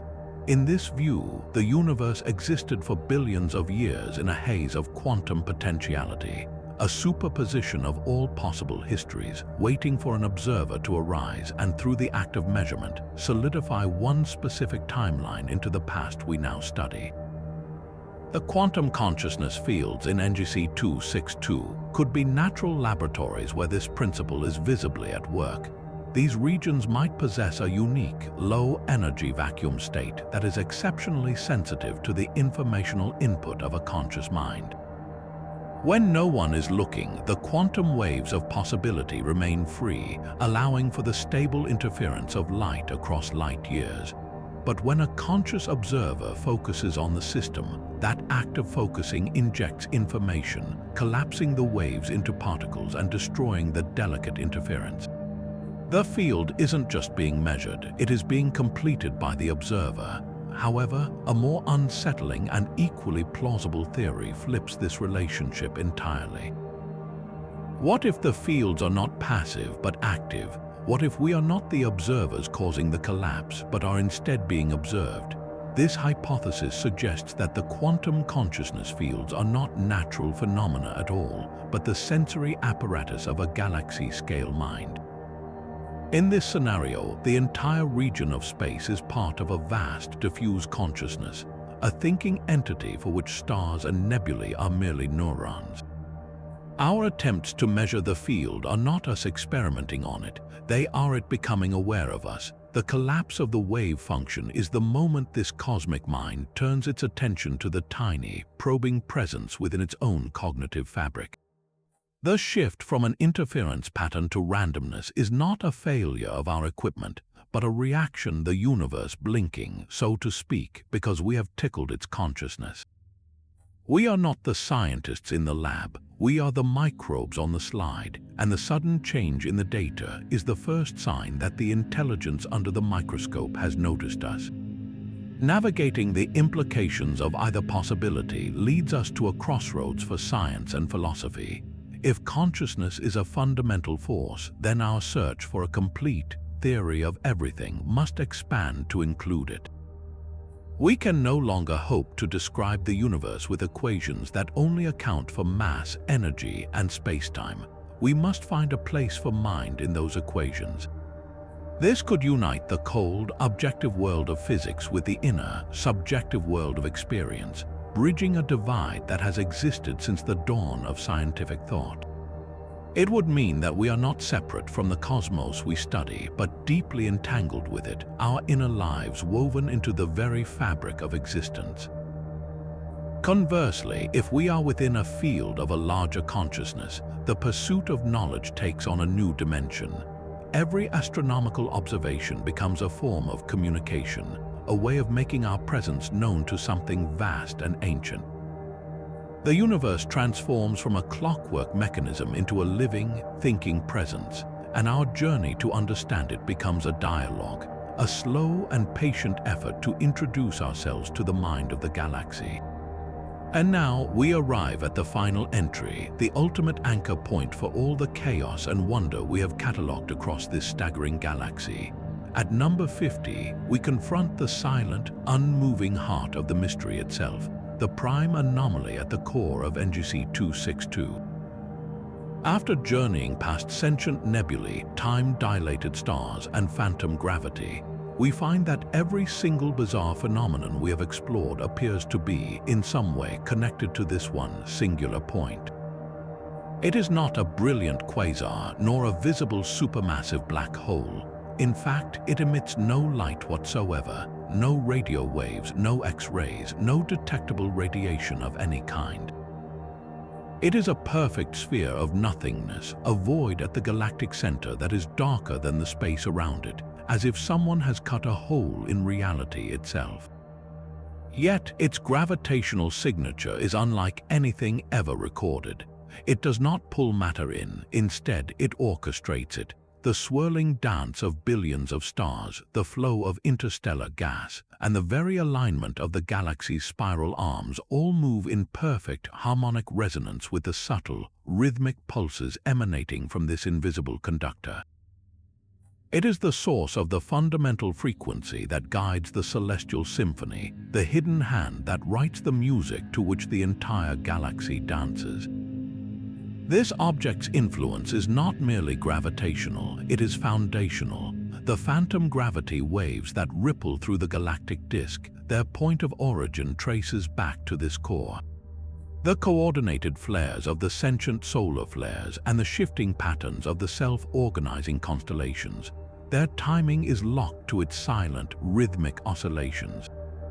Even the bizarre physics of the quantum tunneling comets and the reality glitch regions seem to be localized echoes of the extreme conditions that must exist in its immediate vicinity. It is as if this prime anomaly is not just an object within space-time, but a knot in the very fabric of the cosmos, a place where the laws of physics are being rewritten or are simply failing to apply. Its gravitational pulses do not weaken with distance in the expected way. They propagate through the galaxy as a standing wave, affecting every star and nebula simultaneously, implying a connection that transcends normal space and time, a form of quantum entanglement on a literally galactic scale. So what could possibly possess such omnipotent yet silent influence? The most scientifically grounded hypothesis describes it as a stable, non-radiating black hole of a type we have only theorized, a Grava star. Unlike a traditional black hole, which is defined by its event horizon and central singularity, a Grava star is hypothesized to be a hyper-dense object that has avoided complete gravitational collapse. Its interior would be composed of an exotic state of matter known as a Bose-Einstein condensate, stretching across its entire volume, creating a single universe-scale quantum object. This would explain the lack of radiation. There is no violent accretion disk or Hawking evaporation, and its immense coherent gravitational field. The entire galaxy would essentially be orbiting a single, massive atom, and its quantum vibrations would be the fundamental tone that structures everything around it, a natural, cosmic tuning fork that set the pitch for NGC 262's symphony of strangeness at the moment of its birth. However, the object's role as a apparent unifier for so many disparate and intelligent phenomena pushes the boundaries of natural explanation into the realm of the truly transcendent. Another compelling theory posits that we are not looking at a natural object at all, but at a cosmic engine, a piece of technology built by a civilization so advanced that their work is indistinguishable from the laws of nature. In this scenario, the prime anomaly is a control node, a processor regulating the galaxy's environment. The symbiotic star clusters, the holographic memory banks, and the self-replicating probes could all be components of a single, galaxy-wide project managed by this central engine. Its purpose could be computational, using the entire galactic mass and energy as processing power for a calculation of unimaginable scope. Or it could be ecological, a thermostat carefully maintaining the delicate conditions necessary for the various forms of exotic life and consciousness we've encountered to flourish. It is the ultimate expression of the anthropic principle, but on a galactic scale, a universe that has been engineered to be hospitable to complexity and mind. The most profound, and indeed the most chilling possibility, is that this object is neither a star nor an engine, but a gateway. Its perfect darkness and non-local influence suggest it might be a stable wormhole, not just to another location in our universe, but to an entirely different cosmos or a higher dimension. The strange phenomena of NGC 262 would then be the side effects of this permanent opening, the physics of another reality bleeding into our own. The quantum consciousness fields could be the faint awareness of the mind on the other side. The phosphorescent gas giants might be burning with energy from a cosmos with different physical constants. This would make the galaxy not a destination, but a crossroads, a grand central station of the multiverse, with the prime anomaly as the main terminal. Every bizarre occurrence would be a footprint, a sign of traffic passing through from realities beyond our own, and the galaxy itself would be a border zone, a place where the walls between worlds are thin and the rules are constantly being negotiated. Ultimately, the prime anomaly defies a single, comfortable classification. It is the ultimate mystery because it represents the limit of our understanding. It is a gravitational anchor, a potential artifact, and a dimensional doorway all at once. To study it is to confront the humbling fact that some questions may not have answers we are capable of comprehending. It challenges us to consider that a galaxy can be more than a collection of stars. It can be a single, integrated entity, a living, thinking, or engineered system with a purpose we can only glimpse from the outside. This silent, dark heart is the source of all the magic and terror we have witnessed, a reminder that the universe is not obliged to make sense to us, and that its greatest wonders are often hidden in plain sight, not shining brightly, but holding the darkness together with the quiet, absolute power of the unknown. As we bring our expedition through the wonders of NGC 262 to a close, it becomes powerfully clear that this island of stars is far more than a simple collection of cosmic objects. It is a living argument against complacency, a vibrant and chaotic gallery where the universe itself is experimenting with the very rules of reality. Each phenomenon we have explored, from the sentient black holes contemplating their own existence to the phantom gravity waves from unseen dimensions, serves as a brushstroke on a grand canvas, illustrating a cosmos of infinite creativity and profound mystery. This galaxy does not simply challenge our current knowledge of astrophysics. It actively mocks the very notion that we have even begun to grasp the full scope of what is possible. It invites us, even dares us, to let go of our rigid assumptions and to embrace a universe that is wilder, more connected, and more astonishingly strange than our textbooks could ever contain. What truly unites these 50 wonders is the recurring theme of a universe that feels deeply, and perhaps fundamentally, aware. We have seen stars that communicate, nebulae that react to observation, and clusters that operate with the intricate harmony of a single, conscious organism. This persistent pattern suggests that the line between the inanimate and the alive, between mindless physics and deliberate thought, may be a human invention, a limitation of our own perception. NGC 262 presents a cosmos where consciousness might not be a rare and fragile spark on a lonely planet, but a fundamental property woven into the fabric of space-time itself, expressed in the rhythmic pulse of a quasar and the silent, patient dance of a light-sail artifact. It forces upon us the humbling possibility that we are not the sole actors in a dead universe, but rather one small part of a vast, interconnected, and potentially thinking whole. This journey, however, is not meant to be one we take alone. The sheer diversity of these mysteries means that every observer will find a different point of resonance. Perhaps you are captivated by the philosophical vertigo of the quantum consciousness fields, where the simple act of looking shapes reality across light years. Or maybe your imagination was seized by the staggering engineering implied by the phantom Dyson swarm, a testament to a civilization that learned to build on the scale of solar systems. Did the serene, impossible light of the phosphorescent gas giants fill you with wonder? Or did the chilling implications of the reality glitch regions, where the laws of physics momentarily falter, leave you contemplating the very stability of existence? We are eager to hear which of these cosmic riddles captured your mind and spirit, so please share your thoughts and personal favorites in the comments below. Your perspective adds another layer to this ongoing, galaxy-wide conversation. Our voyage through NGC 262 may be concluding, but the exploration of the cosmic unknown is a journey without end. For every mystery we unravel, a dozen more emerge from the darkness, beckoning us forward.